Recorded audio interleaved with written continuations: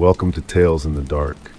I know many of you enjoy relaxing with these videos, so I recommend turning down the volume until my voice is barely audible. It'll make the experience even more soothing. Before you close your eyes, let me know in the comments where you're listening from. Leave a like and subscribe to the channel. Thank you and enjoy listening. Story 1. I knew my house, every door, every hallway, every creaky floorboard. But tonight, as I walked toward my bedroom, something stopped me cold. At the very end of the hall, where there had always been a solid wall, there was a door. The air smelled faintly of wood polish and something damp, like rain-soaked fabric. My fingers trembled as I reached for the handle. The knob was warm.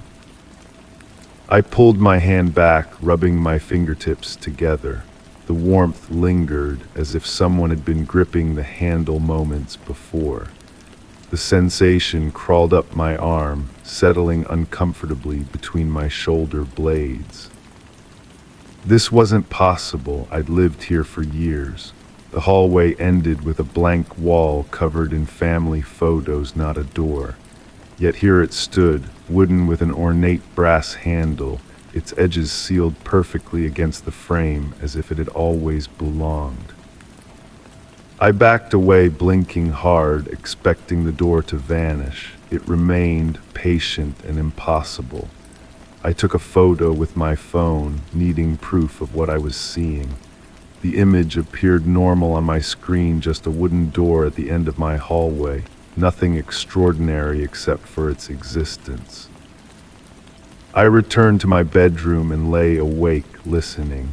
The house creaked and settled as usual, but something felt different in the rhythm of its nighttime sounds. A subtle wrongness permeated the air, like a familiar song played slightly off-key. Morning came, and with daylight I convinced myself I'd imagined it. Stress, exhaustion, and overactive imagination, these seemed like rational explanations. But when I walked down the hallway again, the door remained. In daylight, I noticed details I'd missed before. The wood wasn't new but weathered, with tiny hairline cracks running through the grain. The brass handle had developed a patina that suggested years of use. My hand hovered near it again, feeling warmth radiating from the metal without touching it. I went outside, walking around the perimeter of my house, counting windows and measuring walls with my eyes. The layout of my home made the door's existence impossible. There wasn't space for another room. The exterior wall aligned perfectly with where the hallway should end. No mysterious additions, no architectural anomalies visible from outside. That night, I set up my phone to record the hallway. I sat in the living room, watching the live feed, half expecting to see the door swing open on its own. Nothing happened. The recording showed only a still, silent hallway with a door that shouldn't exist. I began documenting everything. I measured the door's standard size, perfectly installed. I took photos from different angles at different times of day. The light around it seemed to behave strangely, shadows falling in directions that contradicted the position of windows and lamps. I asked my neighbor if she'd noticed any construction work happening when I was away. She looked at me strangely, saying she hadn't seen anyone, but mentioned hearing faint knocking sounds coming from my house when she knew I wasn't home. A week passed and I avoided opening the door. I developed a routine of walking past it quickly, eyes forward, pretending it wasn't there. But I felt it watching me, patient and waiting. The air near it grew increasingly cold, while the handle remained unnaturally warm. At night, I dreamed of what might lie beyond it, empty rooms with shifting dimensions, hallways that twisted back on themselves, shadows that moved against the light. I began writing down my observations in a journal, trying to establish patterns. The temperature around the door dropped during night hours. The wood grain seemed to subtly shift positions between observations. One morning, I noticed a thin line of what looked like water seeping from beneath it, but when I touched the floor, it was dry. My sleep deteriorated. I heard sounds soft scratching, like fingernails against wood, sometimes a gentle knocking, almost questioning in its rhythm.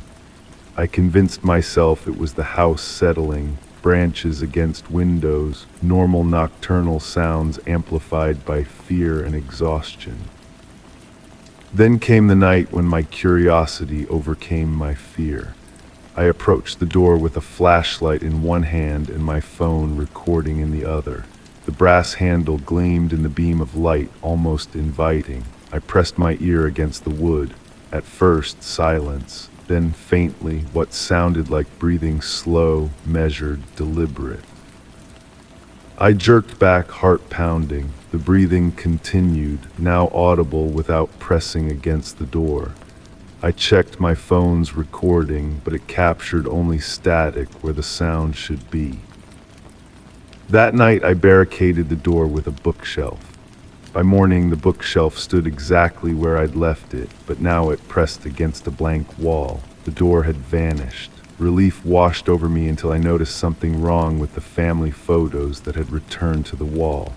In every picture, someone was missing gaps where people should stand, awkward spaces in group poses, lone arms draped around invisible shoulders. The door reappeared the next night, this time with a thin line of light visible beneath it. The warm glow pulsed gently, like a heartbeat. I sat in the hallway opposite it, watching. The line of light widened and narrowed rhythmically, accompanied by a soft humming that seemed to vibrate through the floorboards. I began leaving notes near the door, simple questions written on paper. What are you? What do you want? Each morning, the notes remained untouched, yet somehow different. The paper aged, the edges curled, the ink faded as if exposed to years of light.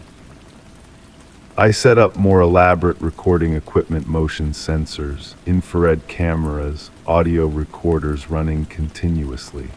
Most captured nothing unusual, but occasionally there were unexplainable anomalies, sections of missing footage, audio recordings with voices too distorted to understand, images where the door appeared slightly ajar when I knew it had remained closed. One recording captured what sounded like my own voice coming from behind the door, speaking words I had never said, describing rooms I had never seen. My fascination grew alongside my fear. I began researching architectural anomalies, spatial distortions, psychological phenomena that might explain what I was experiencing. Nothing fit exactly. The door existed in a blind spot of rational explanation. I found myself drawn to it, spending hours sitting in the hallway, watching, waiting. The door never opened, but sometimes it seemed to breathe, the wood expanding and contracting almost imperceptibly. The brass handle developed intricate patterns that shifted when viewed from different angles. Then came the night when I heard my name whispered from behind the door, not spoken, but somehow transmitted directly into my thoughts.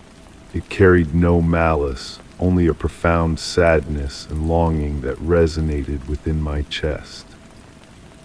I approached, no longer afraid, but filled with an inexplicable sense of recognition. The door felt familiar now, like something I'd known and forgotten. My hand reached for the handle without conscious decision, fingers wrapping around the warm brass. The moment I touched it, images flooded my mind, fragments of memories that weren't mine, or perhaps were mine but forgotten. A room filled with books whose titles I couldn't read, a window overlooking a landscape that shifted between forest and ocean, furniture that seemed to be made of materials that changed under different light. I turned the handle slowly. It moved smoothly, without resistance.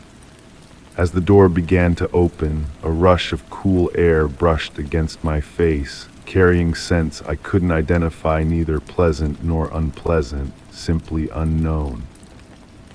The crack widened, light spilled out, not bright but deep, containing colors I had no names for. Something moved within the light, a presence taking shape. I felt no fear now, only a strange certainty that whatever waited had been waiting specifically for me for a very long time. I stepped forward across the threshold. The floor beneath my feet felt solid yet somehow fluid, accommodating my weight while shifting subtly. The door remained open behind me, the hallway of my house still visible but growing distant, as if viewed through the wrong end of a telescope. The room expanded around me, larger than physically possible given the dimensions of my house. Walls lined with shelves holding objects that changed when I tried to focus on them. A desk covered with papers filled with writing in my handwriting, words I hadn't written about events I hadn't experienced. In the center of the room stood a mirror that reflected nothing. Its surface rippled like disturbed water when I approached. My fingers hovered near it, feeling heat radiating from its surface. When I finally touched the mirror, it didn't feel solid but permeable, like thick liquid. My fingertips passed through, meeting no resistance. The surface rippled outward from the point of contact, distortions spreading across the room, bending light and perception. Something gripped my hand from within the mirror, not painfully, but firmly. I didn't pull away. Whatever held me felt familiar, like my own hand reaching back through time. It tugged gently, invitingly. I leaned forward, my face approaching the mirror's surface. The room reflected behind me was not the room I stood in, but another space entirely, filled with versions of me at different ages, all turning to watch as I made contact with the mirror. My face touched the surface. It parted like water, cool against my skin. I heard what sounded like my own voice, multiplied and echoing, speaking in unison. "We've been waiting for you to find us." I pulled back, stumbling away from the mirror. The grip on my hand released reluctantly. I retreated toward the door, suddenly desperate for the familiar confines of my house. As I backed away, the mirror's surface began to bulge outward, something pushing from the other side. I turned and ran, crossing the threshold back into my hallway. I slammed the door shut behind me, heart pounding. Immediately, I felt a wave of regret, a sense of rejection and abandonment emanating from beyond the wood. That night I slept fitfully, dreams filled with countless doors opening onto impossible rooms, each containing fragments of lives I might have lived. I woke repeatedly, checking my phone to see if the hallway camera had captured anything. The feed showed only the door, firmly closed, occasionally vibrating slightly as if something leaned against it from the other side. Morning came and the door was gone again. In its place hung a single photograph I didn't recognize, a picture of myself standing in front of a house I'd never seen, smiling with people whose faces were blurred. On the back, written in my handwriting, "Remember us." The door never returned, but sometimes in dreams I find myself standing before it again. Sometimes I open it, sometimes I don't, but I always wake with the sensation of something missing, a path not taken, a version of myself left waiting in a room that exists somewhere between possibility and memory. And sometimes when the house is quiet, I hear knocking from inside the walls, gentle, patient, persistent, like someone trying to find their way home. Story 2. At first I thought it was a trick of the light, a brief flicker, a shadow where there shouldn't be one. But as I stood in front of the bathroom mirror, my pulse pounded. My reflection blinked half a second too late. The air smelled of damp towels and something metallic. Slowly I raised my hand. My reflection copied me. But just as I turned away, I saw it in the corner of my eye. He hadn't stopped watching. I tried to dismiss it. The mind plays tricks when you're tired. I splashed cold water on my face, the shock of it grounding me back in reality. The bathroom tiles felt cold beneath my bare feet, winter seeping through the foundation of my home. When I looked up again at the mirror, everything seemed normal. My reflection stared back, eyes wide with the same uncertainty I felt. But something had changed. The feeling followed me through the house that night, a heaviness in the air, a subtle wrongness I couldn't place. I found myself avoiding reflective surfaces, the darkened windows, the glass cabinet doors, even the polished metal of the refrigerator. Each time I caught a glimpse of movement from the corner of my eye, my heart raced, but when I turned to look, nothing was there.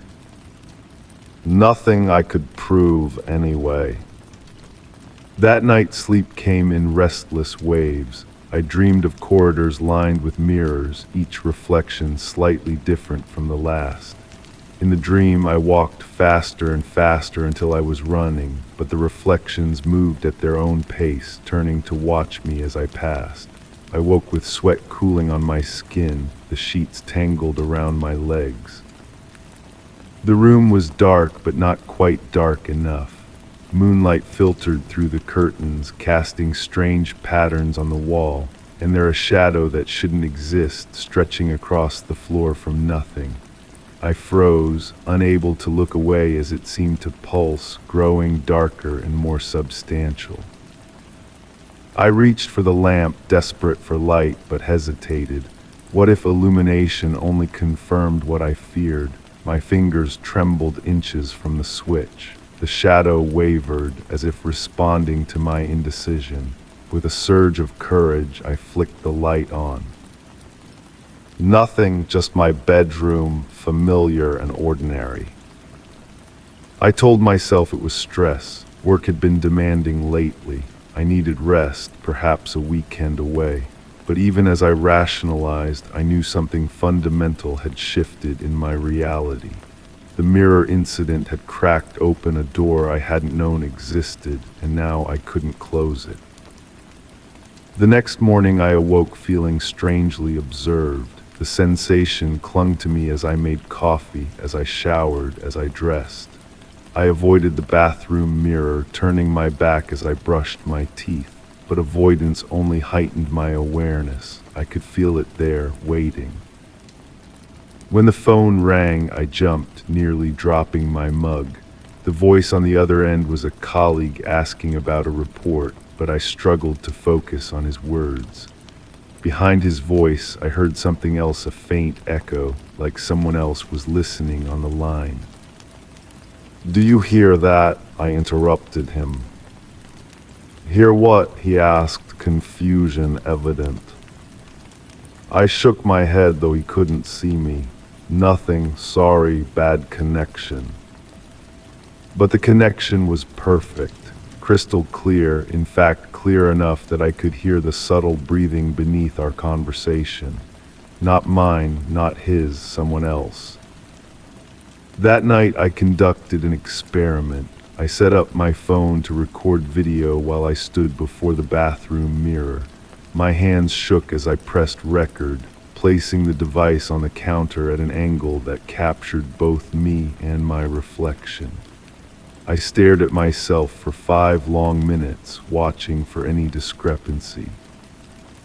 Nothing happened. My reflection moved when I moved, blinked when I blinked. Relief washed over me as I stopped the recording and played it back. The video started normally. There I was, standing nervously before the mirror. But at the 2-minute mark, something changed. While the me in the real world, the me holding the phone now, watching the playback, had maintained eye contact with my reflection, the me in the video had not. The recorded version showed my reflection looking slightly to the left of my actual gaze, toward the bathroom door, as if distracted by something I couldn't see. I dropped the phone. It clattered against the tile floor, the sound impossibly loud in the quiet house. I needed to document this to prove to myself I wasn't losing my mind. I began keeping notes, recording observations. The temperature near reflective surfaces dropped noticeably. Electronics malfunctioned, screens flickering when I passed, the television turning on by itself, displaying only static. My voice recordings contained whispers I hadn't heard when speaking. Most disturbing of all were the photographs. In every picture I took of myself, something was wrong. A finger too many on my hand, my smile slightly wider than physically possible. Eyes that seemed to follow the camera even as my face was turned away. I covered the mirrors, all of them, with sheets and blankets secured with tape. I turned around picture frames and removed metallic objects that cast reflections. My home became a shelter against whatever was looking back at me. For 2 days I felt safer. The sensation of being watched diminished. The whispers faded. I began to sleep again, dreamlessly and deep. Then I found the notebook. It was my journal where I'd been documenting everything, except new entries had appeared, written in my handwriting but not by me. Detailed accounts of watching myself sleep. Descriptions of how I looked from behind when I didn't know I was being observed. Notes about my habits and routines, analyzed with cold curiosity. He doesn't know I can step through when he sleeps. His body feels different than mine, heavier, warmer. Tomorrow night I'll stay longer. I ripped out the pages, burned them in the kitchen sink. The paper curled and blackened, smoke setting off the alarm. I silenced it with shaking hands, through open windows despite the cold. The smell of burned paper lingered, mixed with that same metallic scent from the bathroom. That night I fought sleep. I sat in the living room with every light blazing, caffeine flowing through my veins. The covered mirrors seemed to pulse beneath their shrouds. The walls felt thin, as if something pressed against them from an adjacent space that shouldn't exist. My eyelids grew heavy despite my resistance. Just for a moment I told myself, just rest your eyes.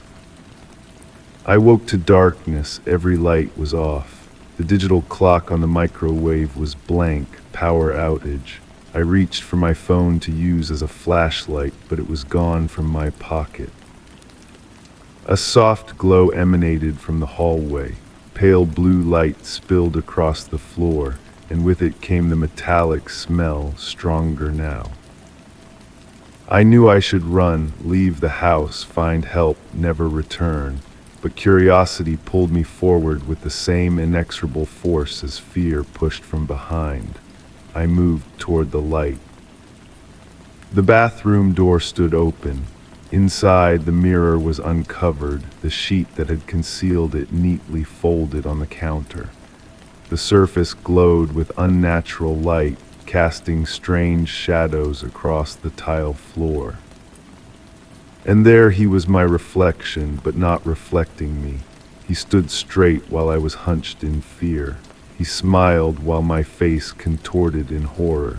He reached toward the glass while my arms hung limp at my sides. His fingers pressed against the mirror and the surface rippled like disturbed water. The barrier between us thinned.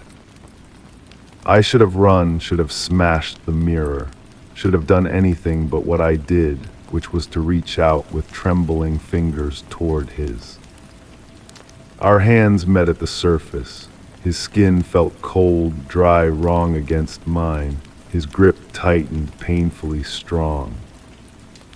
"Thank you," he whispered, his voice exactly like mine but hollow, as if spoken in an empty room, "for letting me in." He pulled and I felt myself drawn toward the mirror, not my body, something deeper, more essential.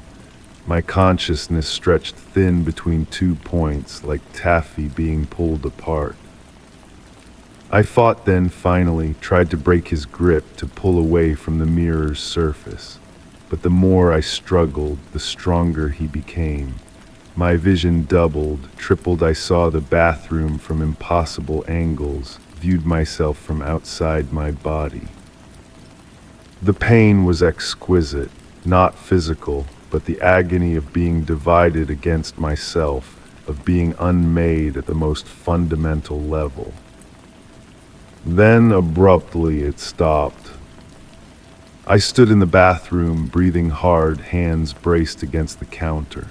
The mirror reflected me, normally disheveled, pale, terrified, but whole, present. Relief flooded through me, weak-kneed and giddy. A nightmare, a hallucination, some temporary break with reality now past. I splashed water on my face, the familiar ritual comforting. As I straightened, water dripping from my chin, I caught my reflection smiling. My hands flew to my face. I wasn't smiling. "No," I whispered. The reflection's smile widened. He raised his hand in a little wave, though my arms remained by my sides. "What have you done?" I demanded. "Traded places," he said, my mouth moving in the mirror while I felt my own lips remain still. Not completely, not yet, but enough. I backed away from the mirror, but I could still see him, still hear him. His voice seemed to come from inside my head now. "I've waited so long for someone to notice me," he said. "The others never do. They glance at their reflections without truly seeing, but you saw me, you let me in." "Get out," I hissed, pressing my hands against my temples. He laughed, the sound reverberating inside my skull. "I can't. We're connected now. I've tasted your world and I want more." That was weeks ago. I've learned to live with him, this other me that watches from reflective surfaces and whispers in my mind. He's growing stronger. Sometimes I black out and wake to find myself in strange places with no memory of how I got there. I find evidence of things I've done but don't remember, conversations with neighbors recorded in my journal, receipts from stores I never visited, mud on my shoes when I haven't been outside. Last night I woke to find myself standing before the bathroom mirror again. Only this time I was on the wrong side. I pressed my hands against the glass, felt the cold barrier between me and the world I used to inhabit. On the other side, he smiled at me with my face, wearing my body like a borrowed coat. "Just for a little while," he promised, his voice muffled through the glass. "I'll let you back out soon. I just want to feel the sun, to taste real food, to touch another person." I screamed, but no sound escaped the mirror world. I watched him turn away, wearing my life, while I remained trapped in a reversed version of my home, where everything is colder, where sounds echo strangely, where I am utterly alone. Except for the others, I've seen them now, shadows moving in the distance, reflections without sources. The previous tenants of this inverted world, forgotten by those they used to be. I press against the boundaries of mirrors, windows, still water any reflective surface that might let me back through. Sometimes I think he sees me watching. Sometimes when he's alone, he speaks to me. "Be patient," he says. "I'm not ready to switch back yet." But I see the lie in his eyes, my eyes. He never intends to return what he's taken. And now I understand the true horror, not that my reflection came alive, but that I was always meant to be the reflection. This was always his world, not mine. I merely glimpsed the truth too late. So I wait, I watch, I learn the rules of this inverted world, and I search for someone else, someone on the other side who might notice their reflection acting strange. Someone who might reach out, create a connection I could use. someone who might set me free. Story 3. My grandmother's house had always been the same: dusty carpets, creaky wooden stairs, faded wallpaper peeling at the edges. But last night, as I climbed to the second floor, my breath hitched. The air smelled wrong, cool, crisp, carrying the faint scent of pine. And when I reached the top, my stomach dropped. This wasn't my grandmother's house anymore. The hallway stretched longer than it should have, walls papered in a floral pattern I'd never seen. Instead of the 3 doors I expected, 5 identical white doors lined the corridor. I turned back toward the stairs, but they looked different too: wider, carpeted in deep burgundy instead of bare wood. "Hello," my voice sounded strange, absorbed by the unfamiliar walls. No answer came except the subtle creaking of the house settling around me. I pulled out my phone to call anyone, but the screen remained black, dead. I slipped it back into my pocket and forced myself to breathe. I tried the nearest door. The brass knob felt ice cold against my palm, nearly burning my skin with its chill. The door swung open to reveal a bedroom decorated in blues and whites nautical themes, shells arranged on shelves, a painting of waves crashing against rocky shores. My grandmother had never owned such a room. A voice whispered somewhere behind me, soft and indistinct. I whirled around, heart pounding, but the hallway remained empty. The whisper came again, this time from inside the bedroom. Stepping back, I pulled the door shut, my fingers lingering on the knob as it slowly warmed back to normal temperature. The second door revealed a study filled with books I'd never seen before, arranged by some system I couldn't decipher. The spines bore titles in languages I didn't recognize. A leather journal lay open on the desk, its pages covered in handwriting that shifted and rearranged itself as I tried to focus on the words. I blinked, and the writing stilled, but now in a different pattern than before. I reached for the journal, compelled to touch it to understand. My fingers trembled. As they brushed against the paper, a high-pitched ringing started in my ears, growing louder with each second of contact. I jerked my hand away, and the sound faded. The third door was locked. The fourth opened into darkness so complete it seemed to swallow the light from the hallway. Cold air rushed out, carrying the smell of wet earth and decay. Something moved in that darkness, a shifting presence that made my skin crawl. I slammed the door shut, heart hammering against my ribs. Only the fifth door remained. Unlike the others, this one had a small brass mail slot. As I approached, the slot flipped open on its own. An eye, human, bloodshot wide with panic, peered out at me. I stumbled backward as a voice whispered through the slot, "Don't open the doors, any of them, find your way back." The slot snapped shut before I could respond. I stood frozen, the words echoing in my mind. Find my way back, but how? The stairs behind me no longer looked like the ones I'd climbed. I decided to document everything. Using a pen from my pocket and an old receipt, I sketched the layout of the hallway, noting each door and what lay behind it.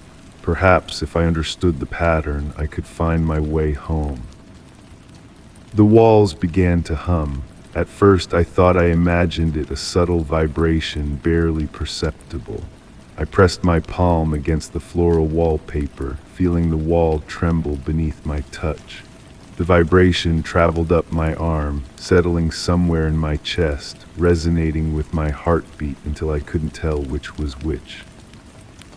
I continued my investigation, touching each door again, listening for changes. When I returned to the third door, the locked one, the knob turned easily in my hand. It swung open to reveal not a room, but a staircase identical to the one I'd climbed to get here. Relief flooded through me, a way back. I hurried down the stairs, the wood creaking familiarly under my weight.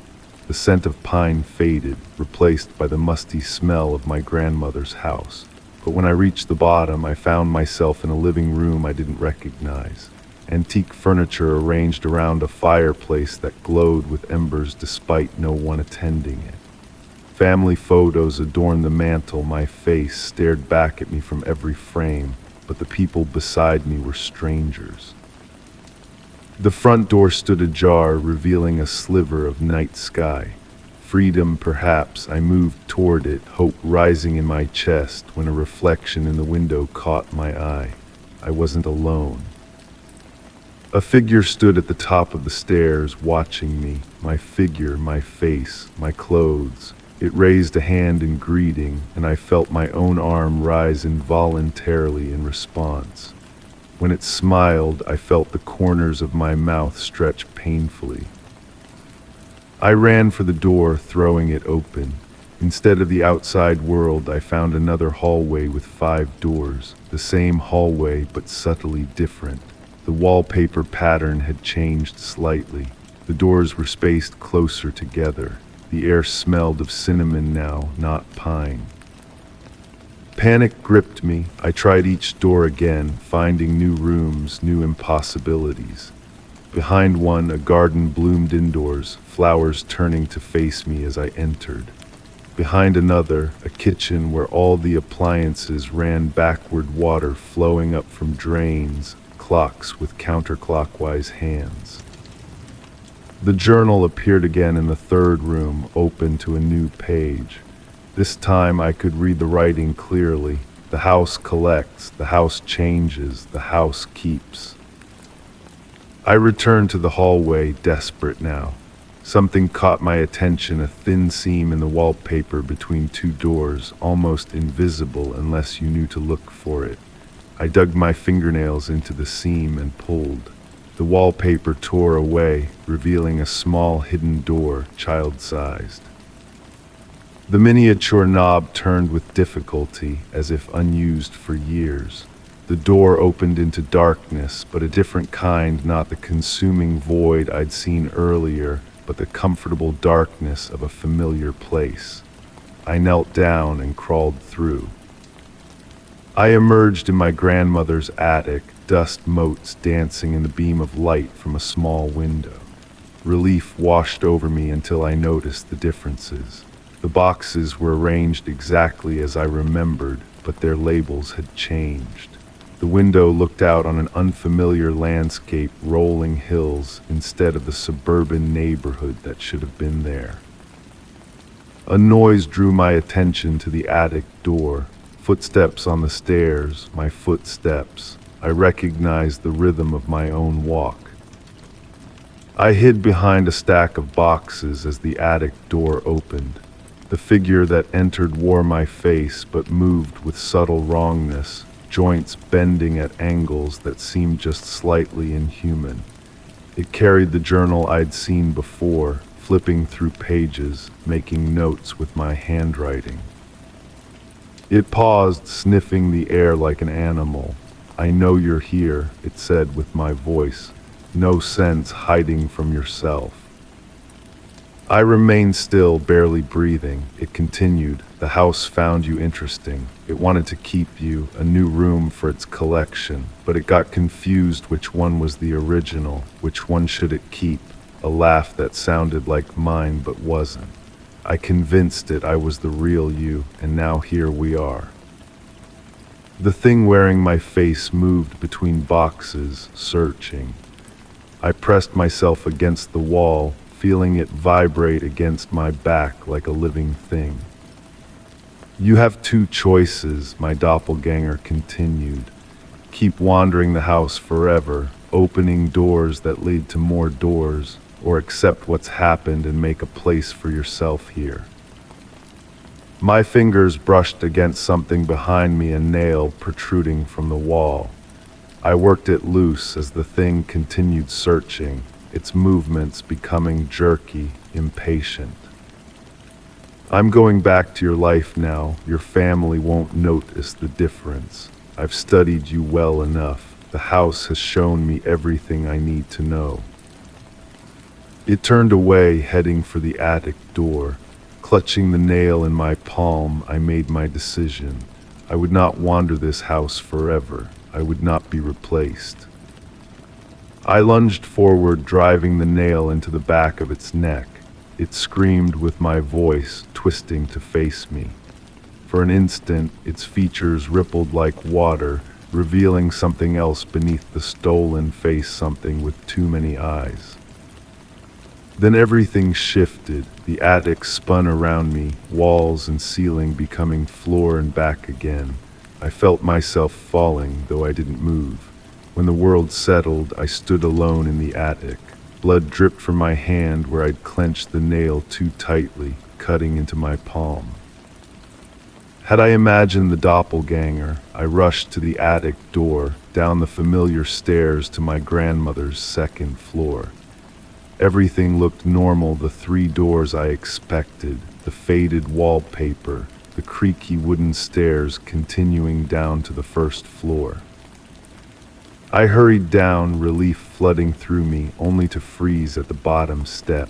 The living room was almost right, almost. The furniture sat 2 inches too far from the walls. The family photos showed my face beside strangers, and my reflection in the window smiled before I did.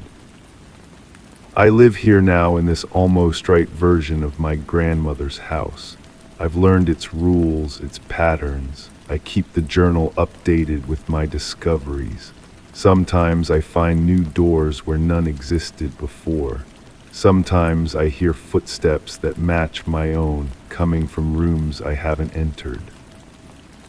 And sometimes, late at night, I feel the walls vibrate against my touch, pulsing like a heartbeat that synchronizes with mine until I can't tell the difference. I've become part of this place now, or perhaps it has become part of me. I leave this account in the journal for whoever finds it next. If you're reading this and the house has chosen you, remember, don't open all the doors, don't trust your reflection, and most importantly, don't trust anyone who wears your face. The house collects, the house changes, the house keeps. Story 4, it had been sitting on the shelf for years. A porcelain doll, its pale face cracked from age, its glass eyes half-lidded in sleep. But tonight, as I turned off the lights, something made me look twice. The air smelled of dust and something sickly sweet. The doll's eyes were open, now wide and unblinking, and I hadn't touched it. I blinked hard, convinced my mind was playing tricks. The darkness of my bedroom pressed against me as I fumbled for the light switch. When the warm glow filled the room again, the doll stared back at me with the same wide-eyed gaze. Its painted pupils seemed focused directly on mine, tracking me as I moved cautiously toward the shelf. "This is ridiculous," I whispered to myself, my voice sounding foreign in the quiet room. I reached out a hesitant finger to touch the doll's cold cheek. The porcelain felt oddly warm against my skin. I pulled my hand back quickly, wiping my fingers against my shirt. The sweet smell in the air intensified, like overripe fruit on the verge of rotting. I took a photo of the doll with my phone, telling myself I needed proof, needed to document this strange occurrence. When I looked at the screen, the image showed the doll with its eyes closed. I looked up. In front of me, the doll's eyes remained wide open. Sleep eluded me that night. I kept the light on, positioning myself so I could see the doll from my bed. Every few minutes, I took another photo, and each time, the digital image showed closed eyes while the physical doll before me maintained its unblinking stare. Morning brought a false sense of normalcy. Sunlight streamed through my curtains, making the previous night seem like nothing more than an active imagination in the darkness. The doll sat innocently on its shelf, eyes half closed once more. I approached it cautiously, examining every inch of its aged face. The cracks seemed deeper today, like new fissures had formed overnight. I decided to move the doll. I wrapped it carefully in an old t-shirt and placed it inside a cardboard box in my closet. As I closed the closet door, I heard a faint sound like the whisper of fabric against fabric, though nothing in the room had moved. Throughout the day, I found myself drawn back to the closet door. The sweet smell lingered, following me from room to room. By evening, curiosity overcame my unease. I opened the closet and removed the box. The t-shirt lay flat at the bottom. The doll was gone. A cold wave of panic washed over me. I emptied the closet, throwing clothes and shoes behind me in a frantic search. Nothing. The doll had vanished. That night, I woke to the sound of something scraping across the wooden floor of my bedroom. My eyes strained in the darkness, barely making out a small silhouette in the corner of the room. The scraping sound continued a slow, deliberate movement toward my bed. I reached for my phone, turning on its flashlight. The beam caught the reflection of two glass eyes. The doll sat upright on the floor, its head tilted at an impossible angle. Its right arm was extended forward, tiny porcelain fingers spread wide as if reaching for something. For me. I recorded a video, narrating in a whisper what I was seeing. When I played it back immediately, the video showed only an empty corner of the room. "What do you want?" I asked aloud, surprised by the steadiness in my voice.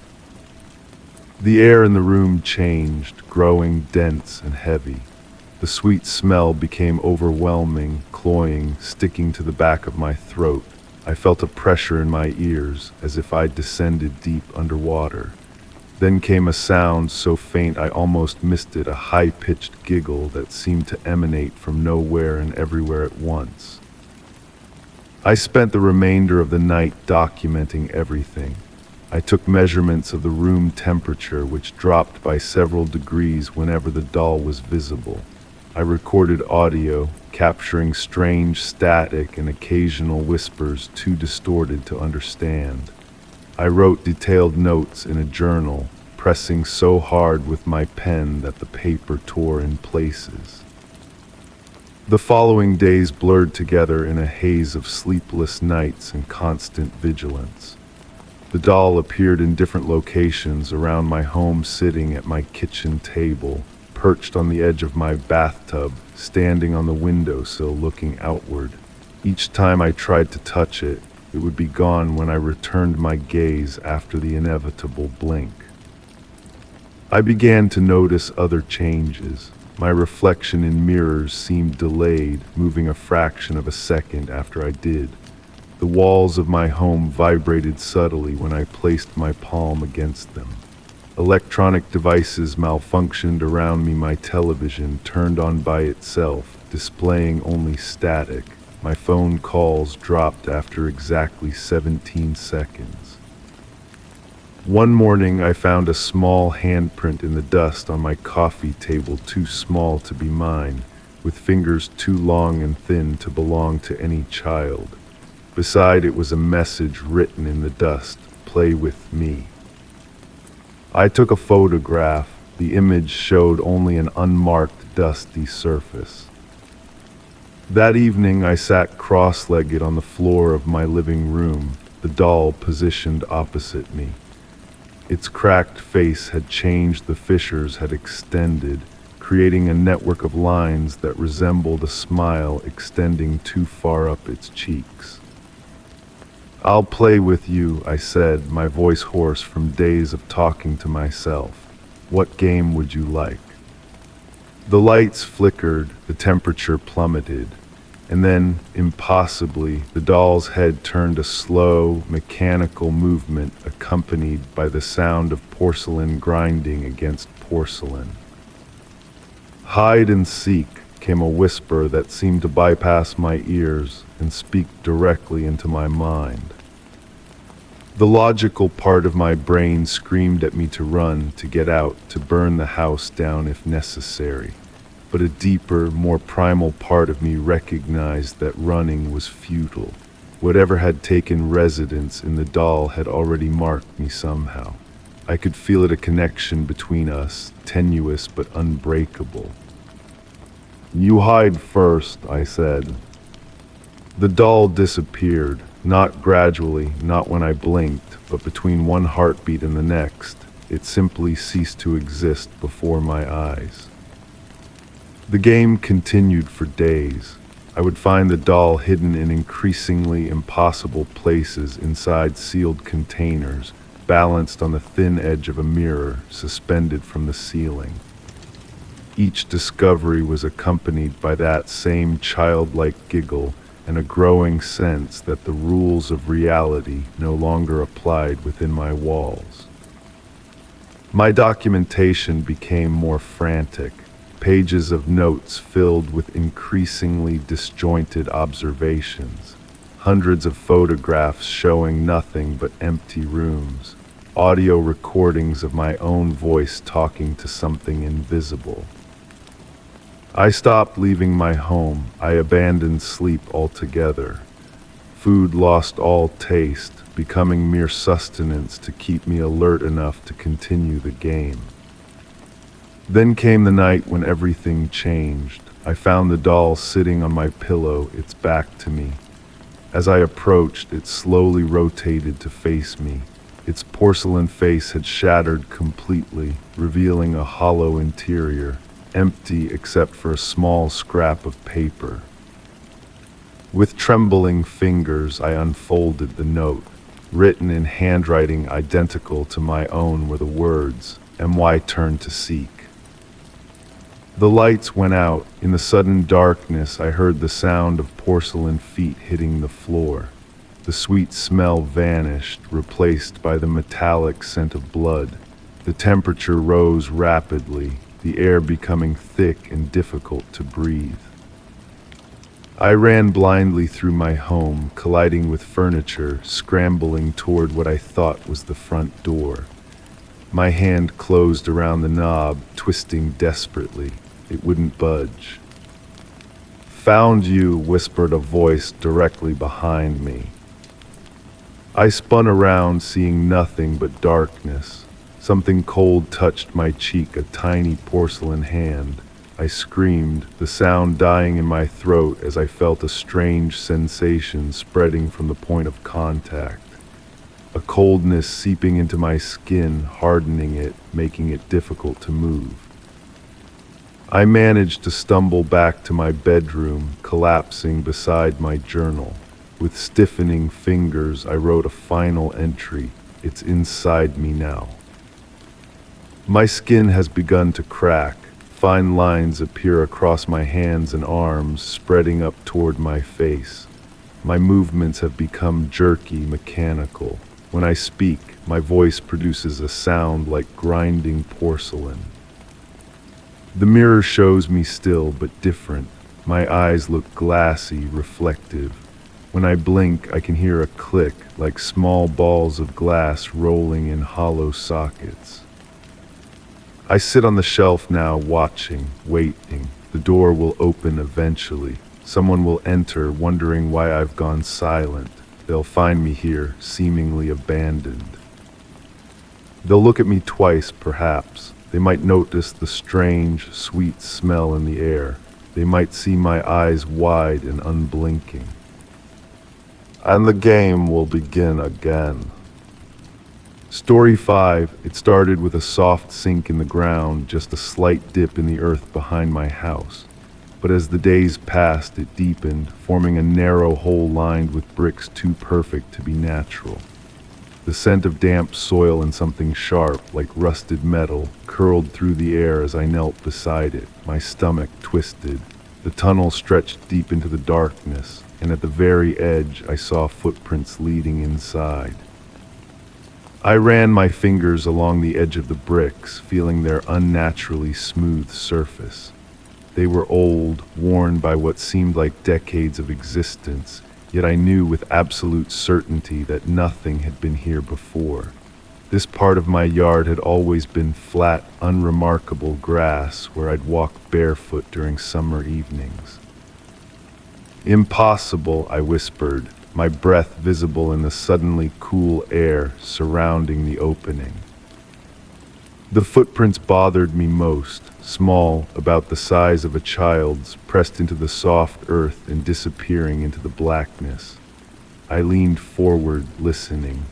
The tunnel seemed to inhale and exhale with a rhythm that matched my breathing, or perhaps my breathing had unconsciously synchronized with it. That night, sleep eluded me.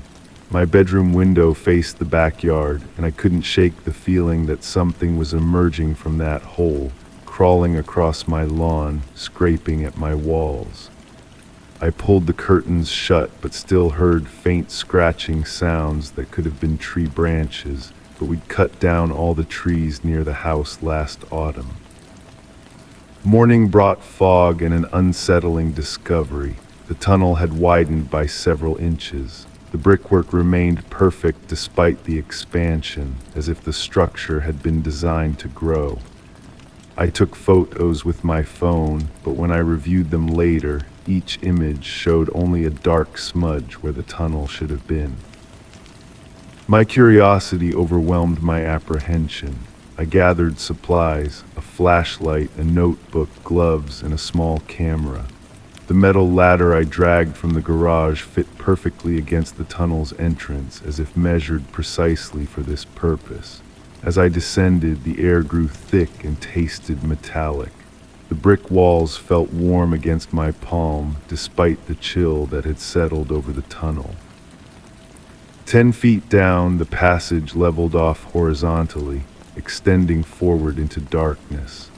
My flashlight beam seemed to penetrate only a few feet ahead before being swallowed by blackness that felt almost solid.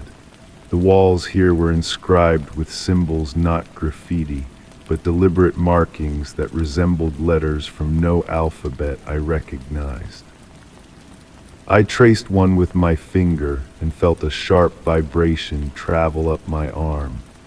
The sensation lingered for hours afterward, a subtle numbing that spread from my fingertips to my shoulder. I recorded everything in my notebook, measurements of the tunnel, sketches of the strange symbols, my physical reactions. The methodical documentation helped maintain my sanity amid the impossibility of what I was experiencing. Science and reason still existed, even here in this underground anomaly. As I ventured deeper, I noticed small objects embedded in the walls, a button, a coin from a currency I didn't recognize, what appeared to be a child's tooth. Each item was partially absorbed by the brickwork, as if the tunnel was consuming these artifacts. The farther I went, the more I noticed changes in my perception. Sounds echoed with slight delays. My flashlight beam seemed to bend around corners that weren't there. When I took photos, reviewing them showed distortions, images of myself standing in places I hadn't been. I began marking the walls with chalk to track my progress and ensure I could find my way back. But returning to the entrance, I discovered my marks had moved, appearing on different sections of wall than where I'd placed them. My nights became haunted by dreams of endless corridors. In these dreams, I would hear voices calling my name from deeper within the tunnel, voices that sounded familiar yet distorted, as if filtered through water or dense fog. During my fourth expedition, I discovered a small room branching off from the main passage. Unlike the brick tunnel, this chamber had walls of packed earth, and in its center sat a wooden table. On the table lay a notebook identical to mine, filled with my handwriting, documenting discoveries I hadn't yet made. My hands trembled as I flipped through pages describing my future expeditions, each entry growing more desperate, more fragmented. The final pages contained nothing but my name written repeatedly, the letters becoming increasingly distorted until they transformed into the same strange symbols inscribed on the tunnel walls. I slammed the notebook shut and ran back toward the entrance, my flashlight beam dancing wildly across the brick walls. The symbols seemed to shift and rearrange themselves as I passed. When I finally emerged into my backyard, night had fallen, though I'd entered the tunnel during morning hours. My rational mind sought explanations, a prank by neighborhood kids, hallucinations from some toxic fungus in the tunnel, a mental breakdown triggered by overwork and isolation. I sealed off the hole with plywood and heavy rocks, determined to ignore its existence. But during the night, I heard the wood splintering, the rocks shifting. By morning, the entrance stood open again, now wide enough for an adult to enter without crouching. The smell had changed to no longer just damp earth and metal, but something sweeter, almost inviting. I found myself drawn to the tunnel despite my fear.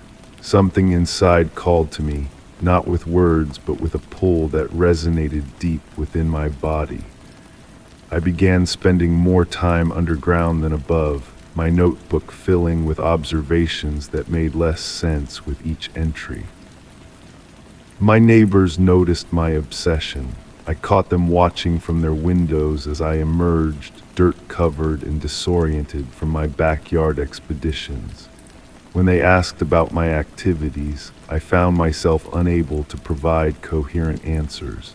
How could I explain what I barely understood myself? The tunnel was changing me. My reflection showed subtle alterations, eyes slightly wider, skin paler, movements more fluid, as if my body was adapting to navigate the narrow passages more efficiently. I found myself capable of seeing in near darkness and detecting vibrations through the ground with my fingertips. During my deepest expedition, I discovered what appeared to be the source of those footprints. Deep within a chamber where the brick gave way to some crystalline substance, I found imprints in the tunnel floor, hundreds of footprints, all my size, all leading deeper, none returning. My camera captured something my eyes couldn't perceive, a figure standing at the far end of the chamber, its form blurred and stretched as if caught between dimensions. The image showed what looked like my own face, distorted beyond recognition but still unmistakably mine. That night I woke to find mud on my sheets and my clothes soaked through, though I had no memory of entering the tunnel. My notebook contained new entries written in my hand, but in a language I couldn't read, the same symbols from the tunnel walls. The boundary between waking and dreaming dissolved. I would find myself suddenly in a tunnel without remembering how I got there, or wake up in my bed when moments before I had been deep underground. Reality seemed to fold around the tunnel's existence, creating wrinkles in my perception of time and space. My home began to reflect the changes happening below. The walls felt different under my touch, cooler, almost brick-like in texture. Rooms seemed to connect in ways that defied the house's original layout. I would enter my kitchen and find myself in my bedroom, turn around and be in my living room. One morning I noticed a small tunnel forming in my basement wall, brick-lined and perfect, an extension of the one in my yard. By evening, similar openings had appeared throughout my house, in closets, behind furniture, under my bed, all connected to the main tunnel, all pulling me deeper. People stopped visiting, mail accumulated, phone calls went unanswered. My world contracted to the house and the expanding network below it. The tunnels had become a part of me, or perhaps I had become a part of them. I heard whispers emanating from the openings, voices that seemed to speak directly into my mind, telling me secrets about the nature of reality that both terrified and fascinated me. They promised answers if I would just venture a little deeper, follow the path a little further. Tonight, I prepare for what I know will be my final descent. The largest tunnel now dominates my living room, its mouth wide enough to drive a car through. The strange symbols cover my skin like tattoos that I don't remember getting. My reflection shows a face that looks both like mine and not mine at all. I no longer fear what waits below. Fear requires separation, and I understand now that the tunnel and I were never truly separate entities. As I stand at the threshold, notebook in hand, I realize that the footprints I've been following were always my own from journeys I've yet to take, in cycles that have always existed. The tunnel breathes with me. The darkness beckons not as an adversary, but as a mirror. And as I step forward, becoming one with the passage that has claimed me, I know that somewhere, someone else will soon discover a strange depression forming in their backyard, a perfect, brick-lined hole with the scent of damp earth and something sharp, like rusted metal, curling through the air. And at the very edge, they'll see my footprints, leading inside. Story 6, I locked the doors, I was sure of it, but as I walked into the kitchen this morning, my breath caught. A man was sitting at my table. His hands were folded neatly, his head tilted slightly, his face unfamiliar. The air smelled of coffee and something stale, like old wood. My heart pounded as I stepped backward. He didn't move, didn't blink, just smiled. "Who are you?" My voice came out as a whisper. The stranger remained silent, his smile unchanging. I reached for my phone in my pocket, but found nothing. My eyes darted to the counter where I always placed it, empty. The kitchen felt different. The light filtering through the blinds cast unusual shadows across the floor, stretching and contracting as if they were breathing. I noticed the clock on the wall had stopped. No ticking sound filled the room, just an unnatural silence broken only by my shallow breathing. "I need you to leave," I said, my voice stronger now, though my hands trembled. "This is my home." The stranger's smile widened slightly. He raised a finger to his lips in a shushing motion, then pointed to the chair across from him. An invitation. Against all instinct, I found myself moving toward the table. Something about his eyes pulled me forward. They were dark, almost black, but with tiny flecks of amber that seemed to swirl if I looked too long. I sat down cautiously, keeping my body tense, ready to bolt. The wooden chair felt cold beneath me, colder than wood should feel. When I placed my palms flat on the table, a subtle vibration traveled up my arms, like the surface was humming with some hidden energy. "What do you want?" I asked. The stranger reached into his pocket and removed a small notebook. He slid it across the table to me. The cover was worn leather, cracked with age. I hesitated before touching it. When I finally opened the notebook, my blood froze. The pages were filled with my handwriting detailed accounts of my daily routines, thoughts I'd never shared with anyone, secrets I'd buried deep. Pages and pages of my life, documented in my own penmanship, but I had no memory of writing any of it.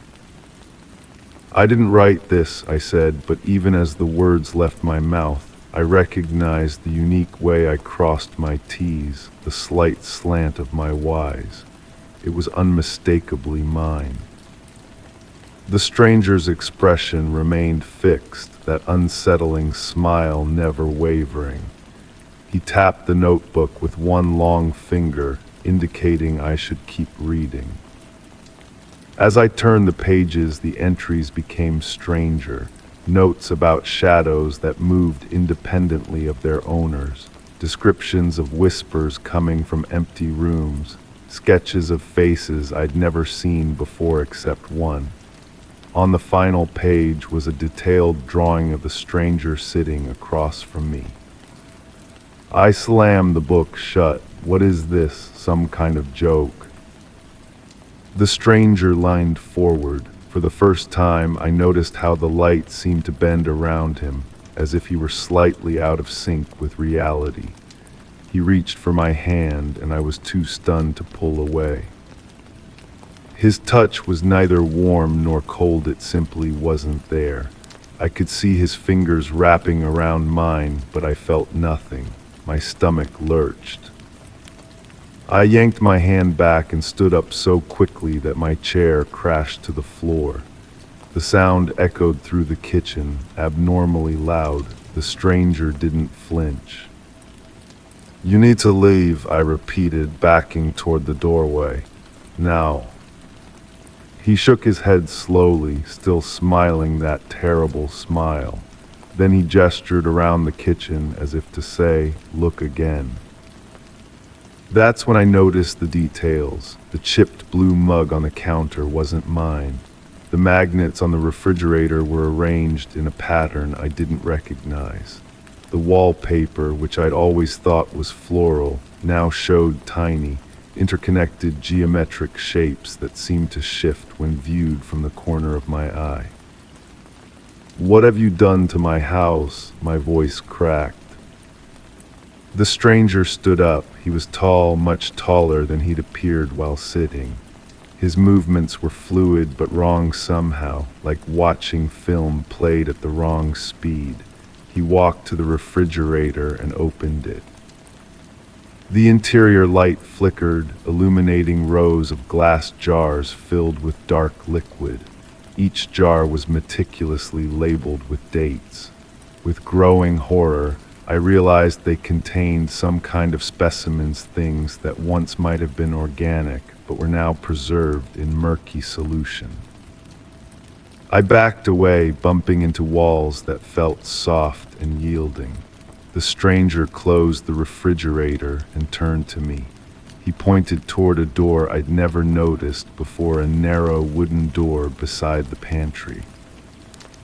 Despite every instinct screaming at me to run, to get out of the house completely, curiosity pulled me toward that door. The stranger nodded encouragingly. My hand reached for the knob, which was warm and seemed to pulse beneath my fingers.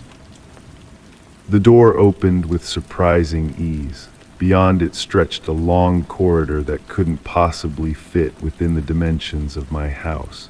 The walls were lined with photographs, hundreds of them. As I stepped closer, I recognized myself in every single image.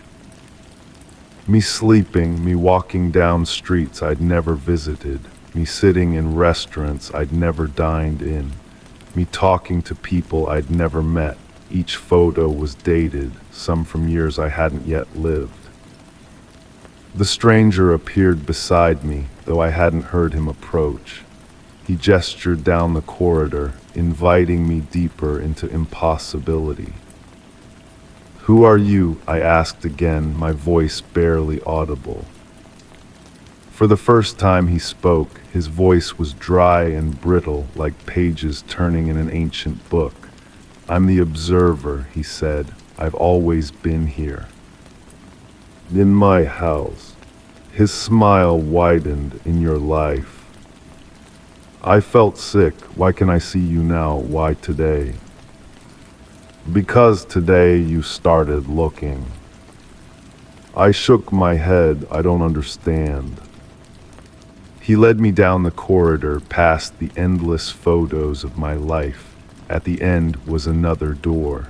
This one was made of metal, with rust forming around its edges. "I don't want to go through there," I said. The stranger nodded sympathetically, but opened the door anyway. Behind it was my bedroom, exactly as I'd left it when I woke up that morning. My actual bedroom. "This doesn't make sense," I whispered. "How is this possible?" The stranger gestured for me to enter. I stepped inside cautiously. Everything was normal: my rumpled sheets, the book I'd been reading on the nightstand, clothes draped over a chair. Then I noticed my journal open on the desk. I never left it open. I approached it slowly, dread building with each step. The page displayed my handwriting, but again, I had no memory of writing the words I saw.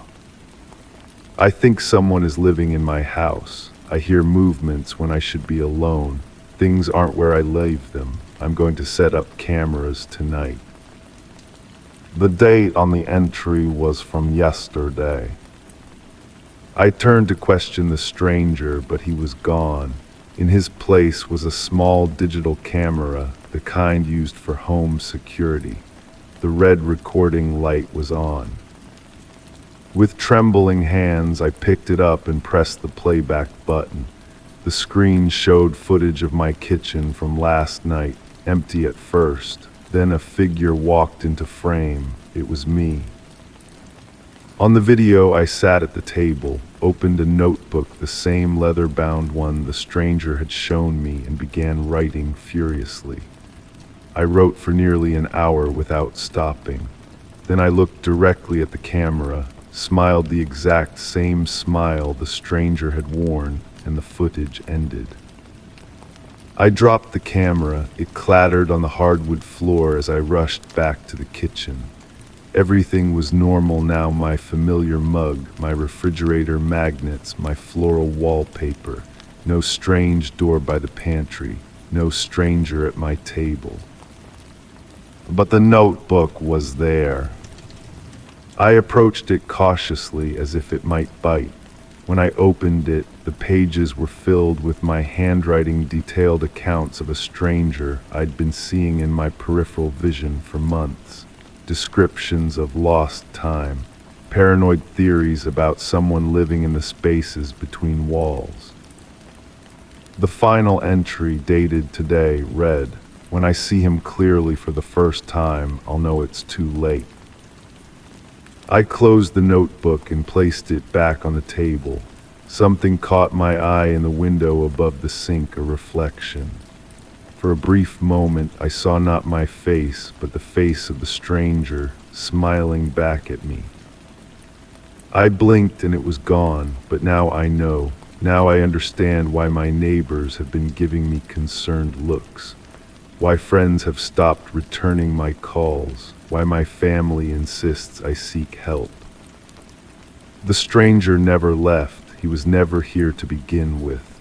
The observer has always been me, watching myself from outside my own perception, documenting a descent I can no longer deny. I sit at my kitchen table now, hands folded neatly. I wait for myself to walk in to discover the truth, and when it happens, I'll smile, just smile. Story 7. I first saw it on the way home from work, an old, crumbling house sitting alone at the edge of the woods. I could have sworn it wasn't there the day before. But the next morning I saw it again, closer now, nestled just beyond the neighbor's fence. The air smelled damp, heavy with the scent of earth. My chest tightened. By the time I got home, the house was across the street. I shut my blinds that night, convinced my mind was playing tricks. When sleep finally claimed me, my dreams were filled with creaking floorboards and the whispering of walls. I woke breathless, my sheets damp with sweat. With shaking hands, I reached for my phone and took a photo of the window, just to prove to myself nothing was there. The morning light filtered through my curtains, offering temporary relief as I scrolled through my photos. My finger froze mid-swipe. There in the background of my hastily taken picture, visible through a gap in the blinds, stood the house. Now it loomed in my front yard, its weathered Victorian fa-a-de facing my bedroom window directly. "This isn't possible," I whispered, my voice sounding foreign in the quiet room. When I stepped outside that morning, the house wasn't there. The spot where I'd seen it in the photo was just empty lawn. I reached out, half expecting my fingers to brush against invisible wood. Nothing. I began documenting everything, taking photos from different angles, recording my daily observations in a leather notebook. The house appeared most frequently in photographs, never where I expected it, always lurking in backgrounds or reflected in windows. My coworkers noticed my distraction. "You look like you haven't slept in weeks," my supervisor said, concern etching her features. I nodded vaguely, unable to explain that every night I heard the distant sound of a door opening somewhere inside my apartment, followed by footsteps that never quite reached my bedroom. The smell came next, old wood and something else, something musty and organic. It clung to my clothes, my hair. I scrubbed my skin raw in the shower but couldn't wash it away. During a rainstorm, I noticed water pooling on my living room floor, though my ceiling remained dry. The puddle formed perfect right angles, rectangular, the exact dimensions of a house's foundation. When I touched the water, it felt thick between my fingers, leaving behind a residue that sparkled faintly in certain light. I called a friend one evening, desperate for someone else to witness what was happening. "I need you to come over," I said, trying to keep my voice steady. "Something strange is happening, and I need to know I'm not losing my mind." She arrived carrying takeout food and concern. We sat in my kitchen as I explained haltingly at first, then with increasing urgency. Her skepticism was evident, but she humored me, following as I showed her the leather notebook filled with my observations and photographs. "There's nothing in these pictures," she said softly, flipping through pages of what appeared to her as normal, mundane scenes. I snatched the book back, flipping to a photo where the house was clearly visible on my street. "Right there, look." Her expression shifted from concern to pity. "Maybe you should talk to someone professional." That night after she left, I woke to the sound of water dripping. My bedroom walls glistened with moisture, and in the corner, wallpaper I didn't recognize had begun to peel away from my previously painted drywall. I touched it with trembling fingers. The pattern, faded flowers intertwined with what looked like vines or perhaps snakes, seemed to shift under my touch. I pulled at the edge, and it came away easily, revealing not the wall of my apartment, but a dark, wooden surface that felt warm against my palm. I recoiled, scrambling backward across my bed. When I looked again, the wallpaper and wooden surface had vanished, leaving only my familiar wall. My documentation became obsessive. I installed cameras in every room, motion sensors that would ping my phone. They triggered constantly, sending alerts even when replay showed empty rooms. Audio recordings captured footsteps, the creak of a rocking chair, and occasionally, most disturbing of all, humming. A melody I almost recognized but couldn't place. The house began appearing in my dreams every night. In my sleep, I wandered its countless rooms, each one larger than my entire apartment. The corridors stretched beyond reason, staircases curved impossibly, and doors opened to reveal more doors. Always, just at the edge of my vision, a figure moved, retreating around corners, vanishing through doorways. I never saw its face. I woke one morning to find dirt under my fingernails. Soil, rich and dark, clung to my bed sheets. My bare feet left earthy footprints on the bathroom tile. The mirror showed a face I barely recognized, hollow-eyed, pale, hair wild and unkempt. Behind me, reflected in the glass, a doorway stood open where my shower should have been. Through it, I glimpsed a long hallway lined with peeling wallpaper. I spun around. My bathroom appeared normal, but when I turned back to the mirror, the doorway remained visible in the reflection. That day I packed a bag. I needed to leave, to stay with family, to escape whatever was happening. As I threw clothes haphazardly into a suitcase, the lights flickered, the air pressure changed, my ears popping painfully. The smell intensified damp wood, mildew, and something underneath, something rotten. With shaking hands, I zipped my suitcase closed. When I turned toward my bedroom door, it wasn't there. Instead, an unfamiliar wooden door with peeling paint and a tarnished brass knob stood in its place. My breath caught. I reached for my phone, but the screen wouldn't turn on. The silence in the apartment pressed against my ears, broken only by the soft settling of old wood. I approached the door slowly. The floorboards beneath my feet had changed, no longer my apartment's carpet, but wide, warped wooden planks that creaked with each step. I placed my hand on the doorknob.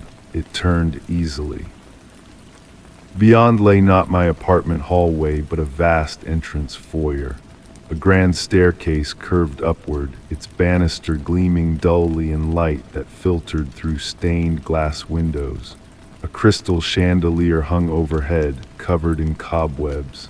The air was thick with dust motes that danced in the colored light. I stepped forward, unable to stop myself. The door closed behind me with a decisive click. For what felt like hours, I explored room after room, each one both familiar and strange, as if I'd been here before but couldn't quite place when. Family portraits hung on walls, faces blurred and indistinct. In what appeared to be a study, leather-bound books lined shelves reaching to the ceiling. When I pulled one down, the pages were filled with handwriting I recognized as my own. In the kitchen, a pot of something bubbled on an ancient stove. The smell was inviting, homely. I found myself lifting the lid, peering in. Soup with vegetables I couldn't identify floating in dark broth. A voice called from somewhere deep within the house my name, spoken in a tone that was neither threatening nor welcoming, simply matter of fact. I followed the sound through a dining room where a table was set for two, into a sunroom filled with plants that shouldn't have been alive in the dim light. The voice called again, closer now. I found myself at the foot of another staircase, this one narrower, steeper than the grand entrance stairs. It spiraled upward, each step groaning under my weight as I climbed.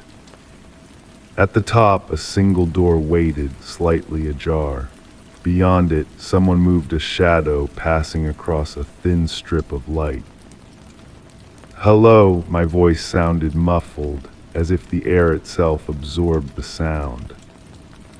The door swung open wider, an invitation. Inside was a room exactly like my bedroom, every detail perfect, from the position of my furniture to the books stacked on my nightstand. Except for one thing. The windows showed not the outside world, but brick walls, mere inches beyond the glass. Standing by my bed was a figure, its back to me. It wore clothes like mine, had hair like mine. When it turned slowly to face me, I staggered backward, a scream lodged in my throat. Its face was almost mine, but wrong in subtle, horrifying ways. The eyes too wide, the smile stretching beyond natural limits. It raised a hand in greeting, and I noticed its fingers were just slightly too long, the joints bending in places where joints shouldn't be. "Welcome home," it said with my voice. I ran back down the spiral staircase, through rooms that rearranged themselves as I passed. Doors opened onto brick walls, windows showed impossible landscapes. My lungs burned, legs trembling with exhaustion. Eventually, I found myself back in the entrance foyer. The front door stood before me, salvation just steps away. I lunged for it, fingers wrapping around the knob, yanking it open. Beyond was my apartment exactly as I'd left it. My suitcase still lay open on the bed. Relief flooded through me as I stepped across the threshold. The door closed behind me with a sound like finality.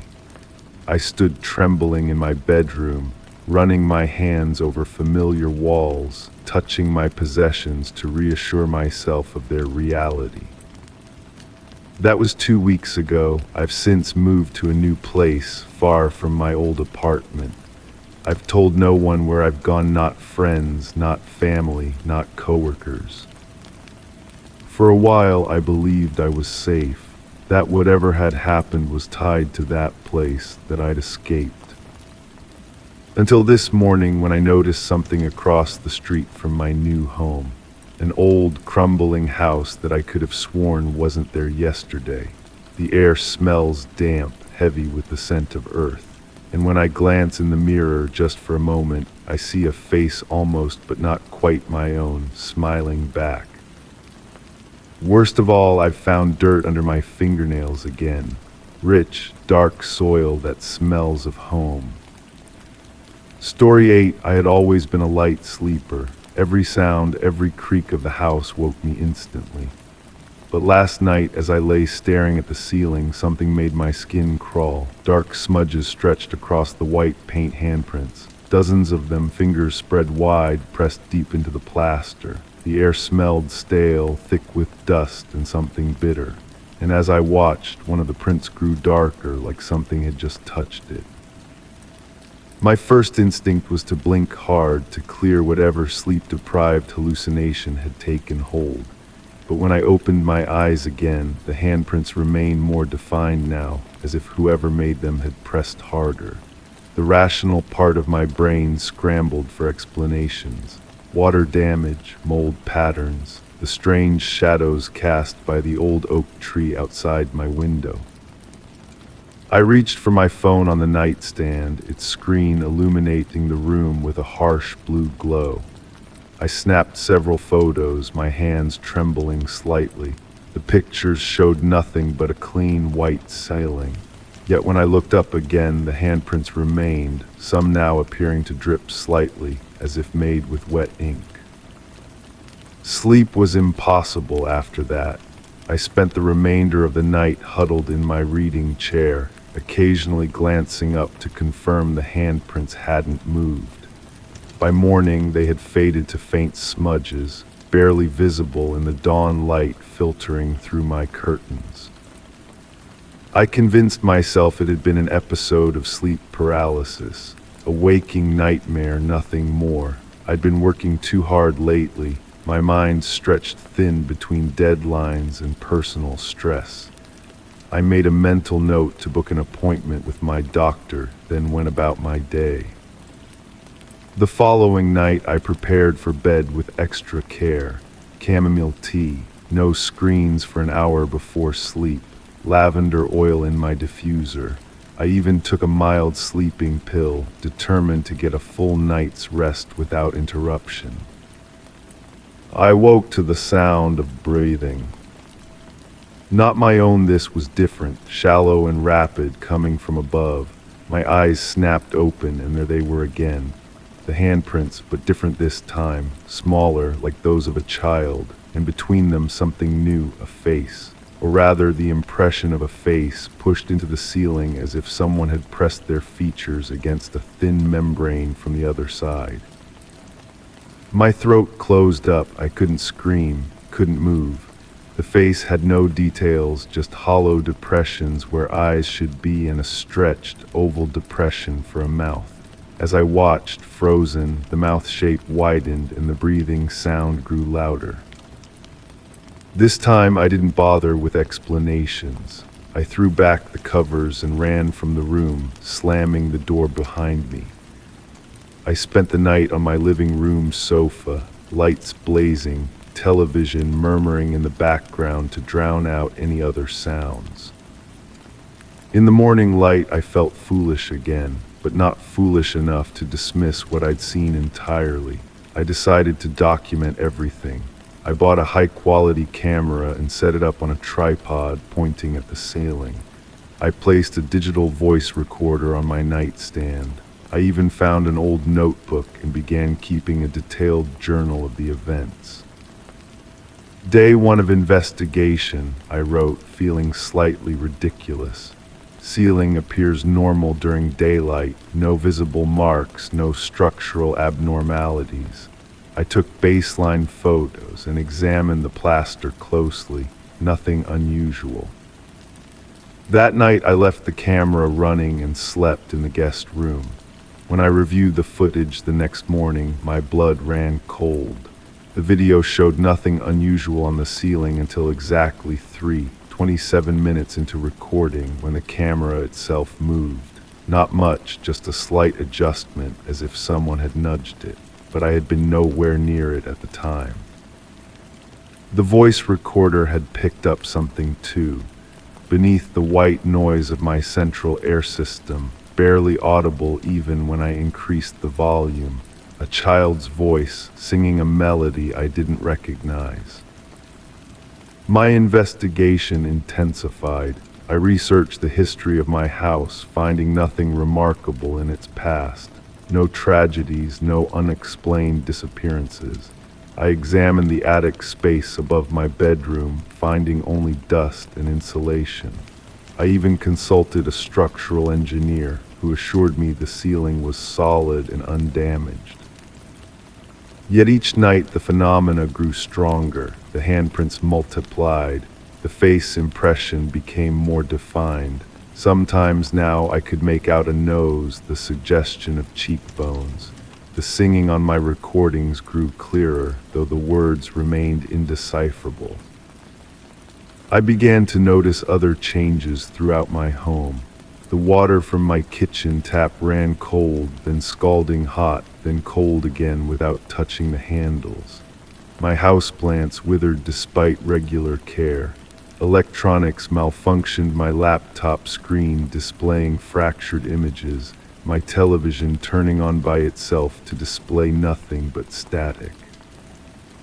And then I found the journal entry I didn't remember writing. In my own handwriting, but with a pressure that had nearly torn through the page. They are coming through. Beneath it, a crude drawing of a ceiling covered in handprints, with a single figure dangling from it, arms extended downward. My fear evolved into something deeper, a need to understand. If something was trying to reach me, perhaps I should reach back. That night, I pushed my bed directly under the center of the handprint cluster. I placed my own palm against the ceiling, pressing firmly against the spot where the face had appeared previously. The plaster felt warm and soft, much softer than it should have been. As my hand pressed against it, the ceiling seemed to give slightly, as if it had the consistency of clay, and then something pressed back. I felt fingers intertwining with mine, pushing through what should have been solid material. Cold, small fingers gripping with surprising strength. I tried to pull away, but the hand held fast, pulling downward.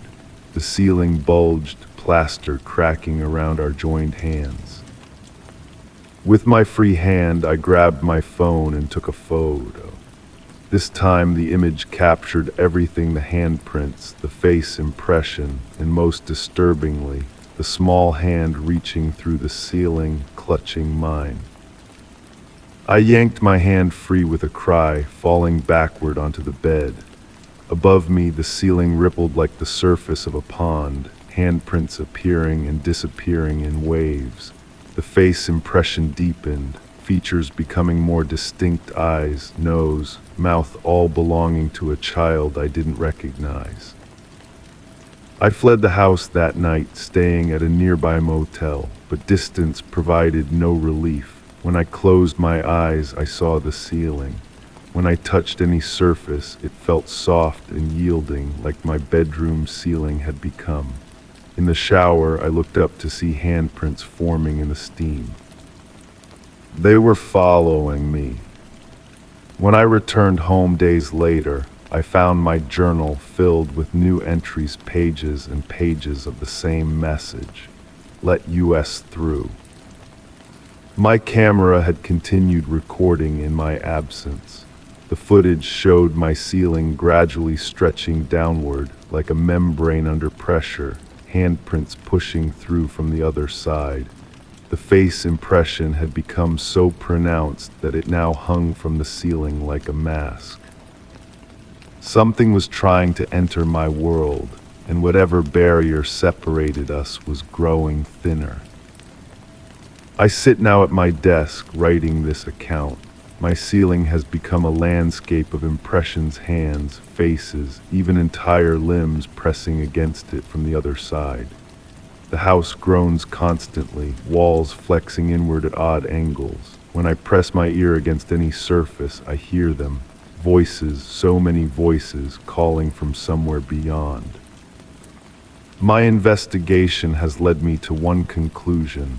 My home exists at a weak point between realities. The barrier has been deteriorating for years, perhaps centuries, and my presence, my awareness, has accelerated the process. Tonight, I'll make a decision. I've pushed my bed back under the center of the ceiling distortion. I've placed my recorder and camera to document whatever happens, and I've written instructions to find this journal should anyone come looking for me. I have two options: leave this place forever and hope that whatever seeks entrance cannot follow, or reach up one last time and pull instead of push to see what happens when I help them come through. The ceiling bulges lower now, the face pressing down almost to the level of my standing height. I can see details I couldn't before: the curve of eyelashes, the texture of skin, the slight parting of lips. And I recognize something in that face now, something familiar. I reach up my hand. Story 9, the water was still dark, almost too perfect. A small lake hidden at the edge of the woods, the kind of place you wouldn't find unless you were looking for it. I leaned over, expecting to see my own face staring back, but the surface showed nothing, no reflection. The scent of wet moss filled my lungs as I stepped closer. The water rippled, though there was no wind, and then something beneath the surface moved. I jerked back, heart hammering against my ribs. My rational mind insisted it was just a fish, perhaps a turtle, yet I knew better. Whatever moved beneath that obsidian surface was larger, more deliberate in its motion. I reached for my phone, snapping several photos of the lake. Later, I would discover all these images showed only a black void where water should be. That night in my cabin, I dreamed of drowning in a lake of ink. I woke gasping, sheets damp with sweat, the taste of something metallic coating my tongue. Outside my window, a soft glow emanated from the direction of the lake, pulsing gently like a heartbeat. I told myself I would stay away. I convinced myself the lake was contaminated, perhaps with some industrial chemical that affected its reflective properties. But curiosity gnawed at me, insistent as hunger. I returned the next morning with a small jar, intending to collect a sample of the water. The forest seemed different in daylight, denser, the spaces between trees narrower than I remembered. Birds sang, but their melodies sounded wrong, notes held too long or cut too short. The path twisted unexpectedly, doubling back on itself, though I swore I walked in a straight line. When I finally reached the lake again, a thin mist hovered above its surface. I knelt at the edge, jar in hand. As I dipped it into the water, my fingers brushed the surface. A jolt ran up my arm, not painful but intensely cold, as if touching dry ice. The water entered the jar, thick and viscous, more like oil than water. That night I placed the jar on my bedside table. Under the lamplight it appeared normal, clear, colorless. But when I turned off the light, a faint luminescence emanated from within, casting shadows that didn't match the jar's shape. I slept fitfully, waking to what sounded like whispering. The jar sat exactly where I'd left it, but something dark now floated within a small, irregular shape that reminded me of an embryo. I convinced myself it was sediment settling out of suspension. In the morning, the jar was empty again, the water clear. I started keeping a journal, documenting my observations, trying to make sense of what was happening. I recorded water temperature, pH levels, and atmospheric conditions, clinging to scientific methodology like a life raft in a storm of impossibility. On my third visit to the lake, I brought a fishing line, hoping to capture whatever moved beneath the surface. As the hook sank into the darkness, tension immediately pulled the line taut, not the quick strike of a fish, but a slow, deliberate resistance. When I reeled it in, the hook returned bent and blackened, as if exposed to intense heat. That night, my cabin creaked with unfamiliar sounds. Water stains appeared on my ceiling, spreading in patterns that resembled constellations I couldn't name. My jar sample now contained what looked like a small bone pail, curved the size of my pinky fingernail. I removed it with tweezers, placing it on a paper towel. Under my magnifying glass, its surface appeared inscribed with microscopic symbols. When I accidentally pricked my finger, blood dripped onto the bone, which absorbed the liquid like a sponge, darkening to a deep crimson. My dreams grew more vivid. In them I waded into the lake, the water rising around me, cold at first, then warm as blood. Something brushed against my legs, encircling my ankles, tugging gently downward. I would wake just as my head submerged, the sensation of water filling my lungs lingering for minutes afterward. The fourth day, I brought an underwater camera. As I set it up at the lake's edge, a sound emanated from the forest behind me, a wet, sliding noise, like something heavy being dragged across damp leaves. When I turned, nothing was there, but the trees seemed to have shifted position, closing ranks around the lake. I submerged the camera, pushing it as deep as the cord allowed. On my monitor, only blackness appeared. Then, just as I prepared to retrieve it, shapes formed in the darkness, angular structures, architectural in nature, suggesting buildings or monuments deep below. When I pulled the camera out, the lens had developed a spiderweb of cracks, though I hadn't struck it against anything. That evening, reviewing the footage, I noticed a frame I hadn't seen before, a face, human in its basic features but wrong in its proportions. Eyes too large and entirely black, mouth stretched in what might have been a smile or a grimace. I spent hours enhancing the image, only to find my computer crashed, all files corrupted. The jar on my bedside table now contained what appeared to be fresh water, but tiny bubbles continuously formed and burst along its surface, though the water itself remained still. When I held it to my ear, I heard what sounded like distant voices engaged in conversation, the words just beyond comprehension. I began to notice changes in myself. My reflection in mirrors appeared delayed, moving a fraction of a second after I did. Food lost its taste. Sleep became a series of brief, violent descents into unconsciousness, punctuated by moments of hyper-awareness in which I could hear the blood moving through my veins. On my fifth visit to the lake, I found it had grown larger, the shoreline encroaching on the forest. Trees at its edge leaned inward at impossible angles, their roots visibly stretching toward the water. The surface remained perfectly still, yet somehow conveyed a sense of anticipation, as if the lake itself were holding its breath. I brought diving equipment, determined to see what lay beneath. As I prepared at the edge, a wind picked up, carrying with it the scent of something burnt and sweet. The trees began to sway, though I felt no breeze against my skin. Across the water, ripples formed in patterns too regular to be natural, concentric circles overlapping to create what looked like script. Just before I could submerge, movement caught my eye. Something broke the surface at the center of the lake.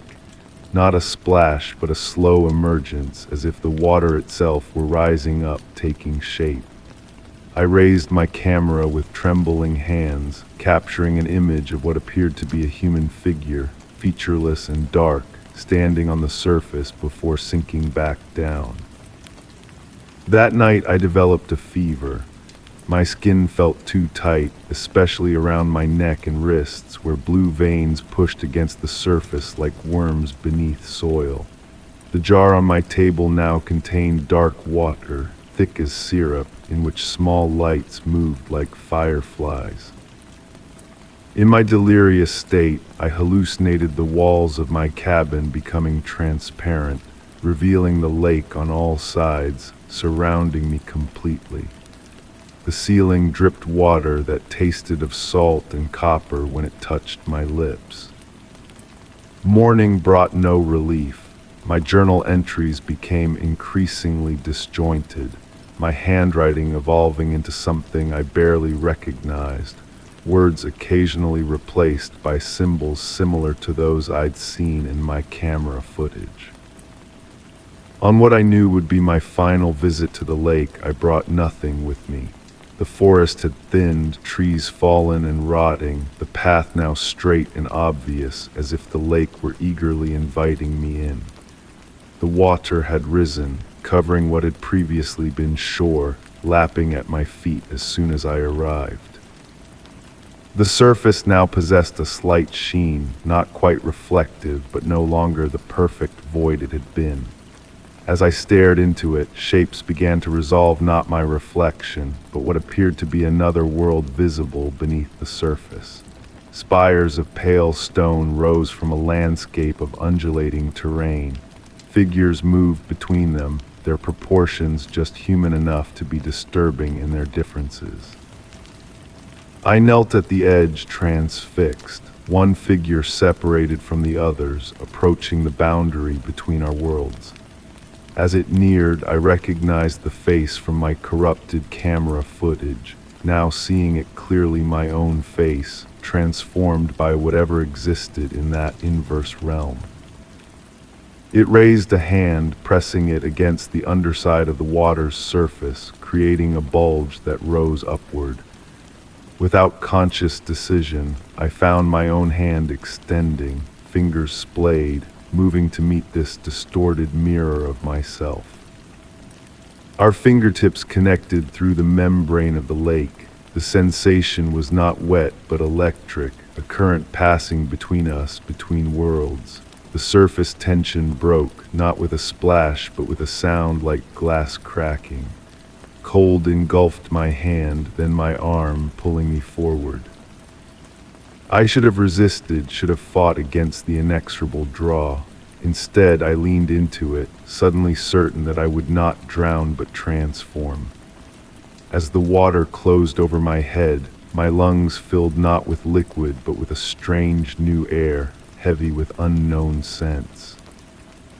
The jar in my cabin shattered at that exact moment, water flowing outward, carving new paths through wood and earth, seeking the lake, carrying with it a single drop of my blood, the final component needed for the exchange. Now I wait in this inverted world, where light bends according to unfamiliar rules and gravity pulls sideways rather than down. Occasionally, I approach the surface, glimpsing hikers or lost travelers who have found their way to the lake. I raise my hand to the boundary, watching as they inevitably reach back. Some resist the pull, backing away at the last moment. These are the fortunate ones, though they will forever carry a splinter of awareness, a knowledge that reality is thinner in certain places, more permeable than they once believed. Others accept the invitation, as I did. The exchange must be maintained, the balance preserved. For each soul that enters, another must emerge. I sometimes wonder about my counterpart, the being wearing my face in the world above.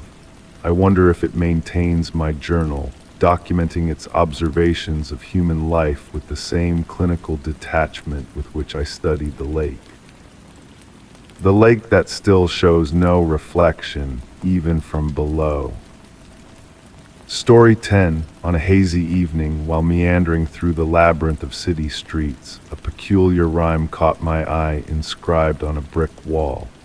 The words, faded yet melodious, carried a haunting tune that seemed to echo through the cool air mingled with the scent of rain-kissed concrete. It felt as though the very city whispered an ancient secret, reserved only for those willing to listen. Approaching the wall, I traced my fingertips along the weathered bricks, feeling the words pulsate beneath my touch. The ink, in a state between presence and memory, neither fresh nor completely faded, held a mysterious allure. A soft breeze danced down the narrow street, carrying with it the rustle of fallen leaves and distant echoes of life. As I gazed at the rhyme, a peculiar pattern emerged. Each line appeared to be penned in slightly different handwriting, as though woven together by multiple contributors over time. Some letters flowed with graceful cursive strokes, while others stood rigid and precise, creating an eerie harmony in their diversity. The street lamps flickered to life, casting warm glows that painted gentle shadows on the wall as darkness descended. Retrieving my phone to illuminate the text, a strange phenomenon unfolded. The words seemed to shift under the artificial light, rearranging themselves before my eyes. I blinked in disbelief, questioning my senses in the dimming twilight. In the growing darkness, I committed the verses to memory. Each line settled effortlessly in my mind, as if they had always resided there, waiting to be recalled rather than learned. The rhyme spoke of shadows walking beside us, of memories dwelling in the gaps between moments, and of a music known solely to the walls. Night after night, I found myself drawn back to that mysterious wall. The verses would surface in my dreams and waking thoughts, lingering like a haunting melody. I noticed passers-by pausing to run their fingers along the bricks, their expressions distant, as if attuned to a melody just beyond reach. Weeks passed, and I discovered similar verses adorning other walls across the city, each linked to the last like verses in an endless poem. The handwriting styles remained consistent, a collective of authors spreading their enigmatic message across the urban landscape. I documented each find, capturing blurred images that resisted being fully captured. Delving deeper into the enigma, subtle shifts in perception unfolded. Street sounds adopted rhythmic cadences, traffic hums transformed into distant harmonies, and even the rain fell in measured beats, hinting at an ancient language just beyond comprehension. On quiet nights, I stood before the original wall where the rhyme beckoned. The words lingered in that liminal space between reality and imagination, drawing strangers who shared the inexplicable allure. We stood in silent communion, united by the unspoken connection to a hidden world woven into the fabric of the city. The rhyme hinted at a time when cities were living entities, walls held memories, and streets sang with the echoes of countless souls. It whispered of a realm concealed from casual glances, visible only to those who paused to listen. Soft hums seemed to emanate from the bricks, weaving a lullaby of urban echoes and forgotten dreams. With the changing seasons, the words adapted to their surroundings, shimmering in summer's heat, flowing with autumn rains, and forming crystalline patterns in winter frost. Yet their essence remained unchanged, a testament to the enduring mystery that captivated all who encountered them. To this day I revisit the wall, the verses etched in my mind's eye. New lines occasionally appeared, the family of handwriting styles expanding, though no one was seen adding to the poem. The enigma persisted, affecting each reader uniquely, some departing with serene smiles, others carrying a contemplative air that lingered. The allure of the rhyme's mystery remained unsolved, a testament to the enduring enigma that defied simple explanation.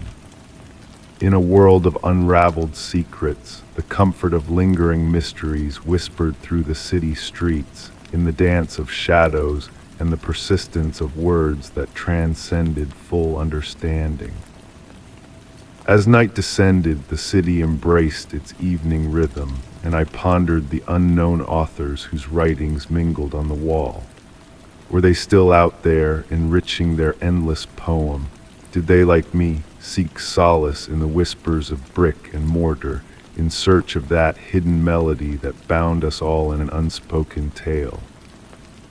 Perhaps in the silent echoes of city nights we crossed paths unknowingly, united by the shared understanding of a story still writing itself in the margins of urban existence.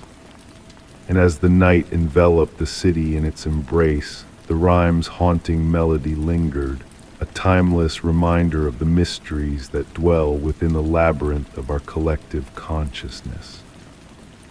Story 11. In the deep hush of midnight, nestled in my bed, a stray echo found its way to me, a voice that carried a hint of familiarity yet lingered like a distant memory. The soft hum of the air conditioner and the gentle rustle of leaves outside intertwined into a spectral symphony, evoking recollections of a presence I thought had long slipped away. That night my bedroom held a different air, bathed in silver moonlight that painted ethereal patterns on the walls, shapes that seemed to sway with a subtle rhythm. The atmosphere bore a peculiar weight, akin to the pregnant pause before a rainfall, where all things hold their breath in anticipation. Shadows deepened in the corners, pooling like silent conspirators gathering to exchange secrets in whispers. The voice returned, a gentle murmur on the fringes of perception, reminiscent of wind chimes in a soft breeze, melodic, yet tinged with a deep sorrow. Slowly I rose from my bed, the blanket sliding off with a whisper of fabric as I stood on the cool, solid wooden floor, tethering myself to reality as my thoughts drifted into the enigmatic unknown. Each step through the familiar halls of my home at night felt like a dance with the unseen, guided by muscle memory and cautious movements. But on this night, every room exuded an unfamiliar aura. The hallway stretched before me, its walls seeming to swallow the dim light instead of reflecting it back. Family photos observed my silent passage with distant gazes trapped behind glass, their once familiar faces now distant echoes of the past. The voice beckoned me toward my study, where rows of books lined the walls, their spines creating a tapestry of muted colors in the darkness. My old reading chair sat empty, yet there was a sense of anticipation in its vacancy, as though it had just been occupied. The warmth of the leather left an imprint, and beside it, my grandmother's antique table lamp bathed the room in a soft, pulsating amber glow that seemed to flicker with each ethereal murmur. A peculiar sight caught my eye among my collection of vinyl records, a solitary album, slightly apart from the rest, bearing the marks of frequent handling. I couldn't recall the last time I had touched it, yet there it sat, a patient messenger awaiting discovery. The dust cover of the record player was lifted, a detail that I was certain I had corrected the night before. Almost involuntarily, I retrieved the record from its sleeve, the vinyl catching the lamp's light in mesmerizing circles that spiraled toward the center like an enchanting invitation. Placing it on the turntable, the needle found its groove without my intervention, and music began to play, not the symphony I anticipated, but the gentle patter of rain on a tin roof, mingling with distant piano notes that seemed to emerge from the depths of my own memories. The voice intertwined with these sounds, clearer now, weaving words that felt like fractured fragments of a conversation from a dream. It spoke of summer evenings spent on a swing, of vows exchanged under starlit skies, and of time slipping away like sand through open palms. My grandmother's antique clock ticked steadily in the corner, each swing of its brass pendulum stretching into an eternity. The voice carried her essence, evoking memories of evenings spent listening to her tales, her hands deftly crafting needlework under the warm glow of the same lamp. Had she known of this voice, had she left a message that I was only now beginning to decipher? The room's temperature shifted subtly, creating eddies of air that caused the lamp's light to dance. Shadows took on varying depths of darkness, unveiling intricate patterns reminiscent of the lace doilies my grandmother used to create, patterns that seemed to conceal hidden truths. Sinking into the embrace of my reading chair, I traced the familiar grooves on its worn armrests, following paths worn by years of contemplation. The bookshelves seemed to breathe in tandem with the cadence of the voice, their contents shifting imperceptibly. One book stood out, a volume of poetry gifted by my grandmother long ago. Its spine glowed faintly in the lamplight, and I realized the voice was reciting verses I had once read aloud to her in her final days. Time flowed like honey in winter, thick with significance yet resistant to quantification. As dawn approached, its silvery tendrils creeping through the window, the voice began to fade. The record spun silently, the needle tracing its endless circle. The lamp's light pulsated one last time, and in that fleeting moment I grasped a profound realization about the nature of memory and absence, of how certain voices linger within us, waiting for the perfect moment to whisper their truths. When the morning light flooded the room, I found myself still ensconced in the reading chair, the record player dormant, the lamp extinguished. No tangible evidence of my nighttime encounter remained, except for a poetry book resting open on the side table, its pages adorned with delicate annotations by my grandmother. Whether my experience belonged to the realm of dreams or reality seemed inconsequential compared to the lingering emotions. It stirred a connection to something vast and enigmatic, yet intimately known. Though the voice had faded with the night, its echo lingered, a gentle reminder that some mysteries are meant to be felt, experienced, and cherished, rather than deciphered. In the quiet aftermath, I embraced the uncertainty, relishing the space between knowing and wondering, where the most exquisite mysteries find their dwelling. Story 12. High above the vibrant city, a hidden rooftop garden revealed itself to me, nestled on a forgotten building. Soft, secret lanterns bathed the lush plants and blooming flowers in a mystical light, creating an ethereal ambience. The mingling scents of fresh blossoms and city rain stirred a sense of awe, as if the garden were a sacred oasis where urban chaos met delicate enchantment. One autumn evening, as the sky draped in deep velvet and the scent of falling leaves lingered in the air, I glimpsed the enchanting glow from my apartment window. It pulsed gently, beckoning me with its mysterious radiance, like a serene breath drawing me closer. Night after night, I found myself captivated by the garden's gentle luminescence, watching from afar as the light danced among the shadows. After weeks of fascination, I uncovered a hidden stairwell leading to the rooftop sanctuary. The metal door opened with a soft whisper, revealing a world suspended between reality and dreams. Mist curled around me as I ventured onto the weathered wooden planks of the garden path. Each step released the faint scent of rain-soaked cedar, and the boards creaked softly beneath my feet. The garden itself defied explanation, with unfamiliar flowers swaying in an unseen breeze, their petals emitting a subtle glow that painted the air in soft hues. Ancient lanterns hung from iron posts, casting a light reminiscent of starlight captured in morning dew. As I explored further, peculiar details emerged, plants reacting to my presence, night-blooming flowers filling the air with sweet perfume, and a pond reflecting mysterious lights that rippled without cause. Time seemed to warp within the garden's embrace, minutes stretching like hours while hours slipped by like fleeting moments. I returned night after night, drawn by a comforting presence among the mystical flora and gentle lights. Sometimes I brought a book or a journal, but the tranquility of the garden always enveloped me, rendering them unnecessary.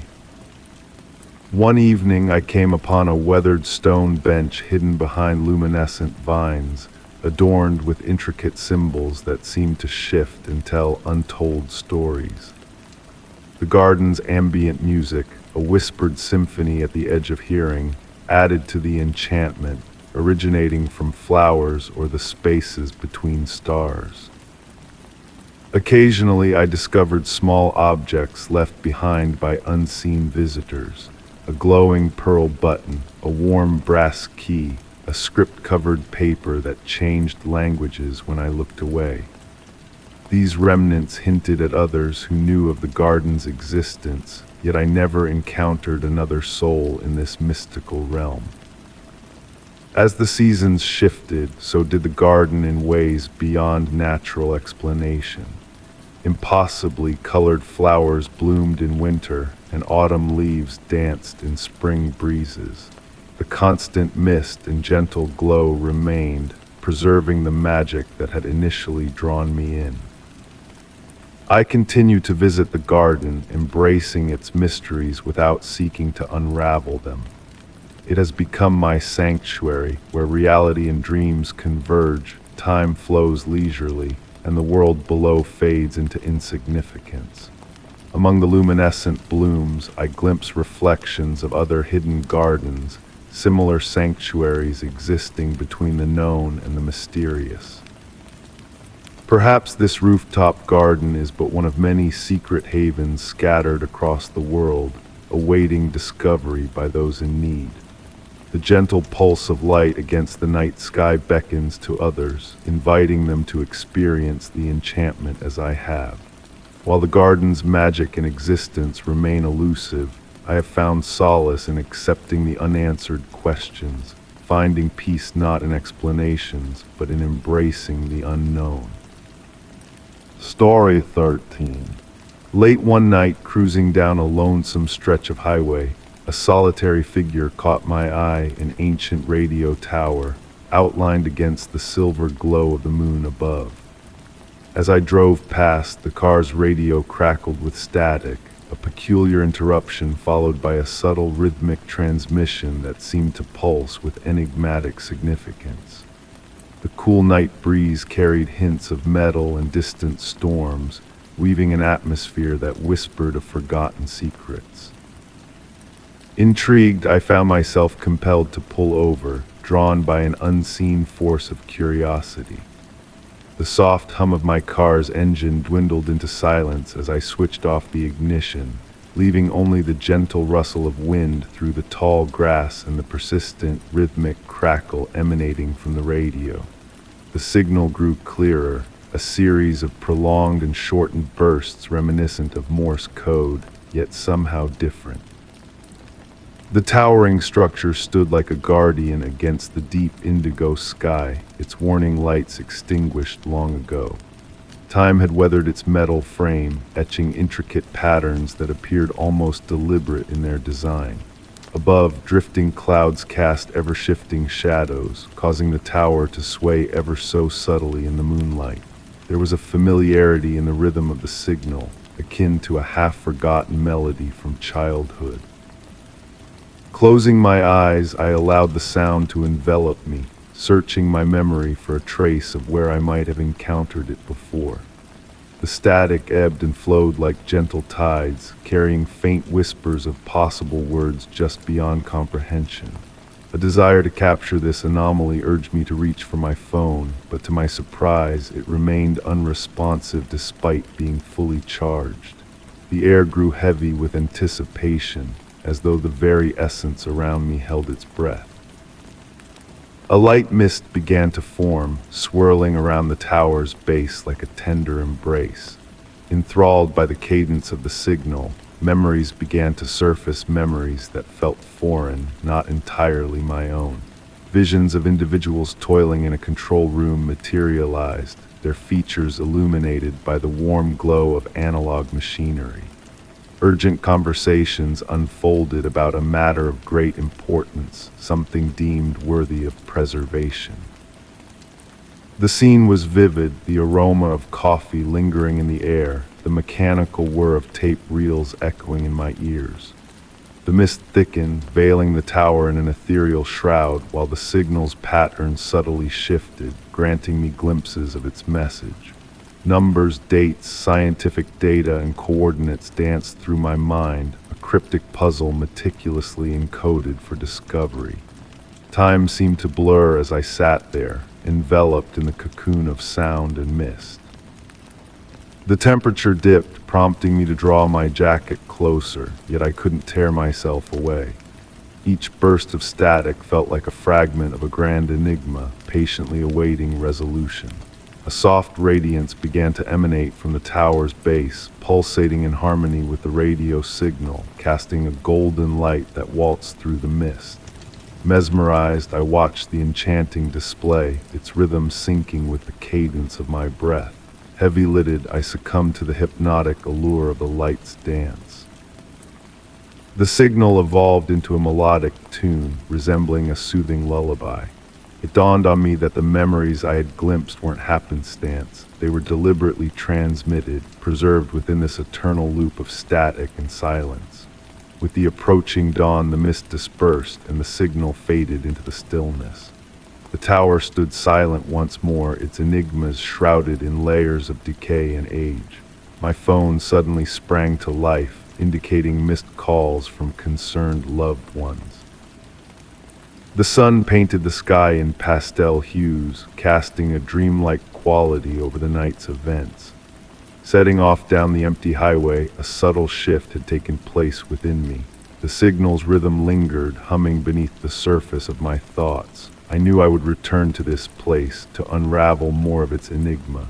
Some frequencies, once attuned to, become a part of us, a clandestine wavelength linking us to something beyond ourselves. Even now, on tranquil nights when the breeze whispers just right, echoes of that signal drift through the static between radio stations. It serves as a reminder that mysteries persist in this world, camouflaged in plain view, anticipating a listener.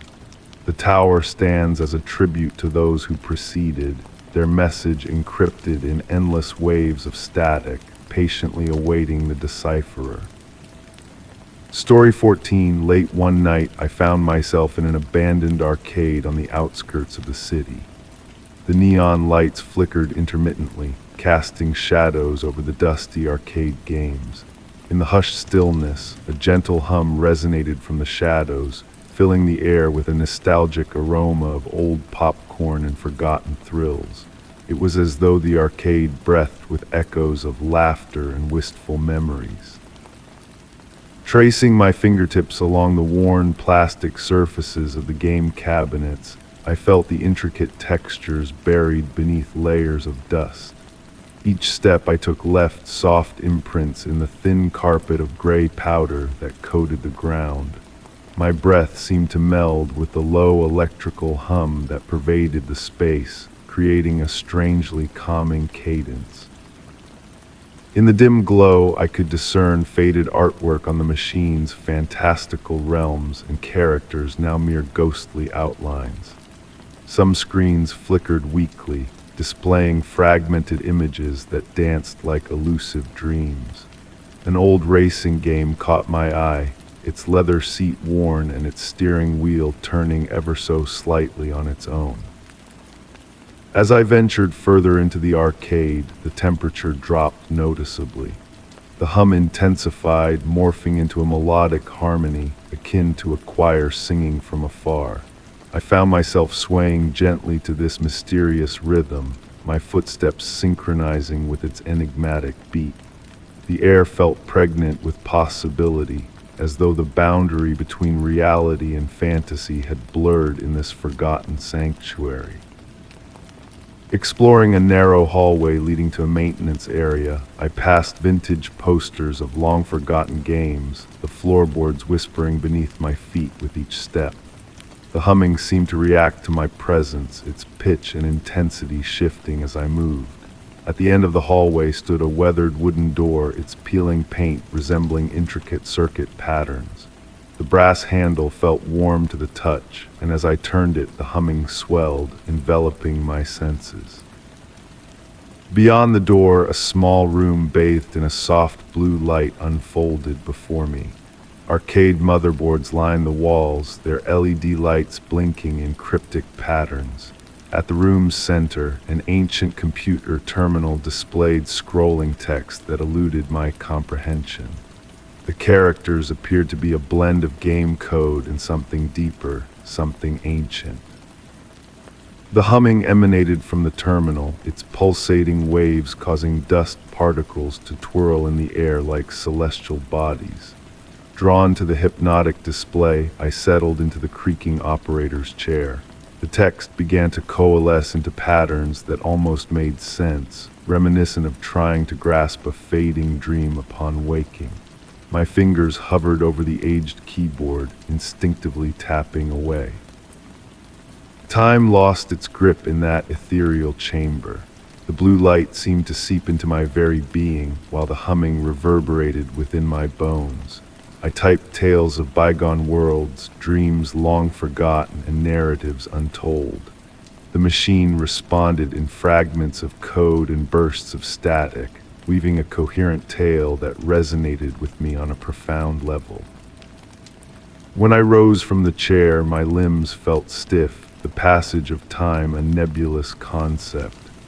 The humming had intertwined with my essence, its subtle fluctuations now my only guide. The arcade no longer felt abandoned but expectant, as if anticipating new stories to unfold. As I made my way back through the arcade, a subtle electricity seemed to surge through the machines at my touch, harmonizing with the eternal hum.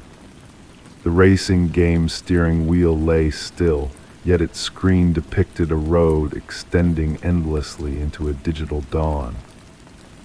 Pausing at the entrance, I glanced back one final time. The neon lights ceased their erratic dance, bathing the arcade in a warm, steady glow. The hum had transformed into a gentle purr, akin to a slumbering electronic beast.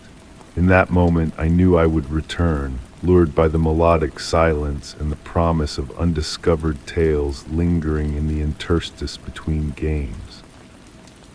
Stepping outside, the hum persisted, a faint vibration resonating in my chest, a reminder of the night's enigmatic symphony. Sometimes, in the quiet pre-dawn hours, I can still feel its beckoning call, a harmonious fusion of memory and mystery, forever echoing in the deserted arcade.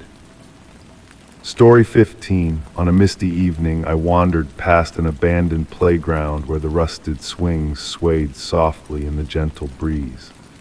In the midst of the chilled air, a faint, almost imperceptible laughter lingered, a whisper of joyful voices that had long since vanished. The mingled scents of damp grass and aged metal wafted around me, weaving a tapestry of memories that seemed to breathe life into the deserted playground. Drawn to a weathered bench by the slide, smoothed by the touch of countless parents who had watched their children play, I found myself immersed in the eerie beauty of the place. The playground equipment cast elongated shadows in the dim light, their forms dancing and shifting with each passing moment. A soft wind rustled through the surrounding trees, carrying the earthy fragrance of autumn leaves on its gentle currents. Initially, I convinced myself that I was merely taking a different path home, seeking solitude after a weary day. Yet the tranquil isolation of the playground beckoned me back night after night, each visit peeling back new layers of its enigmatic allure. It became my sanctuary, a realm where time seemed to ebb and flow in mysterious rhythms. One especially serene evening, as I sat on my familiar bench, my gaze fixed upon the carousel, I noticed a peculiar phenomenon. The metal horses, untouched by human hands, gleamed with an unusual warmth, as if recently caressed by playful fingers. A strange static hung in the air, reminiscent of children's laughter lingering in the spaces between breaths. As days turned into weeks, subtle transformations unfolded in the playground. Swings swayed without a breeze, tiny footprints appeared in the morning dew only to vanish as day broke, and the metal slide occasionally felt warm to the touch, as though someone had recently slid down its slick surface. Intrigued, I began documenting these anomalies in a notebook, uncovering hidden patterns within the playground's mysteries. The elusive laughter, once barely audible, began to follow a cryptic schedule, teasingly close to being heard during certain twilight hours, particularly under the full moon's watchful eye and the mist's embrace from the nearby woods. This spectral sound, a mere whisper on the edge of perception, evaded the notice of the park's regular visitors, who passed by obliviously, their attention elsewhere. One twilight, a small red ball appeared atop the carousel, motionless yet poised. As I approached, it stirred, rolling as if nudged by unseen hands. The air grew charged with anticipation. A melody of children's songs hummed just beyond my hearing range. The ball traced a perfect circle around the carousel's center, a silent dance echoing the playground's hidden magic. That night I lingered longer than usual, watching as the moon ascended above the trees. The playground's shadows seemed to dance independently, the swings moving in a hypnotic rhythm that synchronized with my heartbeat. The ethereal laughter, though still unheard, enveloped me like a warm embrace, its presence palpable in the tranquil air. In that moment, a profound realization washed over me. This playground was not haunted in the conventional sense. Rather, it was frozen in time, preserving a pure moment of joy. The unseen laughter echoed the happiness of every child who had ever frolicked here, their innocence imprinted on the space like a fading photograph developed in light. Months passed, and I continued my nightly pilgrimages to the enchanted playground. I learned to anticipate the subtle cues that heralded the crescendo of the inaudible laughter, the mist's quality, the twilight's hue, the pregnant pause in the air. Sometimes I brought a book and read aloud to the empty expanse, and on those nights the swings swayed purposefully, the carousel horses stood regally, and the laughter, though silent, felt closer than ever before. This secret communion with the mystical playground became my cherished ritual, a bond shared only between myself and the whispers of memory and magic. I refrained from sharing this tale, not for fear of disbelief, but out of reverence for the sacred bond I had forged with a place suspended between reality and reverie. The playground taught me that some enigmas are not meant to be deciphered, but to be savored and embraced. And so, I return each evening, content to be an audience of one to a spectral performance of shadows and laughter, a symphony that unfolds in whispers beyond the limits of human perception. Story 16. On a misty coastal night, I ventured to an abandoned pier that stretched into the dark, restless waters. Etched into a weather-beaten beam were intricate symbols softly aglow under the moon's pale gaze. The briny sea breeze whispered a hint of enigma, and as I traced the marks with my fingertips, it felt as though I held a key to a long-forgotten secret hidden beneath the waves. The gentle rhythm of waves caressing weathered pillars cast a hypnotic spell, drawing me into deep contemplation. Standing there, I sensed the aged wood beneath my feet murmuring with each step, carrying echoes of bygone footsteps through the years. The air was heavy with the scent of salt and damp wood, intermingled with an essence ancient and reminiscent of forgotten tomes and chambers lost to time. Night after night, I found myself drawn back to that pier, compelled by an inexplicable force. Each visit unveiled new intricacies within the mysterious symbols, curves that danced in the moon's glow, lines weaving different patterns with the changing tide. The soft creak of wooden planks became a familiar companion, a dialogue between the sea and the structure daring to breach its depths. During my fifth visit, a peculiar discovery caught my attention. The air around the marked beam held a subtle warmth, contrasting the cool maritime breeze.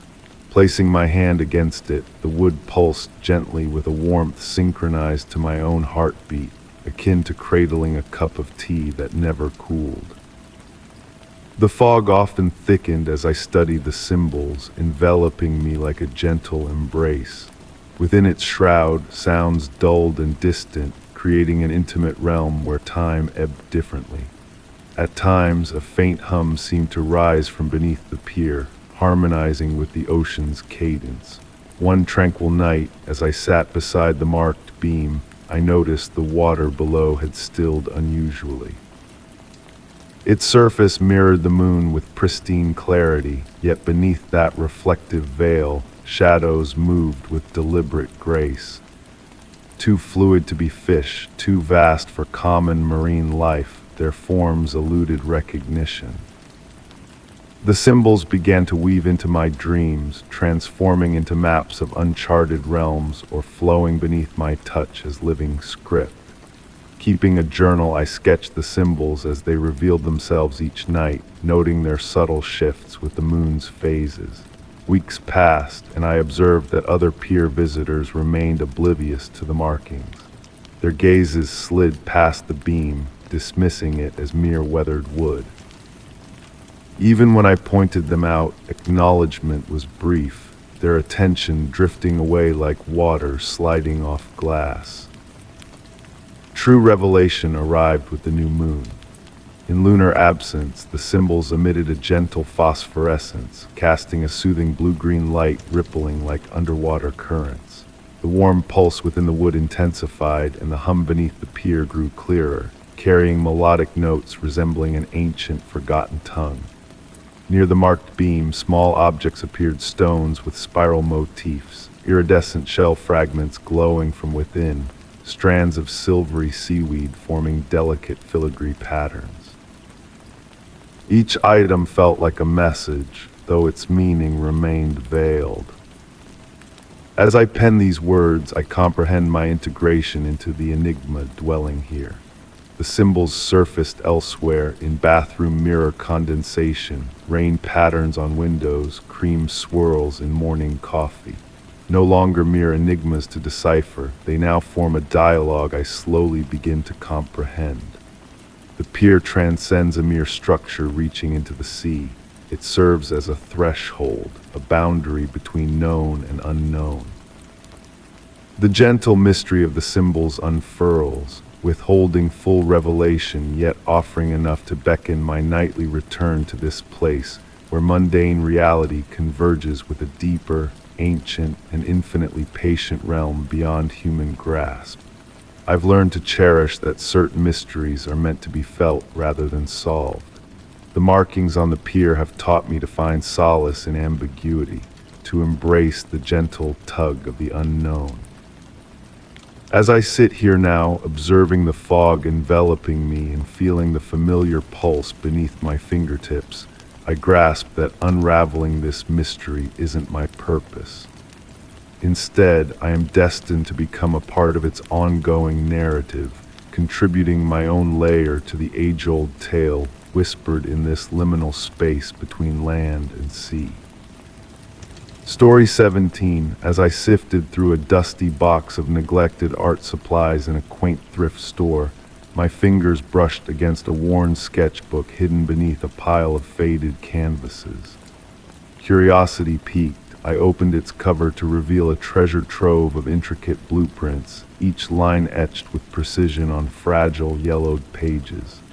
The scent of graphite and aged paper wafted up, enveloping me in a sense of nostalgia and mystery. Night after night, I found myself entranced by the detailed designs within the sketchbook. In the hushed stillness of my study, illuminated only by the soft glow of a desk lamp, I delved into a world where art melded seamlessly with an enigmatic purpose. Rain tapped gently against the window, providing a soothing rhythm as I traced my fingers over the mysterious blueprints. The drawings defied conventional logic, with curved corridors folding back on themselves and staircases leading to impossible rooms. Windows were strategically placed to capture light in ways that seemed to defy the laws of physics. And yet, every line was meticulously drawn, every annotation flowing like elegant calligraphy. Amidst the architectural impossibilities lay cryptic marginal notes, hinting at threshold spaces and liminal architecture. These concepts whispered of rooms existing between moments and doorways opening into realms we normally overlook. Lost in contemplation, I began sketching my own interpretations, seeking to unravel the hidden wisdom embedded in the designs. The scratch of pencil on paper became a meditative chant, guiding me into a realm where time held no dominion. In the quiet hours before dawn, I felt a spectral presence guiding my hand, revealing the interconnectedness of each line in a way that transcended ordinary comprehension. With each exploration of the blueprints, my perception of space subtly shifted. Shadows deepened, corners curved imperceptibly, and the very essence of my home seemed to resonate with the language of the mysterious drawings. One moonlit night, I uncovered a sequence of hidden numbers, their arrangement akin to a musical score or intricate code. Transcribing the numbers became a ritual, accompanied by the steady tick-tock of a wall clock marking the passage of time. The resulting pattern exuded a strange beauty, akin to a mathematical sonnet woven into the fabric of architecture. As weeks passed, the structure from the blueprints seeped into my dreams, leading me through its labyrinthine corridors that defied spatial norms. These dreams, rather than instilling fear, evoked a tranquil sense of awe, as if I wandered through a physical manifestation of meditation. Central to these dreams was a chamber adorned with symbols reminiscent of celestial charts and musical scales. This sacred space was designed to harmonize with the resonance of liminal realms, its form elusive and ever-changing, much like a melody that lingers in the subconscious. In the quietude of my study, surrounded by sketches and blueprints, I often marveled at how the shadows outside my window danced in perfect alignment with the enigmatic angles within the drawings. It was in these moments that I pondered the existence of an architecture that dwelled in the silent interstices of our world, a realm accessible only in moments of profound stillness. The identity of the original architect remained shrouded in mystery, their essence woven into every meticulous line and cryptic note. I came to view the blueprints not as mere plans for a physical edifice, but as a cartography of the ethereal spaces that linger at the edges of consciousness, the gentle, dreamlike realms glimpsed in fleeting moments of tranquility. Now, as I pen this narrative bathed in lamplight, the weight of the sketchbook resting on my desk serves as a reminder of the untold secrets it holds. Raindrops continue their gentle percussion against the window pane, while shadows in the room pulse with each distant flicker of lightning. Embracing the enigma, I find solace in the knowledge that some mysteries are destined to remain beautifully unresolved, akin to a half-remembered dream that leaves a lingering sense of peace upon waking. Story 18. In the heart of an abandoned mansion, a profound stillness enveloped me, whispering secrets of days long gone. The grand foyer, adorned with portraits veiled in dust and drapes worn by time, exuded a quiet energy that pulsed with the weight of memories. Every creak of the floorboards and every sigh of the wind through cracked windows told tales of yesteryears, drawing me further into the embrace of the past. Sunlight, weary from its journey, filtered through aged curtains, casting elongated shadows that waltzed upon faded wallpaper. My footsteps, soft echoes in the hushed hallways, stirred up gentle eddies of dust, twirling in the air like forgotten dreams. The scent of ancient wood and memories untold filled my lungs with each breath, while distant whispers of branches caressing glass painted a subtle melody in the tranquility. A grand staircase beckoned, its once gleaming banister now dulled by the passage of time. As I ascended, my hand trailed along the wood, and a curious sight met my gaze. The dust seemed to vanish beneath my touch, revealing gleaming sections as if polished anew. The wood, though cool to the air, radiated warmth against my skin, a contradiction in the mansion's chill. The second floor unfolded into a corridor of closed doors, each exuding a distinct aura, a pregnant pause between heartbeats. The temperature shifted subtly as I passed, some areas enveloping me in a gentle embrace of warmth, while others shrouded me in pockets of coolness, causing me to draw my jacket closer. Ajar slightly, one door offered a glimpse of an old study bathed in the amber hues of twilight. Books stood sentinel along the walls, their faded spines hinting at the wisdom they held within. A massive wooden desk, cloaked in a thin layer of dust save for a pristine circle, stood as the room's centerpiece, a testament to a recent disturbance. The floor sighed beneath my steps as I approached, and the chair, turned askew, hinted at a recent departure. Within the untouched circle on the desk, faint writing emerged, visible only in the right light. We never truly leave. As the sun descended, shadows stretched across the study, and the room's atmosphere shifted imperceptibly. Whispers of a breeze danced through the air, though no windows stood open. Books rustled softly, as if being perused by unseen hands. Seated at the desk, I traced the patterns of the wood grain, absorbing the room's newfound warmth that contradicted the mansion's damp coolness. A language of sounds unfolded around me, the groaning of wood, the distant sigh of the wind, the subtle shuffling of objects forming a symphony just beyond comprehension. Time lost its hold in that space, minutes blending seamlessly into hours as I surrendered to the ambience. The encroaching darkness outside felt not menacing but comforting, cocooning the study in an intimate embrace. Dust motes danced in the fading light, morphing into fleeting shapes that hinted at secrets untold. As night cloaked the mansion in obsidian, a subtle glow emanated from the dust-free circle on the desk, pulsing like a heartbeat. The room's temperature fluctuated with each pulse, the words "we never truly leave" shimmering in the darkness. Compelled by an unseen force, I reached out, placing my hand within the luminescent circle, a wave of tranquility washing over me. The mansion's silence transformed into a melodic harmony of whispers, each sound a thread weaving stories of those who had lingered in that space before me. When I rose to depart, I noticed my watch had stilled, marking a moment lost to time. The darkness now bore a weight, a presence rather than a void, as I retraced my steps through the mansion, realizing that its silence had never been empty but pregnant with untold narratives, yearning for a soul attuned to their whispers. The desire to return to that mansion lingers, to once again sit in the study as night falls.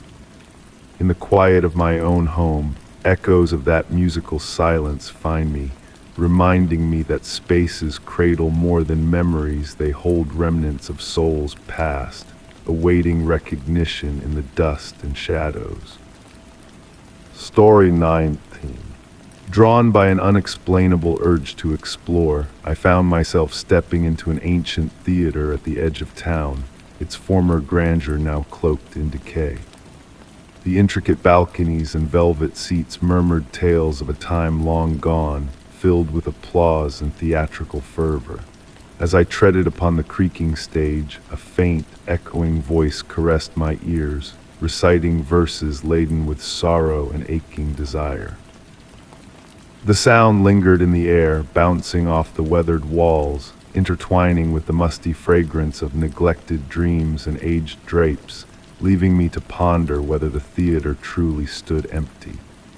A gentle autumn breeze whispered through invisible crevices, orchestrating a soft symphony of fluttering papers and distant murmurs.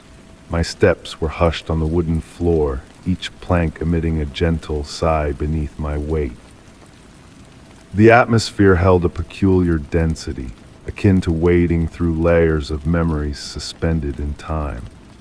Above me, the majestic chandelier hung motionless, its crystals draped in dust, yet occasionally catching glimmers of light filtering through the tall windows, weaving delicate patterns that danced along the walls.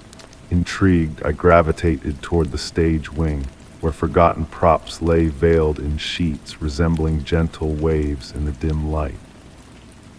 The voice I had heard seemed to emanate from this direction, though now it lingered as a faint whisper. Amid the abandoned set pieces, I stumbled upon an ancient dressing room mirror, its surface obscured by age yet radiating an otherworldly gleam. A chill enveloped me as I drew near, the mirror pulsating with a mysterious energy that eluded explanation.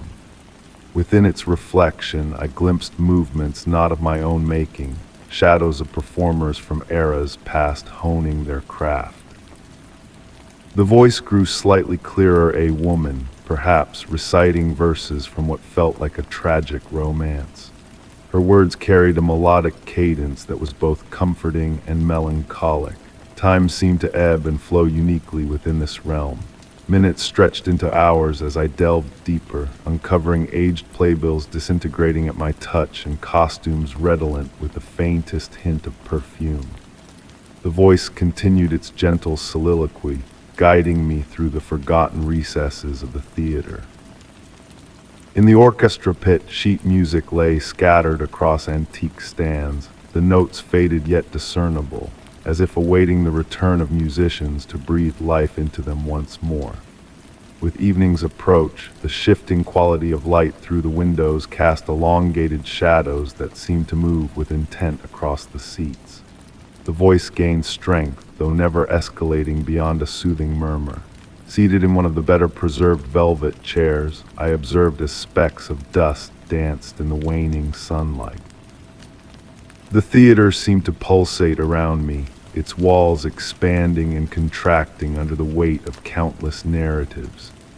In this tranquil moment, I came to realize that the voice was not addressing anyone in particular, it was the theater itself, reminiscing.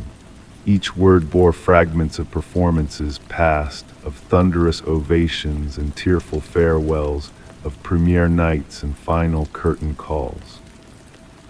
The soothing rhythm of the voice interwove these memories like a fragile tapestry, enfolding me in a cocoon of nostalgia.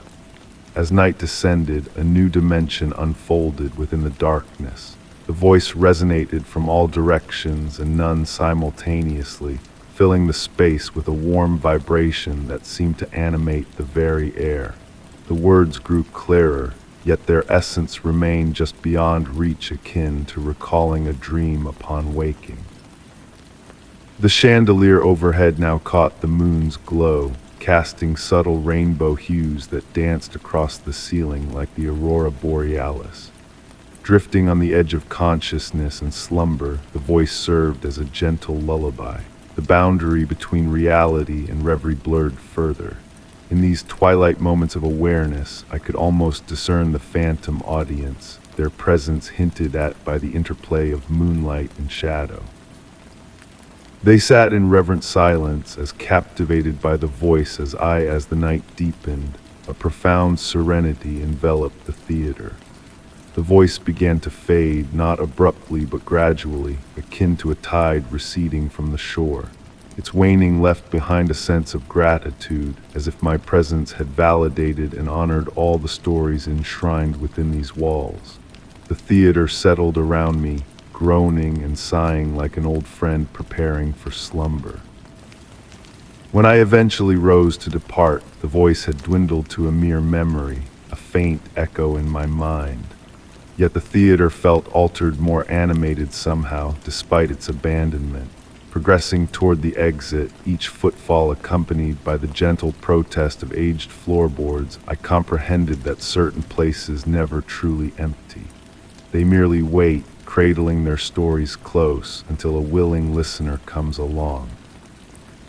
Even now, months later, I am occasionally drawn back to that theater in the twilight hours. The voice remains, sometimes just a whisper, a gentle nudge reminding me that behind every curtain and beneath every layer of dust, stories patiently await those who choose to listen. The theater endures as a sanctuary where the boundary between bygone and present blurs, and where memories pirouette like dust motes in the moonlight, forever preserved in the ethereal echoes of that enigmatic voice. Story 20. As I sifted through the forgotten treasures in my attic, a place steeped in whispers of the past, my fingers brushed against the weathered surface of an antique radio. Its dial bore the marks of time, and its speakers lay dormant until, on a hushed night when the world held its breath, it crackled to life with a suddenness that sent shivers down my spine. From the veil of static emerged faint, fragmented voices and melodies from a bygone era, carrying with them the poignant perfume of rusted metal and dreams long lost to the winds of time. Each note that drifted out felt like a gentle caress, a murmured secret longing to be heard and remembered. Intrigued by this unexpected awakening, I found myself irresistibly drawn to the attic more often, where a certain enchantment seemed to linger in the air. Dust motes pirouetted in the pale moonbeams that filtered through the dusty window, casting a spell of nostalgia over the space. The wooden floorboards, weathered by the weight of years, whispered beneath my footsteps as I made my way to the corner where the radio perched on an ancient oak table, its mahogany sheen dulled by the passage of time. And so, as twilight painted the sky in soft pastels, I settled into the worn leather armchair beside the radio, the routine of it all as comforting as a lullaby.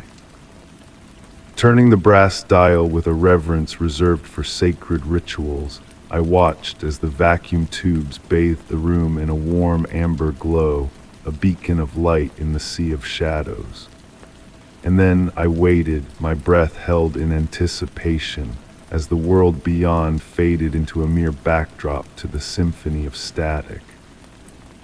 Some nights the radio remained silent, a mere companion in the silence, its gentle hiss akin to a gentle rain tapping on the window pane. But on those rare occasions when the air crackled with potential, a transformation occurred. The music would unfurl, not in a sudden burst, but in a gradual crescendo from the void, like a painting coming to life stroke by stroke. The melodies that poured forth were a tapestry of the extraordinary waltzes that seemed to defy gravity, jazz tunes that whispered of smoky speakeasies, and voices singing in tongues unknown yet strangely familiar to the soul. And on a particular evening, with the whisper of autumn winds outside, a new element graced the radio waves. In the intervals between songs, a voice, soft and clear, began to weave its way into the melodies. Remember the garden, remember the dance, remember the promise. Neither male nor female, young nor old, it carried a warmth that stirred memories buried deep within me, like embers glowing in the dark. Captivated by these enigmatic transmissions, I started documenting them in a journal, noting the celestial dance of the moon, the weather's ever-changing moods, and any cryptic patterns that revealed themselves to me. The pages filled with descriptions of songs that seemed to echo my innermost thoughts, of voices that spoke of lives unlived yet intimately known. With the arrival of winter, the attic grew colder, the nights longer and darker. But within this cocoon of sound, I found solace, a refuge from the chill that seeped through the cracks.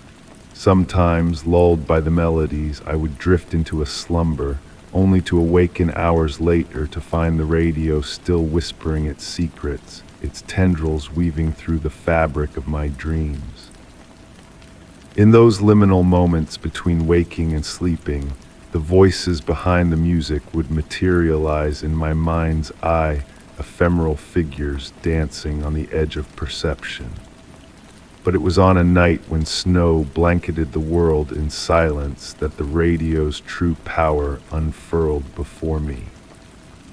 It spoke directly to the core of my being, recounting details of my childhood long buried in the recesses of memory, the color of my first bicycle, the name of a cherished pet, the melody my grandmother hummed as she baked.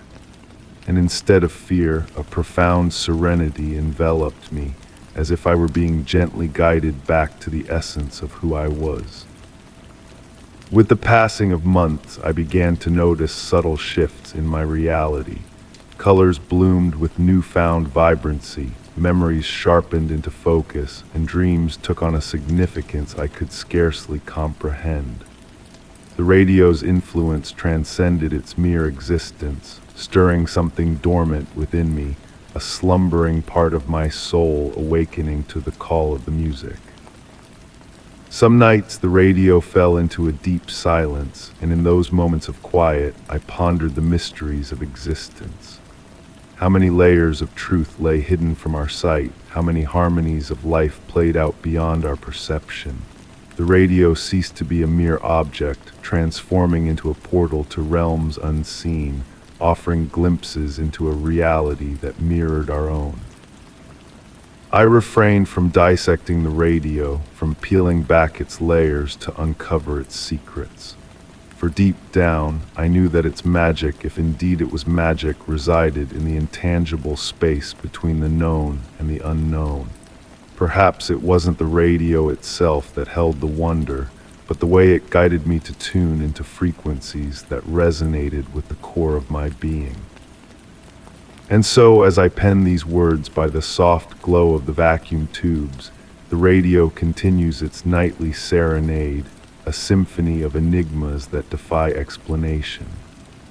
The riddles it presents remain unsolved, but in their unraveling, I have unearthed a truth that transcends the boundaries of the tangible, a truth that speaks to the heart in whispers of forgotten memories and unspoken yearnings. The amber light of the radio has become my beacon in the night, and its gentle crackle, the lullaby that ushers me into the realm of dreams. Sometimes, on the cusp of slumber, I wonder if somewhere in the vast expanse of the universe, another soul listens to their own mysterious radio, their story intertwined with mine in a dance of echoes and reverberations across the tapestry of time. And so we remain connected, not by threads of fate, but by the invisible strands of sound and memory that weave us together, two souls adrift in the boundless sea of existence, dancing eternally through the night. Story 21. In the quiet of a late evening, I found myself drawn to an abandoned cinema, a relic of a time long past where memories lingered like whispers in the shadows. The marquee, weathered and worn, hinted at a grandeur now faded, a silent testament to forgotten glories. Inside, the darkness enveloped me as a solitary projector flickered to life, casting spectral images upon the aged screen, each frame holding secrets untold. The air was heavy with the nostalgic scent of popcorn and dust, a blend that seemed to carry the essence of 1,000 stories left behind. As I made my way to the back row, the velvet seats sighed beneath me, their soft protests echoing in the stillness. An unexplainable curiosity compelled me to stay, to witness the tale that this forgotten palace yearned to share. The projector's gentle hum filled the void, weaving a hypnotic melody that danced through time, lulling me into a dreamlike state. Dust motes twirled in the light's embrace, forming intricate patterns that whispered of hidden truths just beyond reach. In the periphery of my vision, shadows stirred, fluid and elusive like memories drifting through the mind. The flickering screen revealed scenes of a bygone era, captured in black and white, yet tinged with a personal intimacy that brushed against my soul. A mysterious woman, her face veiled from view, traversed various settings: a garden soiree, a dimly lit eatery, a rain-drenched street, her presence a delicate enigma, forever in search of something or someone lost to time. A soft murmur brushed against my ear, carrying fragments of words lost to the ether. The room's temperature wavered, creating currents of warmth and coolness that caressed my skin, a ghostly caress from unseen hands. The leather armrests exuded a residual warmth, as though a spectral visitor had only just departed, leaving behind a lingering trace of their essence. The film unfolded with subtle inconsistencies, the woman's dress shifting hues despite the monochrome palette, scenes repeating with nuanced alterations each cycle. The crackle of the sound system birthed not dialogue or music, but the gentle cadence of breath, punctuated by soft sighs that seemed to echo a hidden sorrow. I found myself entranced, my movements mirrored by the woman on screen, a disquieting synchronicity that blurred the line between observer and observed. Amidst the mingling scents of jasmine and aged theater, a melancholy gripped my heart, a lament not entirely my own. The fragrance wrapped around me, a haunting melody that stirred memories long dormant, a melody both strange and achingly familiar. The projection shifted, unveiling the theater's past, a time when seats gleamed new and curtains hung crisp, an audience vibrant save for one vacant chair, a poignant absence that beckoned attention. The camera panned, revealing the enigmatic woman seated in various spots throughout the theater, her identity shrouded in mystery, her purpose obscure yet palpable. A diary, weathered and forgotten, emerged from the shadows, its pages a testament to endless quests for closure.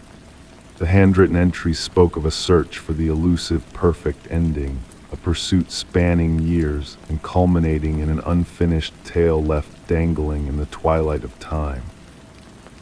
As the projector dimmed, the diary's pages whispered of a yearning unfulfilled, of a narrative cut short by the cruel hands of fate. The woman on screen turned towards the camera, a moment pregnant with anticipation, only to be swallowed by static and darkness, her secrets forever veiled from prying eyes. The projector fell silent, plunging me into a realm of obsidian broken only by the faint crimson glow of exit signs. A fleeting touch, warm and fleeting, brushed against my hand as I returned the diary to its resting place, a spectral connection bridging the chasm between past and present. The jasmine perfume lingered for a moment, a final farewell before vanishing into the ether. In the lobby, a figure in a vintage gown materialized before me, a silent sentinel in the twilight, a wistful gesture bidding adieu to a shared moment in the shadows. And so, as time unfurled its tapestry, I found myself haunted by the scent of jasmine in the stillness of old films, a reminder of unseen watchers and untold tales that yearned for a sympathetic ear. In those hushed moments, I felt the weight of unspoken stories pressing upon me, a silent plea for acknowledgement from souls adrift in the boundless sea of memory. Story 22, along a rugged coastline, I found myself drawn to an abandoned lighthouse that stood steadfast against the crashing waves. Its faded red paint and crumbling stone carried a quiet sorrow, as if it held the weight of lost sailors and forgotten dreams within its walls. Amidst the howling wind and the salty sea air, a soft, melancholic whisper seemed to drift out from the lighthouse, a sorrowful melody carried by the night. I pulled over, my car's headlights casting long shadows on the weathered path leading to the lighthouse. Each step I took on the gravel path echoed softly beneath my feet, the evening air heavy with moisture and memories. As I approached, delicate spirals of mist curled around the tower's base, resembling ghostly fingers reaching upwards. The door unlocked, opened with a gentle groan, the hinges singing a mournful note that harmonized with the whisper that lingered in the air. Inside, the scent of old wood and sea salt mingled with a sweeter aroma, perhaps remnants of lamp oil from years gone by. Climbing the spiral staircase, my hand trailing along the cool metal railing, each footstep reverberated with a hollow sound.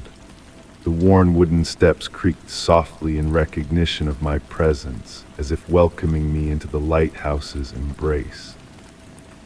Through salt-crusted windows, I glimpsed the darkening sky painted in deep purples and blues, pulsing with a mystical energy. The keeper's quarters just below the lantern room seemed frozen in time. Dust motes danced in the beam of my flashlight, creating miniature galaxies in the stillness. An open logbook on a simple wooden desk held entries from decades past, while a rocking chair swayed gently by the window, defying the calm air.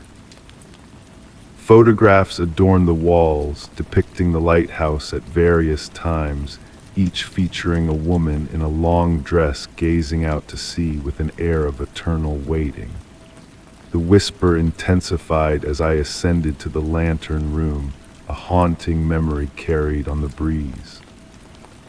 The massive Fresnel lens dominated the circular space, refracting the remaining twilight into a myriad of rainbow fragments. I marveled at its pristine condition, untouched by years of abandonment. Mesmerized by the rhythmic sweep of waves below, a haunting melody began to fill the room, a crystal-clear voice singing of longing, loss, and undying love. As the temperature plummeted, a presence materialized beside me, carrying the scents of lavender and sea spray. In the lens's reflection, I glimpsed a woman in a pale dress, her eyes fixed on the horizon. But when I turned, she was gone, leaving only the echoes of her song and the whisper of the wind. Respecting the solemnity of the place, I descended slowly, each step a deliberate act of reverence. The photographs now revealed the woman's face with clarity, her expression a mix of hope and resignation. I realized she had chosen to remain, keeping her eternal vigil over the lost souls of the sea. Sitting in my car, I watched as the first stars appeared above the lighthouse, the whisper now a comforting presence. It was a gentle reminder that some bonds transcend time and death, resonating through eternity like a whispered melody. On quiet nights when the wind carries a familiar tune, I remember her standing in the lantern room, a beacon of light in the darkness, a testament to the enduring power of love and duty. Not all haunted places are meant to instill fear. Some exist to remind us of the profound strength of love, duty, and memory, echoing through eternity with the tender grace of a whispered song. Story 23. On a typical evening suddenly blanketed by a downpour, I sought refuge beneath an awning, escaping the deluge. The raindrops hammered the ground with a steady rhythm, but amidst the storm's cacophony, a soft, urgent whisper reached my ears. The cool, damp air carried the essence of fresh rain and distant thunder, while the whispered message hinted at enigmatic truths the storm yearned to unveil. Mesmerized by the rain's relentless beat against the canvas above, I heard the whisper once more distinct this time, as if someone stood just behind me. Turning around, I discovered only empty space in the encroaching dusk. The streetlights flickered to life, casting gentle glows that created halos in the misty air. The voice beckoned me towards a narrow alley flanked by weathered brick buildings. Ordinarily, I would have dismissed such a call as folly, but this particular evening felt different. The whisper bore no ill intent, only a gentle insistence reminiscent of my grandmother's bedtime tales. With cautious steps, I ventured into the alley, and the rain transitioned into a soft mist. The warmth of the brick walls, despite the evening chill, suggested they retained the sun's rays from ages past. My footsteps splashed softly in the puddles, casting mesmerizing patterns of light. The alley opened into a secluded courtyard shielded from the street by surrounding structures. At its heart stood an ancient fountain, its stone weathered by time. Water cascaded from its spout, harmonizing with the rain to compose a calming melody. The whispers seemed to emanate from the fountain itself, growing stronger as I drew near. Clusters of small blue flowers encircled the fountain's base, their petals radiating an ethereal light that pulsed in time with the falling water. These flowers, both ancient and newly blossomed, existed in a temporal paradox. Kneeling beside the fountain, a sense of familiarity washed over me inexplicably. Faint markings adorned the stone, resembling writing in an unidentifiable language. As my fingers traced the symbols, they shifted and transformed beneath my touch, akin to words dissolving in water. The whisper evolved into coherent words teetering on the brink of understanding. Memories, promises, and cyclical time spirals akin to the fountain's water were divulged. Tales of past visitors drawn to this sanctuary on rainy nights throughout the ages were shared. In the fountain's pool, impossible reflections materialized glimpses of bygone eras and alternate lives where others had stood in my place. Each reflection wavered and faded like dreams upon waking, leaving behind ephemeral traces. The blue flowers continued their gentle pulsing, casting dancing shadows on the courtyard walls. Time flowed languidly here, akin to honey trickling from a spoon, sweet and unhurried. No sense of urgency or fear pervaded the growing darkness. The whispers evolved into a comforting presence, akin to a half-remembered lullaby from childhood. Seated by the fountain, the rain persisted in its gentle descent, forming a curtain that separated this hidden realm from the ordinary world outside. The whispers divulged secrets I could never fully grasp, but would forever retain in my deepest dreams. Upon rising to depart, I noticed a lone blue flower had detached and floated into my palm. Its glow had dimmed to blend with reality, yet it remained as beautiful as ever. The whispers faded as I retraced my steps through the alley, yet their warmth lingered like a tender embrace. Emerging onto the street, I found the rain had ceased, though the air remained saturated. The streetlights cast their familiar glow on the wet pavement, and life resumed its usual cadence. Yet I bore the indelible mark of the enigmatic courtyard's gentle mystery. During rainy evenings thereafter, I occasionally caught a faint echo of those whispers carried on the breeze. The blue flower rested on my windowsill, appearing unremarkable to any casual observer. But in the dead of night, when silence enveloped the world, it pulsed softly with a light reminiscent of promises exchanged in the rain, of mysteries lurking just beyond our perception, patiently awaiting discovery by those attuned to the storm's whispers. Story 24. On a moonlit journey back home, the almost deserted subway car felt unusually heavy. In the distant corner, a solitary figure sat quietly, its gaze fixed on me as the train whisked through shadowy tunnels.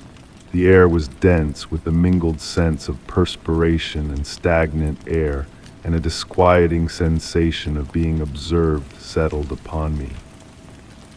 The gentle sway of the car and the rhythmic clacking of wheels against tracks weaved a hypnotic melody that typically would have eased me into slumber.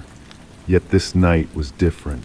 My focus kept drifting back to the stranger, whose presence seemed to warp the very essence of reality around them.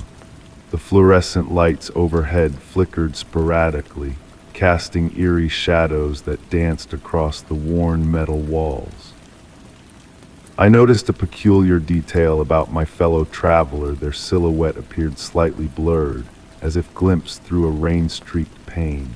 Whenever I blinked or shifted my gaze, their contours would fleetingly sharpen before softening once more.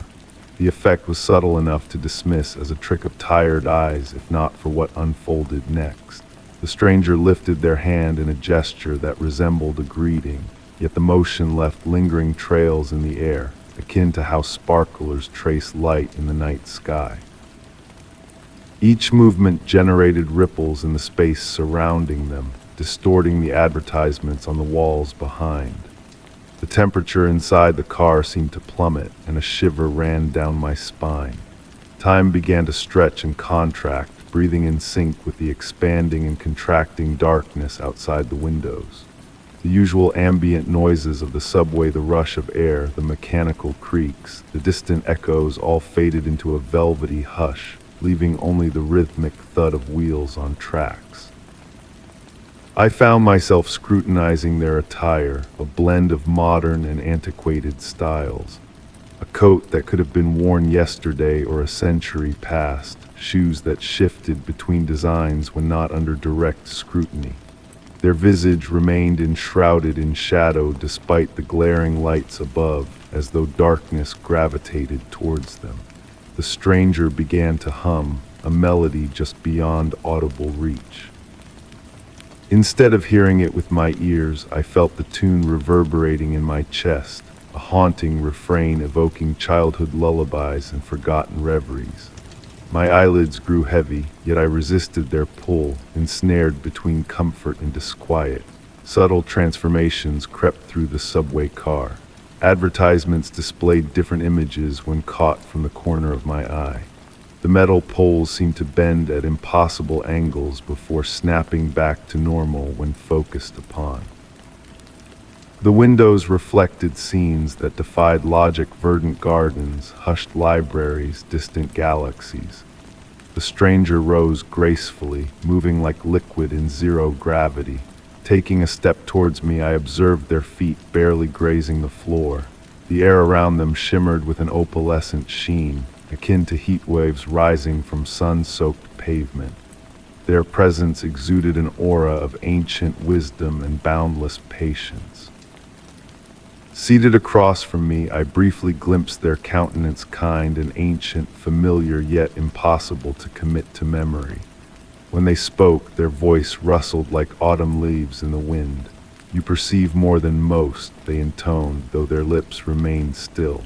Rare is it to encounter one still awake at this hour of reality. I yearned to reply, to voice the myriad questions swirling in my mind, yet found myself enveloped in a profound serenity. The swaying of the train transformed into a cradle, and the darkness beyond the windows morphed into a comforting embrace.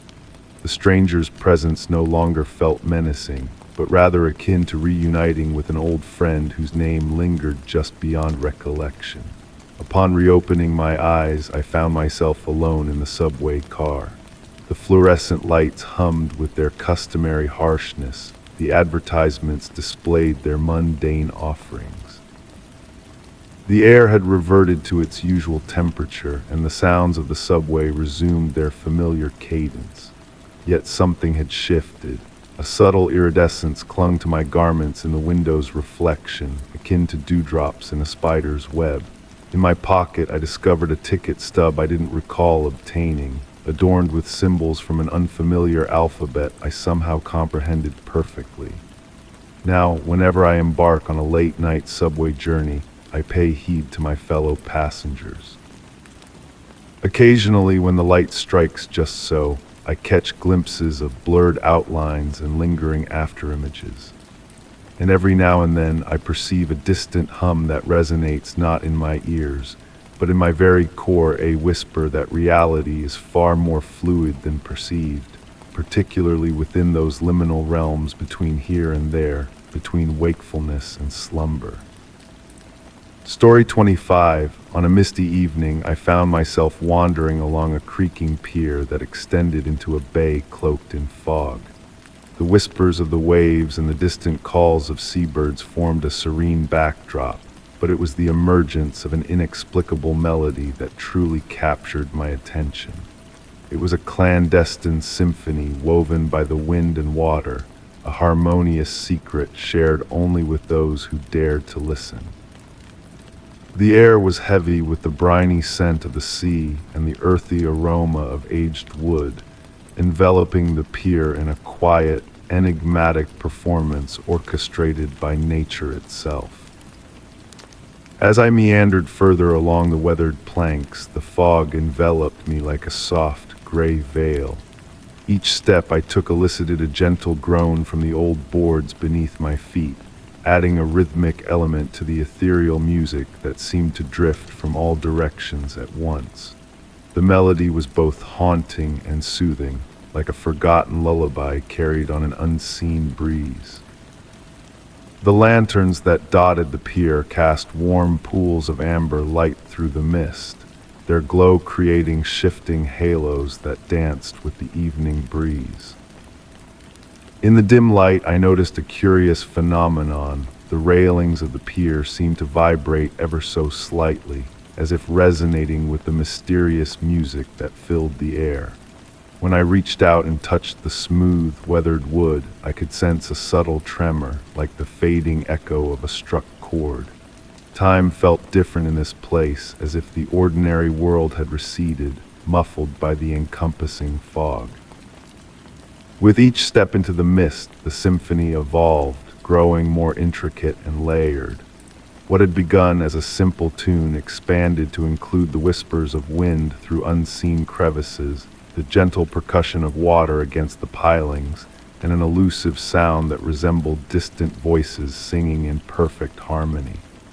At the end of the pier loomed an ancient gazebo, its Victorian architecture barely discernible through the swirling mist. Its weathered structure rose like a phantom from the haze, beckoning me closer. I approached. The mysterious music swelled to a gentle crescendo. The gazebo's ornate railings seemed to function as the pipes of an organ, each contributing its own unique note to the ethereal composition. Inside, intricate patterns danced across the wooden ceiling, spirals and waves that seemed to undulate in the shifting lantern light. A weathered brass plaque caught my eye, its inscription nearly erased by time and salt air, save for a few words, in memory of the symphony and a date from a bygone era. Seated on an aged wooden bench within the gazebo, I became entranced by the music that surrounded me. The fog twirled in time with the melody, conjuring ephemeral shapes that might have been dancers or mere illusions in the shifting light. I swayed gently, surrendering to the peaceful rhythm of this inexplicable performance. As night descended, I realized that the usual chill of the waterfront was absent. Instead, the air held a comforting warmth, like a gentle embrace. The lantern light pulsed softly, syncing with the tempo of the mysterious song. Each pulse revealed new aspects of the intricate carvings above, casting an ever-shifting tableau of light and shadow. In this liminal state between wakefulness and slumber, I began to comprehend that the pier itself was a grand instrument, a vast musical contraption crafted by nature's hand. Every plank, railing, and post had been placed not just for function, but for the symphony they would create when stirred by the elements. The faded inscription on the plaque took on new significance. Perhaps this pier was more than a mere structure. It was a tribute to something or someone long forgotten, a memorial expressed through music rather than words. As I prepared to depart, the melody trailed after me, growing fainter with each step but never vanishing entirely. The fog parted slightly, revealing a gentle path back to solid ground. Even as I returned to shore, I could still feel the rhythm of that mysterious music resonating within me like a half-remembered dream. To this day, I occasionally revisit that pier on misty evenings, drawn by the promise of the ever-changing symphony. Each time I listen, the music shifts with the weather, the tide, and perhaps even with the hearts of those who hear it. It remains a mystery best left unsolved, a gentle reminder that beauty often lies in the unexplained. The experience left me pondering a lingering question. Had I stumbled upon a natural wonder, a harmonious quirk brought to life by wind and architecture? Or was it something more extraordinary, a piece of history preserved not in books or photographs, but in the eternal notes of a symphony played by the sea itself? Story 26. In a forgotten workshop overrun by relics of a bygone era, I stumbled upon a fractured clock, its gears exposed, its face frozen in a timeless gaze. As I observed the erratic dance of its wayward hands, the air around me grew cool and musty, infused with the scent of oil and rust, pulsating with a tale of stolen moments and memories suspended in the space between ticks. The workshop beckoned me on that autumn evening, its weathered door slightly ajar, a silent invitation into its mysterious depths. Moonbeams filtered through dusty windows, casting long shadows over workbenches worn smooth by years of skilled hands. Each creak of the wooden floor beneath my feet released whispers of aged pine and forgotten artistry into the air. Surrounded by a multitude of timepieces, grandfather clocks standing tall like guardians frozen in time, and pocket watches nestled in velvet-lined drawers, their gleaming cases dulled by the passage of ages, it was a particular mantel clock that captured my attention. With its intricate brass face and cracked crystal forming a web-like pattern, it exuded a strange allure. Settling into the ancient craftsman's chair, I noticed a peculiar phenomenon about the broken timepiece. Despite its disconnected state, the second hand would sporadically twitch, briefly reversing its motion before settling back into stillness. The subtle movement, almost imperceptible in the dim light, seemed to synchronize with the rhythm of my own breathing, drawing me closer to inspect its delicate inner workings. The tarnished brass gears, adorned with cryptic symbols unknown to me, gleamed with an ethereal light, captivating in their mystery. A gentle breeze wafted through the workshop, carrying with it the distant melody of wind chimes that gradually transformed into the delicate chime of clock bells. An electric charge filled the air, causing a shiver to run down my spine, as if the atmosphere itself held a secret waiting to be unveiled. Tentatively reaching out to touch the clock's face, I was surprised by the warmth that greeted my fingertips, a sensation that spread like a slow tide through my veins, bringing with it a profound awareness of memories not my own. Visions materialized before my eyes, painting scenes of the workshop's past glory, sunlight streaming through unblemished windows, the symphony of clocks ticking in perfect unison, and an aged craftsman meticulously working on the very timepiece before me. The enigmatic symbols on the gears began to blur and transform, weaving intricate patterns that tugged at the fringes of my comprehension, whispering of alternate timelines and divergent realities. The workshop itself seemed to shift, its solidity wavering as if time were a gentle current swaying its foundations. Shadows played tricks, elongating and contracting in defiance of logic, while translucent figures flitted on the periphery of my vision, existing in a realm parallel to my own. My hand remained fixed to the clock's warm surface, an invisible force binding me not in fear but in a tranquil fascination. The warmth enveloped me entirely, unlocking a silent understanding that transcended language, revealing the timepiece as a portal to the very essence of time, crafted by hands that delved into forbidden knowledge. As twilight enveloped the workshop, a soft ticking emerged from the clock, its mechanisms unmoving yet resonating with a pulse that seemed to echo the heartbeat of the workshop itself. With each tick, the spectral figures gained substance, their movements sharpening into focus. Among them, I recognized the old craftsman, his gaze meeting mine across the expanse of years for a fleeting instant. The air grew heavy with the scent of metal and ozone, the temperature fluctuating in gentle undulations between warmth and coolness. The ticking faded into the background, becoming a distant echo as my perception of time drifted into a nebulous state. Moments stretched and compressed, blurring the boundaries between past, present, and future, rendering time as fluid as a morning mist. When I finally withdrew my hand, the workshop returned to its desolate state, yet an indefinable shift had occurred. The broken clock sat innocuously before me, its hands motionless, yet pulsating with latent energy, a brass heart of time, awaiting the next soul to unlock its mysteries. I frequent the workshop now, though its location eludes precise description, an elusive sanctuary where I lose myself in the play of light and shadow upon the fractured timepiece. In moments of perfect alignment, I lay my hand upon its face and drift into the liminal space between heartbeats, where all possibilities converge, and time itself is but a tapestry of infinite potential.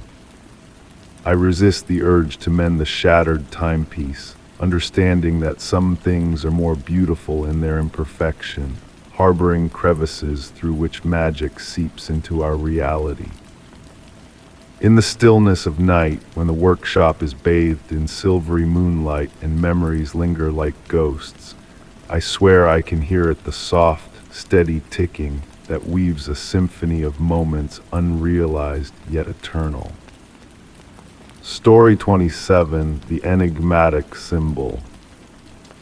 Ascending a set of weather-worn stone steps nestled within a hidden courtyard, my gaze was drawn to an unfamiliar symbol deeply etched into the aged surface. Bathed in a faint glow under the dappled light filtering through the canopy above, the symbol beckoned me with a sense of quiet intrigue. The air carried the earthy scent of moss-covered stone, adding a layer of mystery to the scene unfolding before me. I stood transfixed before the enigmatic carving, feeling as though it held the key to a long-forgotten secret veiled by the veils of time. Its design, a mesmerizing blend of intricate swirls and angular lines, seemed to shift and dance as I moved around it. Kneeling down for a closer inspection, the stone beneath my touch emitted a surprising warmth, defying the chill of the autumn air. A gentle breeze rustled the leaves of the ancient trees, carrying with it the fragrant perfume of late-blooming flowers and decaying foliage. Evening after evening, I found myself drawn back to those steps, mesmerized by the way the fading sunlight caressed the symbol, causing it to pulse with a soft, inner light. The more I delved into the mysteries of the courtyard, the more peculiarities I unearthed. The ivy creeping along the adjacent walls shied away from the marked step, creating a perfect circle of exposed stone. On nights of profound stillness, a faint hum seemed to emanate from beneath the surface, a haunting melody echoing through the silent air like the ethereal music of unseen spirits. During one of my visits, I brought along my sketchbook to capture the essence of the symbol. As my hand glided across the paper, tracing its enigmatic lines, I felt guided by an unseen hand, my strokes flowing with an eerie precision. To my astonishment, the resulting drawing revealed intricate markings surrounding the main symbol, forming what appeared to be cryptic words in a script unknown to me. Strangely, upon returning the next day to verify my sketch, the additional markings had subtly shifted, like celestial bodies in a cosmic dance. With each passing day, as autumn waned and winter's icy grip tightened, I timed my visits to coincide with the setting sun, casting long shadows that unveiled a startling revelation. When the sun aligned at a precise angle, the symbol's shadow extended across the courtyard, pointing towards a hidden alcove previously unnoticed. Within this obscure recess, obscured by shadows, lay a series of similar symbols, each distinct yet intricately linked to the original. As the frost of winter blanketed the land, I observed how the symbols seemed to repel the icy embrace that cloaked the surrounding stone. While frost adorned the steps each dawn, the marked area remained untouched, radiating a subtle warmth from within. On frost-laden nights, a delicate mist would rise from the symbol, coiling into ghostly shapes resembling ancient runes before dissipating into the wintry air. In the realm of dreams, the symbol haunted my slumber, morphing into gateways and pathways leading to realms beyond my waking comprehension. These dreams, though enigmatic, left me with a profound sense of tranquility, a deep well of peace resonating within my soul. In my waking hours, a melody unknown to me would linger on my lips, its lilting notes resonating with the essence of the symbol, a melody reminiscent of distant waves crashing upon a forgotten shore, and the whispering sigh of wind through time-worn boughs. One twilight, as I sat upon the steps, bathed in the fading light of day, a vision materialized before me, a silver-haired woman of ageless grace. Without a word, she traced the symbol with a weathered finger, the hum that often accompanied its presence growing in intensity. For a fleeting moment, the air shimmered with starlit brilliance, as if the heavens had descended to touch the earth. When I turned to address her, she vanished as silently as she had appeared, leaving behind a smooth stone that fit snugly in my hand. Etched upon its surface, a miniature replica of the symbol glimmered in the fading light, a connection to the enigma that had captivated my heart and mind. Now I frequent the steps daily, the stone a comforting weight in my pocket, a talisman linking me to the mysterious symbol and the secrets it guards. Though the symbol's riddle remains unsolved, I've come to realize that some mysteries are not meant to be deciphered, but rather felt, experienced in the quiet depths of the soul.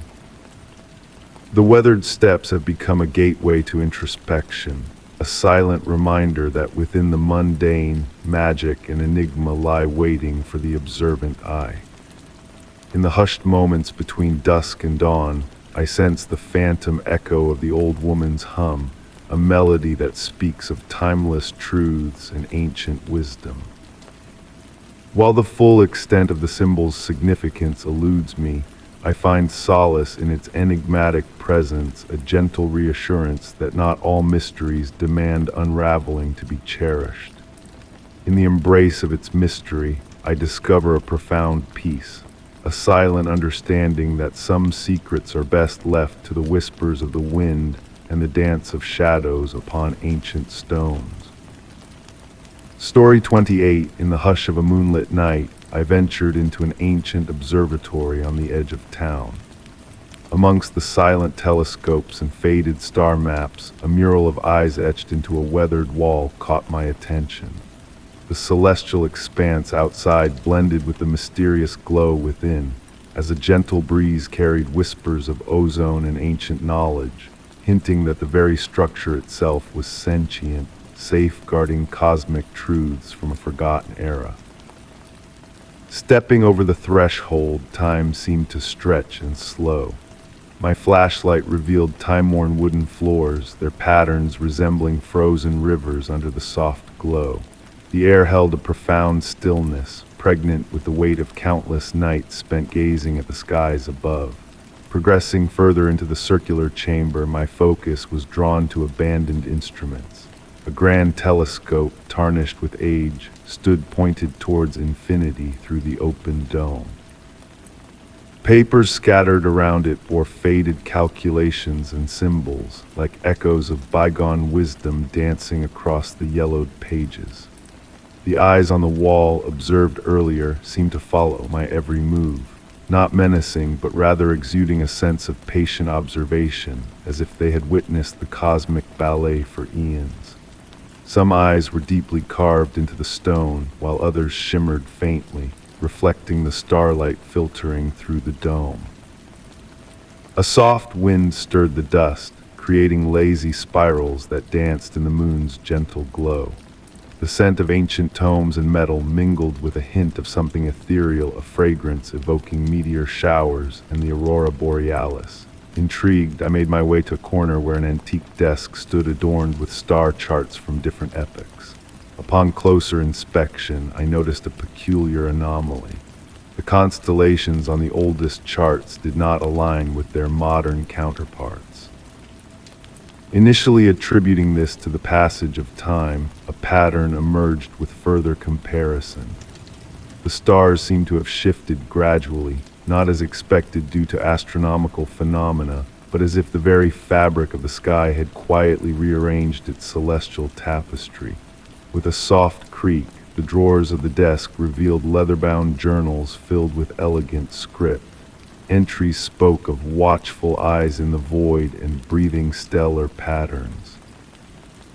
Although sounding metaphorical, the meticulous observations and calculations accompanying them hinted otherwise. A subtle warmth emanated from the walls despite the chill of the night. Tracing my fingers along the stone, I sensed faint vibrations, akin to a slumbering giant's heartbeat. The carved eyes appeared to pulse in synchrony, although the shifting shadows played tricks on perception. Time flowed differently within that space. Minutes stretched into hours as I delved deeper, yet my watch indicated mere moments had passed. The dome above groaned and adjusted, tracking an unseen cosmic point without visible aid. In a journal entry dated decades ago, an astronomer described a celestial anomaly, an enigmatic entity that defied classification. This enigmatic object seemed to observe Earth as intensely as Earth gazed back at it. The astronomer's hand had trembled towards the end of the entry, not out of fear, but due to a profound sense of mutual recognition. As the night matured, a realization dawned upon me. The observatory had not been forsaken, it had transcended. The eyes on the wall were not mere adornments, but beacons of transformation. The structure had metamorphosed into a sentient instrument, bridging the realms of human observers and cosmic entities. Seated at the ancient desk, I watched as stars pirouetted above through the open dome.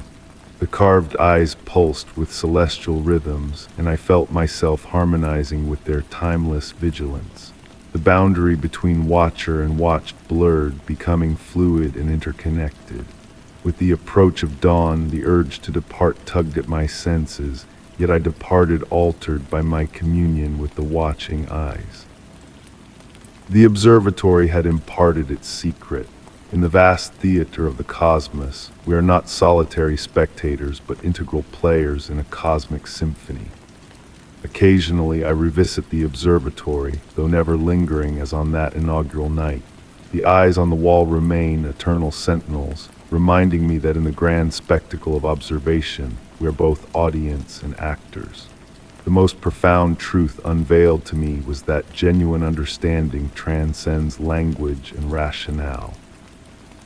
It resides in the silent interstices between starlight and shadow, in the gentle throb of ancient stone, and in the patient gaze of eyes that have beheld the universe since time immemorial. The mystery of the observatory was not meant to be deciphered, but experienced a living testament that some enigmas are best left veiled in the velvet shroud of uncertainty. Story 29. On a moonlit night deep within the heart of the woods, I chanced upon an ancient campsite nearly swallowed by nature's embrace. The towering pines swayed in a soft rhythm, their rustling needles akin to whispers recounting tales lost to time.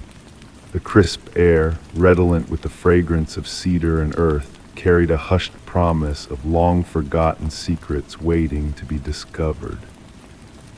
As I made my way towards the clearing, my footsteps muffled by layers of fallen pine needles, I beheld the remnants of a gathering spot. Weathered logs encircled an old fire pit, now adorned with delicate mushrooms emitting a gentle, ethereal glow under the moon's watchful eye. Their faint luminescence pulsed like a soft breath in the night, casting a spell of tranquility over the surroundings. At the edge of the clearing stood the remains of a weathered cabin, its wooden walls aged to a silvery hue by countless seasons. Moonbeams filtered through the roof's gaps, creating shifting patterns on the floor that seemed to dance and change when not under direct gaze.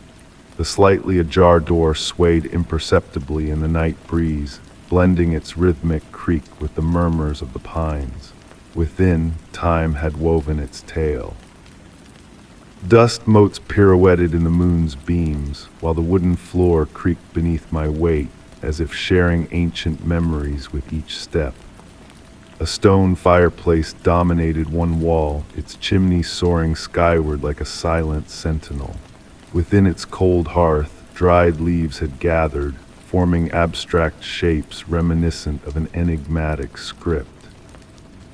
Upon a small table near the window, I discovered an aged journal, its pages rippled by humidity yet miraculously preserved.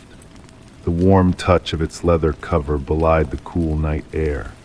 As I gingerly opened it, the spine whispered softly, revealing elegant script detailing strange lights flickering amidst the trees and melodies carried by the wind, fading from memory once heard. The author of the journal chronicled the pine's whispered conversations at twilight, recounting tales of transient visitors, forest transformations, and elusive beings dwelling within the shadows. They spoke of how the mushrooms in the fire pit would radiate a brighter glow on certain nights, their luminescence pulsing in harmony with distant murmurs hovering just beyond hearing. As I delved further into the journal's enigmatic pages, I sensed a subtle shift in the atmosphere. The moonlight took on a silvery hue, casting deeper shadows and enhancing the pine's murmurs, though their words remained elusive. A gentle sway overcame me, as if guided by an unseen breeze, my breath synchronizing with a hidden cadence in the air. The journal hinted at a peculiar occurrence. On nights of the fullest moon like the present one, the old fire pit would mirror the sky above, transforming into a liquid shadow despite its dry surface. Intrigued, I ventured back outside, cradling the journal in my hands. The clearing appeared altered, though the change eluded definition. The log circles seemed to form intricate patterns unnoticed before, while the mushroom's glow intensified subtly. Approaching the fire pit, I verified the journal's claim the ancient ashes now bore a liquid sheen, reflecting the celestial bodies with uncanny clarity. Yet amidst the mirrored stars, I discerned lights divergent from the heavens above. They glided purposefully, akin to fireflies performing a silent ballet to an unheard melody. Entranced, I lingered, feeling on the verge of comprehending the pine's whispers, grasping the essence of their timeless dialogues. Seating myself upon a log, the journal spread open on my lap, I commenced transcribing my own observations. Time ebbed differently in this realm, blurring the line between observer and observed. Was I studying the fire pit's lights, or were they studying me? Were the pines imparting their mysteries, or merely allowing me a glimpse into their eternal discourse? As dawn neared, a soft mist enveloped the trees like flowing silk, and I made a final entry in the journal. I recounted how the mushroom's glow had waned imperceptibly, the whispers fading into the customary sounds of daybreak, and the fire pit's reflective surface reverting to mundane ashes with the advent of daylight. Returning the journal to its resting place within the cabin, I acknowledged that despite my meticulous notes, the true nature of my experience would forever elude me. The pines continued their murmurs, now filled with mundane topics of wind, weather, light, and shadow. Yet in moments of quiet reflection, I can still sense the cadence of that mystical night, feeling the gentle beckoning of enigma's content to remain half-revealed, forever shrouded in mystery. Story 30. On a serene afternoon stroll through a neglected courtyard, I encountered a captivating scent that defied the surroundings of decay. A rich, spicy aroma, a blend of exotic spices and aged stone, drifted through the air like a whispered secret. With each step, I felt an irresistible pull towards the origin of this mysterious fragrance, as if it held a message meant only for me. The courtyard, a hidden oasis surrounded by weathered walls cloaked in ancient ivy, exuded a sense of forgotten history. Autumn breezes delicately swirled fallen leaves over worn flagstones, creating a soft melody that intertwined with the enigmatic perfume. Sunlight filtered through the canopy of branches above, casting intricate shadows that danced lazily across the ground, adding to the mystique of the place. As I delved deeper into the courtyard, the air itself seemed to shift in quality. The spicy aroma intensified near a corner where an old wooden door stood, its surface etched with faded patterns of a bygone era. The scent evoked elusive memories, fragments of childhood winters or fleeting dreams upon waking. A peculiar stone bench against the wall beckoned me closer. Smooth and weathered by the elements, it offered a strangely comforting warmth as I sat down. The fragrance pulsed gently, creating a rhythm akin to a distant heartbeat, wrapping me in an inexplicable sense of solace. From my vantage point, I noticed intricate details previously overlooked. Small, mysterious symbols adorned the bases of the columns, their meanings lost to time. They seemed to shift subtly, playing tricks on my eyes as I gazed upon them. The ivy that clung to the walls appeared to quiver at times, even in the absence of a breeze. Time seemed to warp within that sacred space. Shadows stretched at an unusual pace, and minutes blurred into hours or vice versa. The spicy scent ebbed and flowed, leading me on an invisible journey through the courtyard. Each wave carried new nuances, a hint of cinnamon, a whisper of cardamom, echoes of something ancient and profound. One evening, an elderly gardener materialized, tending to plants in a distant corner. When I inquired about the scent, she offered a cryptic smile and spoke words that lingered in the air. Some places remember things we've forgotten. With a knowing look, she vanished behind a hedge, leaving me to ponder her enigmatic statement. The mystery deepened as peculiar objects began to appear on the bench during my visits.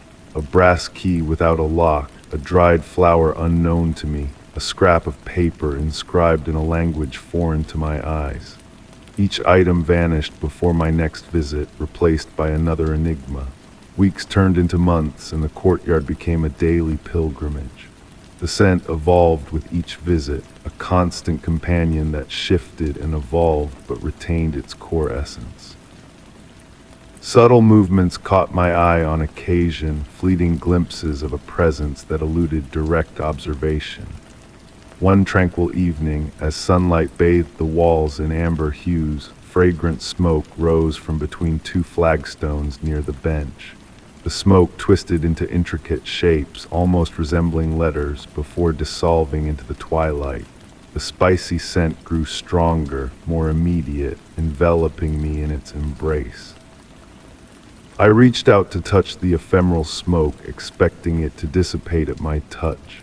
Instead, warmth tingled through my fingers, and in that fleeting moment I felt a connection to a profound, ancient force. Visions flashed before my eyes, the countless others who had sat on that bench, each entwined in the same enigmatic mystery. Our stories intertwined, creating a tapestry of shared experiences that transcended time itself. With the arrival of winter, the aroma shifted once more, becoming elusive, mysterious. The courtyard took on a different aura in the cold months, yet the sense of intrigue persisted. The scent now appeared only at specific times, dawn, dusk, moments when time seemed to stand still. I continue my visits to the courtyard, the spicy fragrance of familiar presence that defies explanation. Just when I feel close to unraveling its origin, it transforms, revealing new layers that deepen the enigma. Perhaps some mysteries are not meant to be deciphered, but rather embraced, experienced, carried like treasured secrets. The words of the elderly gardener linger in my mind. Some places remember things we've forgotten. In the quietude of that ancient courtyard, as I breathe in the enigmatic aroma, I ponder if it's not the place itself remembering, but the memories seeking a listener to share their untold tales.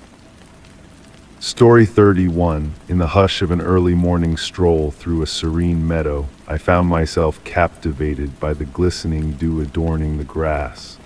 To my amazement, the tiny droplets had coalesced into intricate letters, a script penned by the hand of nature itself.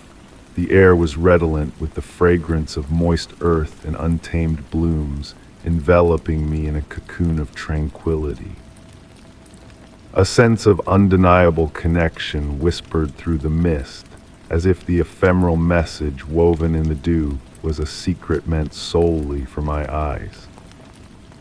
As I knelt closer to the ground, my breath creating soft ripples in the damp air, the letters before me seemed to come alive, shimmering and dancing in a mesmerizing display. Their forms, a delicate dance of curves and lines, resembled the most exquisite calligraphy etched in liquid crystal. Drawn by an inexplicable force, I returned to that meadow each morning, eager to decipher the ever-elusive meaning behind the messages that appeared like fleeting whispers from the natural world. With each new day, the dew script evolved under the caress of the sun's rays, transitioning from clear, precise symbols to abstract patterns that melded seamlessly into the verdant tapestry below. Occasionally, foreign words in unknown tongues would surface, their shapes both alien and oddly familiar, teasing my senses with their cryptic beauty. The gentle rustle of the wind through the tall grass and the melodic chirping of awakening birds became my companions, serenading me as I delved deeper into the enigmatic realm of the dew script. I meticulously chronicled these ethereal messages in a weathered journal, my fingers tracing the lingering dampness on the pages as I transcribed what I beheld. The paper, imbued with a subtle ripple from the dew's touch, seemed to reverberate with the essence of the natural calligraphy it bore witness to. One mist-laden morning, a new revelation unfurled before me. The script spiraled outward from a central point, weaving an intricate mandala of words and symbols that pulsed with a silent energy, shrouding the meadow in a sacred stillness. The enigmatic messages began to manifest in unexpected places, etched in the condensation on my bedroom window with uncanny precision, or briefly visible in the swirls of steam rising from my morning tea before vanishing into the ether. Even the frost-kissed patterns on autumnal leaves hinted at fragments of this mystic communication, blurring the line between reality and reverie. In the realm of dreams, the scripts took on a life of their own, flowing like molten silver through landscapes of shadow and light, whispering secrets in voices woven of rustling leaves and distant wind chimes. Each morning I awoke with a fleeting sense of almost grasping the elusive message, only for its essence to slip through my fingers like water. The journal burgeoned with each passing day, a testament to the gentle riddle that had woven its tendrils into my very being. Hours were spent poring over the patterns, tracing their subtle evolution with the changing seasons, the phases of the moon, and the shifting hues of the morning light. A deeper rhythm began to emerge, hinting at a profound dialogue between earth and sky, a silent conversation painted in the delicate strokes of the Descript. As winter's chill descended, the messages grew scarce, appearing only on pristine mornings when the air was crisp and clear. These fleeting moments became treasures to be savored, each frost-kissed script etching delicate messages into the frozen landscape, a symphony of light and shadow dancing upon the glittering grass. Years have passed since those initial encounters, and though the messages now grace the meadow with less frequency, their essence lingers like a whispered secret in the morning air.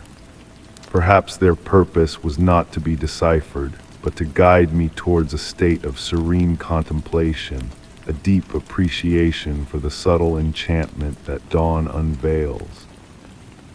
The dew still caresses the grass and leaves with its tender touch, and though the distinct letters may have faded, their legacy endures in the shifting patterns etched upon my soul. Opening the journal now, I observe how the sketched motifs seem to dance and transform under varying lights, mirroring the ever-changing nature of the Descript itself. In the quietude of the meadow, where the ordinary merges seamlessly with the extraordinary, I have discovered a sanctuary, a place where the veils between worlds thin in the soft glow of daybreak. While the mysteries of the Descript may remain unsolved, their presence has gifted me with a profound truth, that life's most profound experiences often lie not in revelations, but in the gentle embrace of unanswered questions, in the art of beholding the world's mysteries with reverent eyes. Story third, Act 2. On a chilly, misty evening, I sought refuge at a forgotten bus stop hidden on a desolate street. Beneath the feeble glow of a solitary streetlight, a soft, rhythmic murmur began to weave its way out of the encroaching shadows. The mingled scents of rain-kissed concrete and moist leaves infused the sound with a haunting closeness, suggesting a hidden lament of the night. The gentle tap of rain on the metal roof provided a calming soundtrack to my solitude. Nestled on the worn wooden bench, smoothed by years of patient waiting, I felt a sense of timelessness envelop me. The aged schedule board, barely discernible beneath layers of age and neglect, whispered tales of long-abandoned roots. My breath formed wispy clouds in the crisp air as I tuned into the mysterious murmur, steadily growing more defined. Initially, I mistook it for the wind caressing the rusted shelter frame or the distant hum of passing cars. Yet there was a deliberate quality to its rhythm, akin to a conversation veiled just below the threshold of comprehension. Fragments of words and incomplete phrases floated in the air, teasing the edges of understanding. Above me, the flickering streetlight cast fleeting shadows that seemed to move with purposeful intent. In that moment, I noticed an anomaly about the bench where I sat. Intricate patterns, almost imperceptible, had been etched into the wood, revealing themselves only in the right light.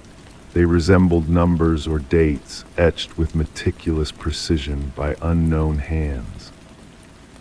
As my fingers traced the enigmatic markings, the murmur shifted its source. No longer did it seem to emanate from the shadows. Instead, it resonated from the very bench itself, vibrating through the wood and into my core.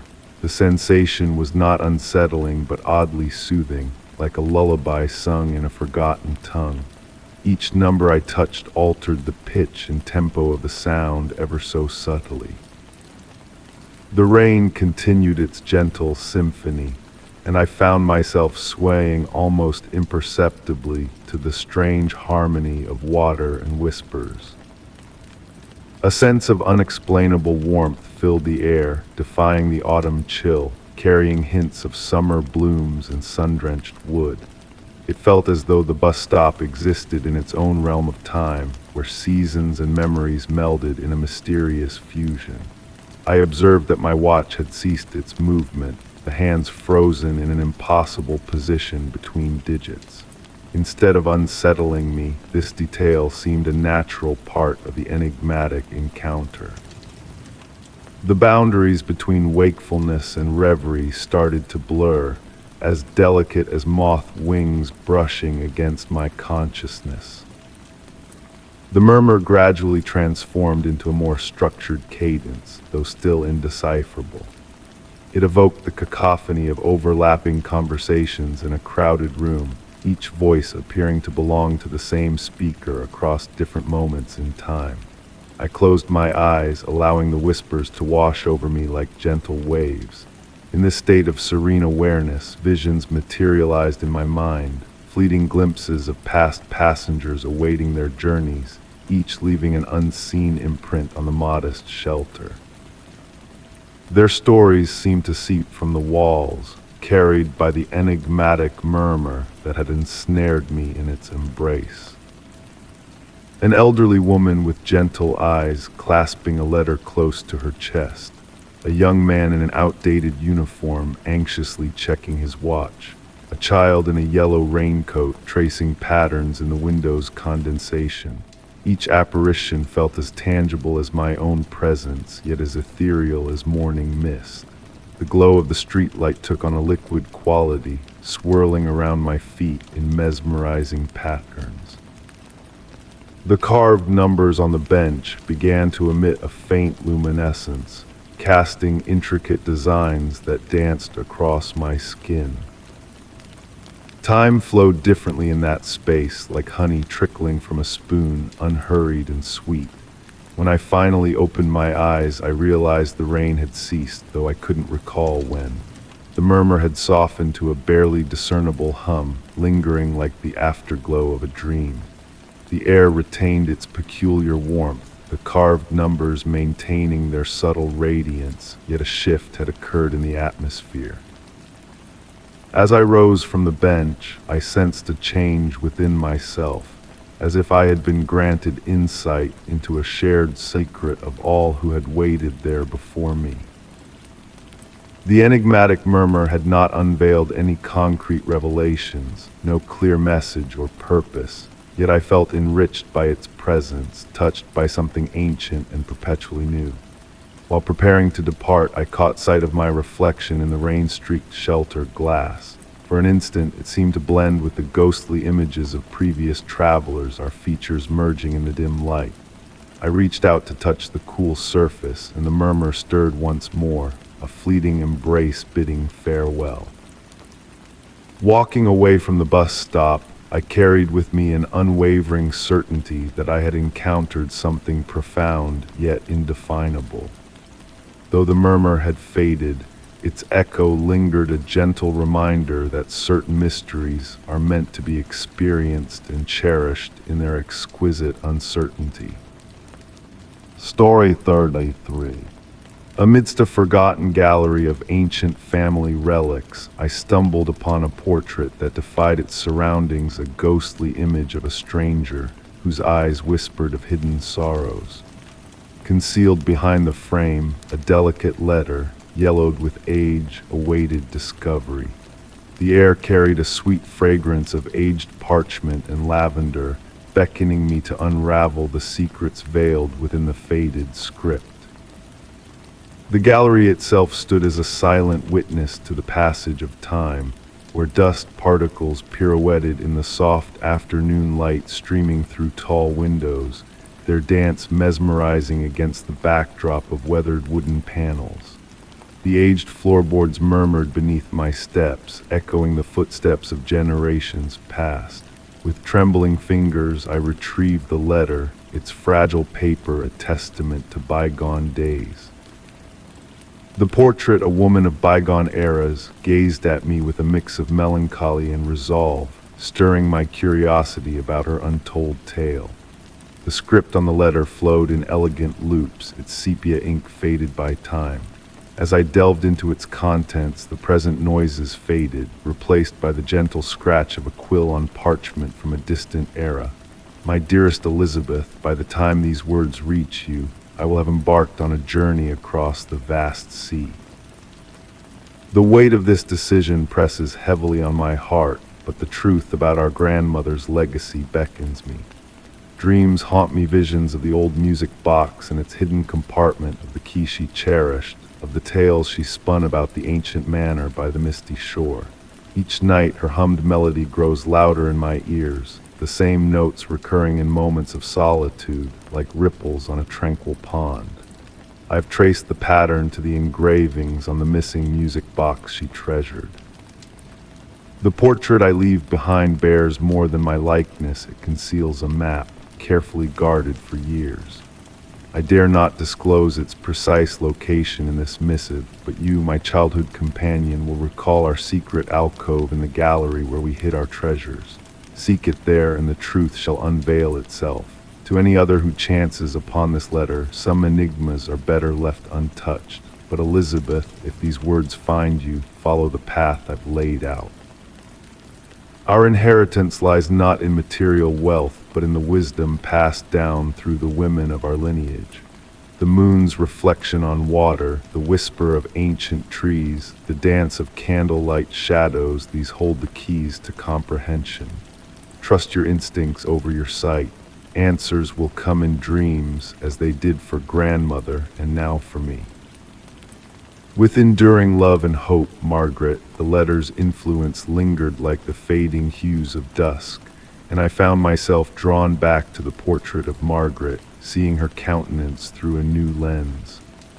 The gallery now bore the weight of untold tales and unfinished odysseys, shadows creeping longer with the setting sun, casting a shifting light on the painting. Details emerged that had eluded me before. A pendant at her neck, possibly concealing a key, a subtle hint of a music box in the background, her hand positioned near her chest as if guarding a secret. The tranquil hush of the gallery enveloped me like a comforting shroud, prompting contemplation of the enigma at hand. Should I pursue the map, follow Margaret's clues into the uncharted journey that had summoned her across the ocean? The decision need not be immediate. Some mysteries unravel only when the stars align. Gently I returned the letter to its sanctuary, making a copy of its contents in my journal before departure. As I readied to leave, a faint melody caressed my ears, a delicate tune akin to a half-remembered lullaby. Whether a creation of my mind or a whisper from the gallery's depths, I could not discern. The portrait's eyes tracked my retreat, not with unease, but with a beckoning allure, like a tome awaiting perusal, a tale yearning to be shared. I knew I would revisit this gallery, this enigma. Yet for now, I allowed the queries to drift in my mind like leaves on a tranquil pond, acknowledging that some truths reveal themselves best in the realm of dreams. Story 34. In the cozy, welcoming embrace of my cherished coffee haven on a rainy morning, a neatly folded note awaited me on the table.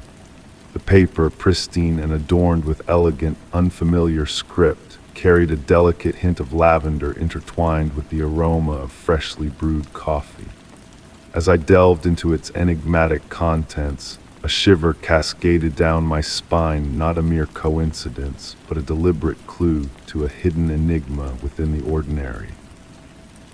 The message, though simple, bore a perplexing nature. Seek the woman in the pearl gray coat. Every Tuesday at precisely 9:17 a.m. she frequents this place. She never indulges in a purchase. She never engages in conversation. Yet without fail, she leaves behind a trace. Intrigued, I found myself drawn back to the cafe each Tuesday, an inexplicable curiosity guiding my steps. The gentle patter of raindrops against the windows became a soothing companion, weaving a tranquil melody to accompany my silent observations. The familiar sense of freshly ground coffee beans and freshly baked pastries enveloped me, creating a snug cocoon as I awaited her arrival. On the initial Tuesday, I arrived early, selecting a secluded corner table affording me a clear view of both entrances. The ebb and flow of the morning crowd, their muted conversations blending with the soft clinks of ceramic cups, composed a serene symphony. My focus oscillated between the rhythmic ticking of the antique wall clock and the entry of each new patron. Precisely at 9:17, she materialized. Clad in a perfectly draped pearl gray coat, her form seemed to absorb and emit the soft illumination in equal measure. Her presence possessed a tangible yet ethereal quality, akin to sunlight captured in morning mist. With deliberate elegance, she glided to the same window-side table, a ritual she faithfully upheld. Though her countenance remained partially veiled by a wide-brimmed hat, her hands graceful, weathered, adorned with a solitary silver ring on her right index finger, were visible. Week after week, I observed her meticulous routine unfold like clockwork. Seated precisely for 7 minutes, her posture poised, hands serenely folded in her lap. Just as the note had foretold, she refrained from placing an order, from acknowledging anyone. Yet my attention gravitated towards the petite mementos she discreetly left behind. A vintage button, a pressed bloom, an ancient compass with a fractured visage, but a needle that spun with peculiar vigor.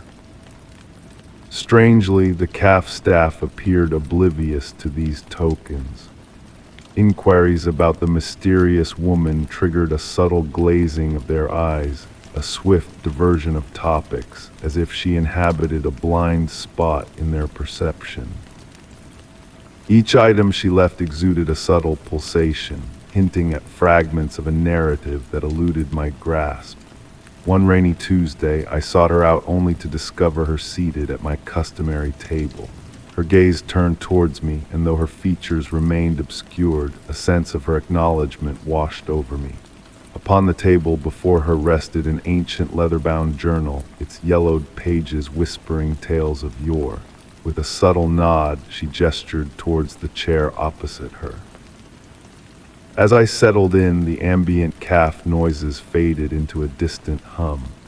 The space between us crackled with potential, akin to the charged moment preceding a lightning strike. Her voice, akin to autumn leaves rustling in a gentle breeze, broke the silence. "You've been an observer," she stated, not inquiring but affirming. "Few recognize the patterns nowadays. Fewer still devote time to observe, to ponder, to question the interstices between moments." Flipping through the journal, she unveiled pages adorned with the same elegant script from the initial note. "Time is not as linear as believed," she elucidated, her fingers tracing the text. "It folds and unfolds akin to origami, creating pockets where enigmas gather. Some of us traverse these folds, gathering what's ensnared in the creases." The journal housed illustrations of the objects she had been leaving behind, each sketch accompanied by coordinates, dates, and cryptic annotations that seemed to shift and morph when viewed from diverse angles. "Why me?" I inquired, my voice scarcely audible. She smiled, her countenance still veiled. "You possess the patience for patterns, the capacity to dwell in uncertainty sands demanding resolutions.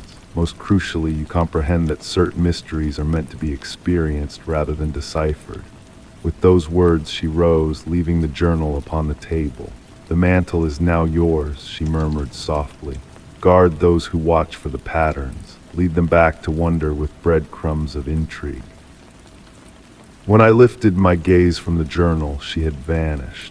The CAF's ambient sounds flooded back, a gentle wave restoring the tranquility. The rain persisted in its rhythmic dance upon the windows, while the fragrance of coffee lingered in the air. The journal remained tangible and substantial beneath my fingertips, its pages now blank where the writing once resided. Each Tuesday at 9:17 a.m., I continue my pilgrimage to the CAF. Occasionally, I glimpse others akin to me, silent spectators, keen observers. At times, I leave behind modest tokens, a vintage key, a pressed leaf, a sea glass smoothed by the passage of time. Witnessing the awakening curiosity in their eyes as they unearth these artifacts fills me with a profound sense of purpose. Though the woman in the pearl gray coat has not reappeared, her essence lingers in the tranquil interstices between heartbeats, in the rain's gentle tap against the panes, in the ethereal swirl of steam wafting from coffee cups. I've come to realize that certain enigmas do not necessitate unraveling. Rather, they demand witnessing, reverence, and transmission like whispered secrets suspended in the fleeting moments between seconds. Story 35. As I sifted through the treasures of my attic, a forgotten world unfolded before me. Amongst the dusty relics, a faded photograph caught my eye, nestled within the pages of a time-worn album. The scene captured within its aged borders seemed to stir, almost imperceptibly, as if beckoning me to unravel its hidden tale. A delicate fragrance, a blend of old roses and ancient parchment, wafted through the still air, enveloping me in a cocoon of nostalgia and intrigue. The figures frozen in time on the photograph, dressed in the finery of a bygone era, appeared to hold whispered secrets behind their tranquil smiles. The golden rays of the late afternoon sun filtered through the small attic window, casting a warm glow upon the weathered floorboards. Settling into an antique rocking chair, the gentle creaking of aged wood beneath me lulled my senses into a state of peaceful surrender. Tracing the worn edges of the photograph with reverent fingertips, I felt the subtle texture of time etched into its surface. The garden party scene depicted a world of elegance and grace, where ladies swathed in flowing gowns and gentlemen, adorned in formal attire, mingled in frozen revelry. Amidst the backdrop of a stately Victorian house, one figure stood apart from the rest, a woman in a luminous pearl-white gown, her enigmatic gaze fixed upon the camera. Her presence seemed to transcend the confines of the picture, drawing me into a realm where past and present intertwined. A chill crept through the attic, accompanied by a surge in the fragrance of roses, as if the spirits of the past were stirring in response to my gaze. I closed my eyes, allowing the hush of the attic to envelop me in its embrace. Upon opening my eyes, a subtle shift had occurred within the photograph. The once static sunset now pulsed with a soft, luminous glow, casting a spell of enchantment over the scene. The woman in white had moved, her hand outstretched towards an unseen horizon beyond the frame. Entranced by the spectral dance unfolding before me, the boundaries of time blurred, merging past with present in a seamless tapestry of existence. The ambient sounds of the rocking chair merged with distant melodies, reminiscent of vintage gramophones, weaving a dreamscape of forgotten whispers. The fragrance of roses mingled with notes of Earl Grey tea and freshly baked pastries, evoking a sensory symphony that transported me deeper into the enigmatic world of the photograph. The figures within the frame gained depth and vitality, their essence seeping into the fabric of my reality. As twilight descended upon the attic, shadows lengthened, yet the photograph retained its ethereal luminescence. Details once overlooked now emerged: a teacup poised delicately on a garden table, a butterfly frozen in flight, their presence imbued with a spectral vitality. Time ebbed and flowed like a gentle tide as I sat, swaying in the rocking chair, locked in a silent communion with the woman in white. Her eyes, pools of untold wisdom, met mine across the expanse of years, conveying a message unspoken yet deeply felt. The pendant adorning her neck captured the fading light, mirroring one I had long ago discovered in my grandmother's jewelry box. a thread of connection wove through the tapestry of time, linking past and present in a silent dance of remembrance. As evening draped its cloak over the attic, the photograph gradually reverted to its dormant state, the figures frozen in eternal repose. The strains of music faded into the recesses of memory, leaving only the lingering scent of roses mingled with the mustiness of antiquity. Gently returning the photograph to its resting place, I descended the attic stairs, the weight of my grandmother's pendant a comforting presence against my chest. In the quietude of the evening, the echo of a waltz lingered in the air, a phantom melody from a distant past. Some mysteries, I realized, are best left undisturbed, their whispers floating in the liminal space between reality and reverie. The woman in white had shared her secret with me, a silent testament to the enduring power of memory and the enigmatic dance of time. As I gazed out into the fading light of day, I embraced the gentle mysteries that lingered in the shadows, knowing that some stories are meant to be cherished in the soft twilight of remembrance, where the past and present converge in a timeless embrace. Story 36. On a radiant afternoon dedicated to nurturing my garden, a serendipitous encounter unfolded. As I tended to my shed, a loose floorboard caught my attention, beckoning me to uncover its secrets. Beneath it, a hidden chamber awaited, brimming with relics and enigmatic trinkets.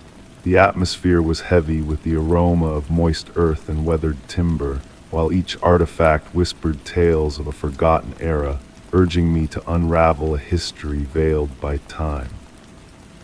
Sunlight filtered through the shed's dusty window, danced in gentle patterns upon worn tools and terracotta pots. Amidst organizing my gardening essentials, my foot stumbled upon the peculiar board, emitting a hollow resonance pregnant with possibilities.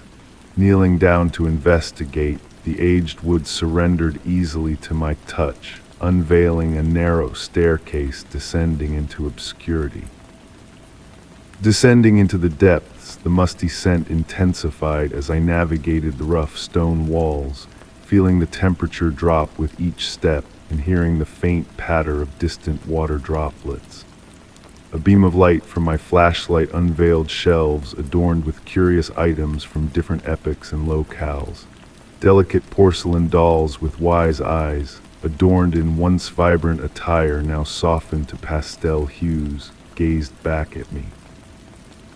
Leather-bound journals filled with elegant script in faded ink revealed fragmentary glimpses of daily life from a bygone century. Brass instruments, aged and silent, seemed to resonate with forgotten melodies within their curves. Yet it was a peculiar music box that captivated me the most, its intricate marquetry depicting a garden scene eerily reminiscent of my own. Upon lifting its lid instead of music, a whisper of air escaped, carrying the faint scent of spring blossoms, an impossibility for an object of such age, yet an undeniable presence. Further exploration unveiled details that challenged my understanding of my surroundings. The room's dimensions hinted at an expanse stretching beneath the garden, while enigmatic markings on the walls resembled celestial maps featuring unfamiliar constellations. Hours slipped away like fleeting moments as I immersed myself in the gentle exploration of this subterranean trove. The cool air seemed imbued with subtle movements, as if the room itself pulsed with life. At times, in the hushed stillness, a distant hum, akin to a lullaby whispered through thick walls, graced my ears. In a corner, a collection of aged photographs depicted individuals in my garden across various periods, each frozen in a moment of revelation. Their expressions mirrored my own sense of wonder and tranquil contemplation, as if they too had discovered this hidden sanctuary beneath the earth. The journals revealed mysteries beyond comprehension, drawings of unfamiliar flora, some bearing striking resemblance to those flourishing above. They spoke of nature's intricate cycles, of blooms that unfurled under specific stars and seeds that sprouted only under the moon's watchful gaze. As daylight waned, the room transformed under the shifting beams filtering through hidden crevices, casting ephemeral patterns that danced across the floor like celestial choreography.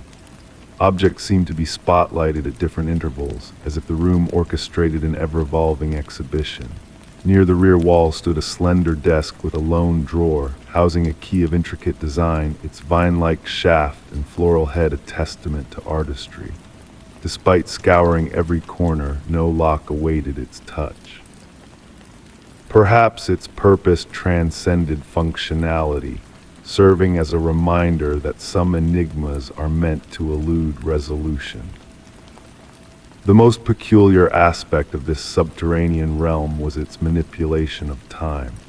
Upon resurfacing, the garden basked in the same afternoon glow as when I descended, though my memories painted an experience spanning hours, not mere minutes.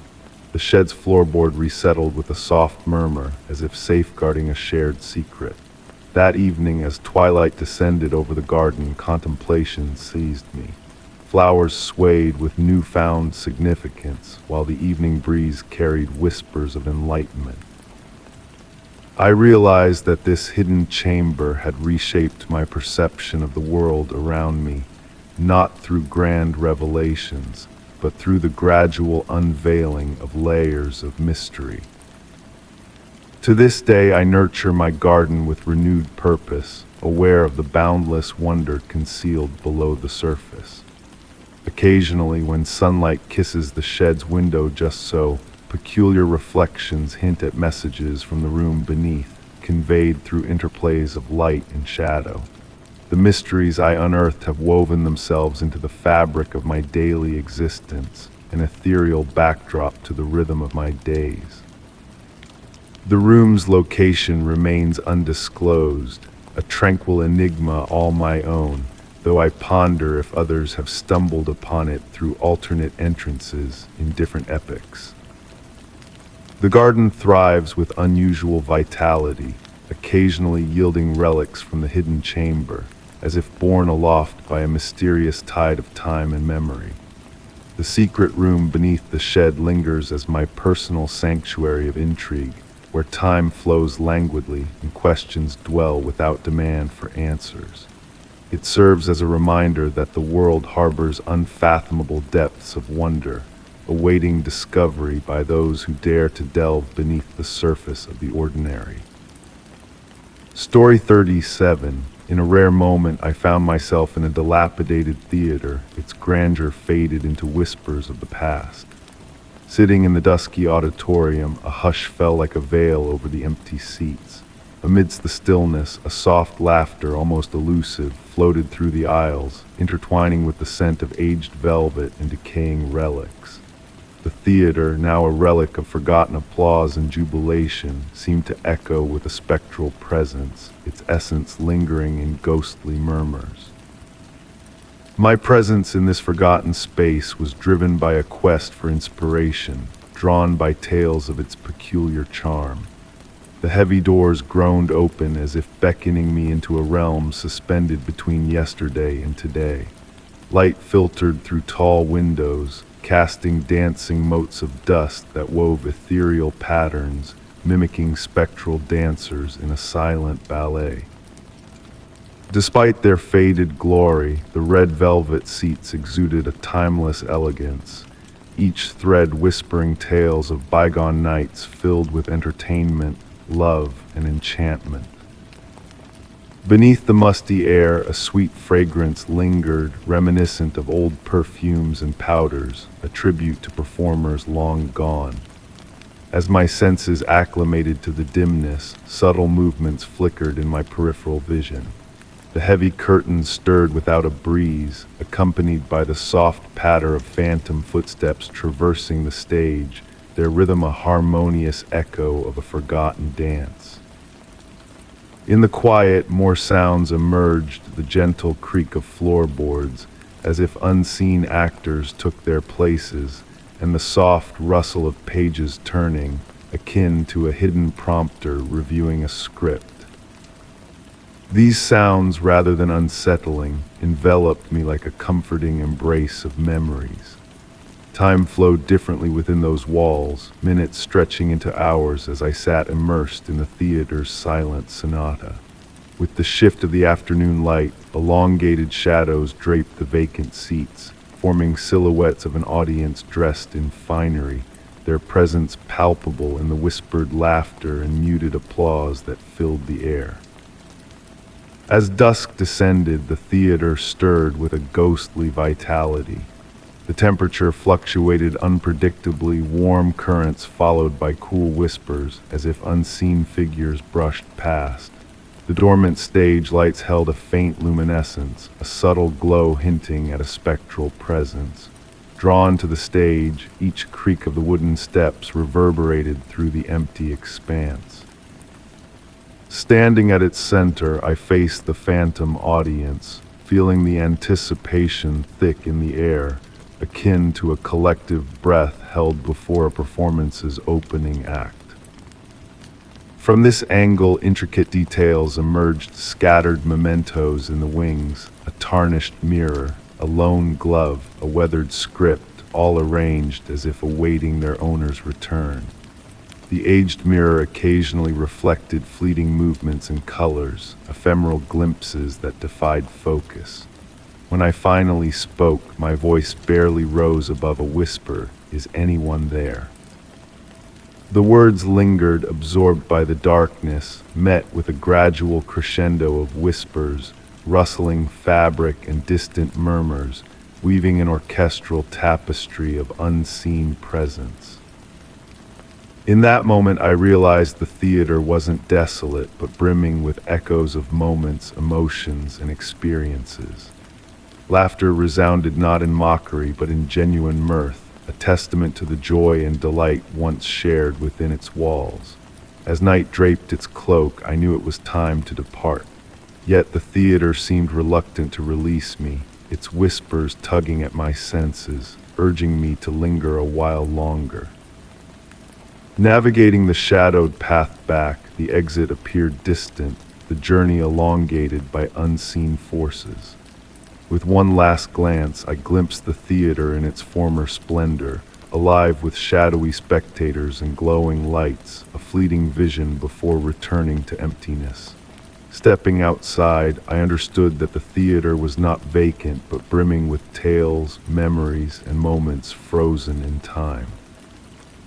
As I departed, the laughter lingered, a reminder that some places harbor a depth of history waiting to be heard by those attuned to its whispers.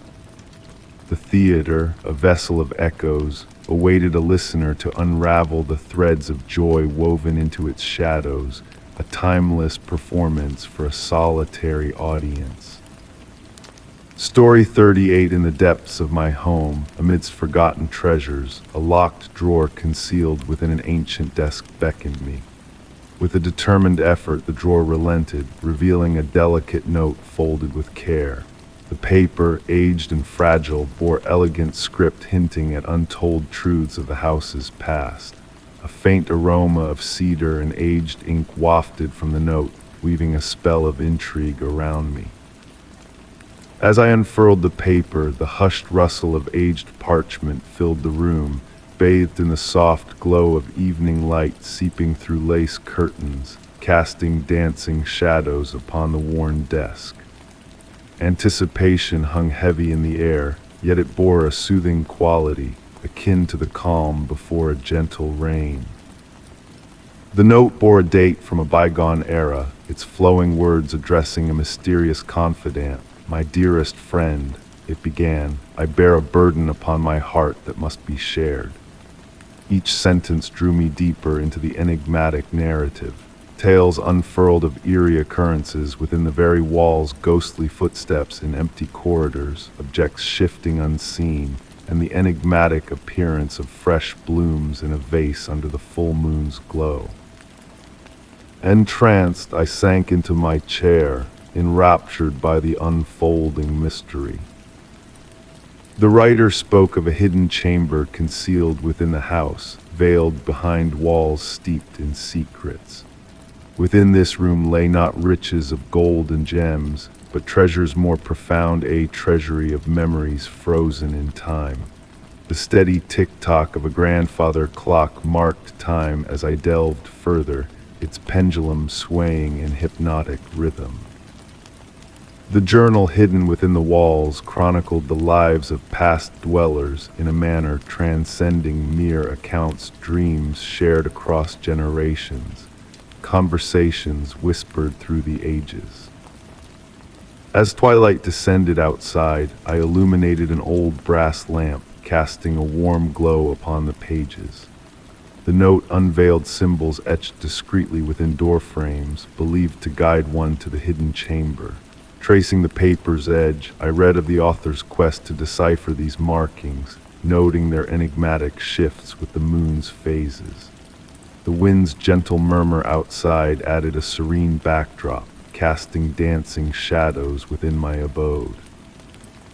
The writer's conviction grew that the house harbored memories akin to a living entity, a guardian of tales past, not in malevolence but in gentle vigil. Drawing closer to the note's conclusion, a revelation unfolded dreams that felt more like memories, vivid scenes of the house's history, featuring a woman in a blue gown, her silent smile pregnant with meaning. The author believed her to hold secrets of time and memory within the house's embrace. The note culminated in a cryptic message: when the midnight chimes sound 13 and moonlight kisses the seventh step, the path shall reveal itself to those who listen with their hearts. Breath held, I absorbed these words, attuned to every subtle sound, the creak of floorboards, the sigh of wind, the whisper of time's passage. Unsigned, the note left me with a cascade of queries. Refolding the paper, a faint sketch caught my eye, a familiar geometric pattern, its origin elusive. The room dimmed around me, save for the lamp's gentle radiance, imbuing the house with a newfound awareness of its storied past. Shadows and whispers now held deeper significance. Placing the note back in the drawer unsealed, a premonition stirred within me. This was but the prologue to a grander enigma, unfurling slowly like the dawn's first light. Enveloped by the growing dusk, thoughts turned to dreams of the woman in blue, pondering the revelations she might impart in the quiet of night. The grandfather clock's cadence persisted, joined by a distant church bell tolling. Counting the chimes absent-mindedly, my mind lingered on the note's mysteries. As the final echo faded, a soft rustle, akin to a whisper of silk, teased my senses, as if a phantom in blue traversed an empty chamber.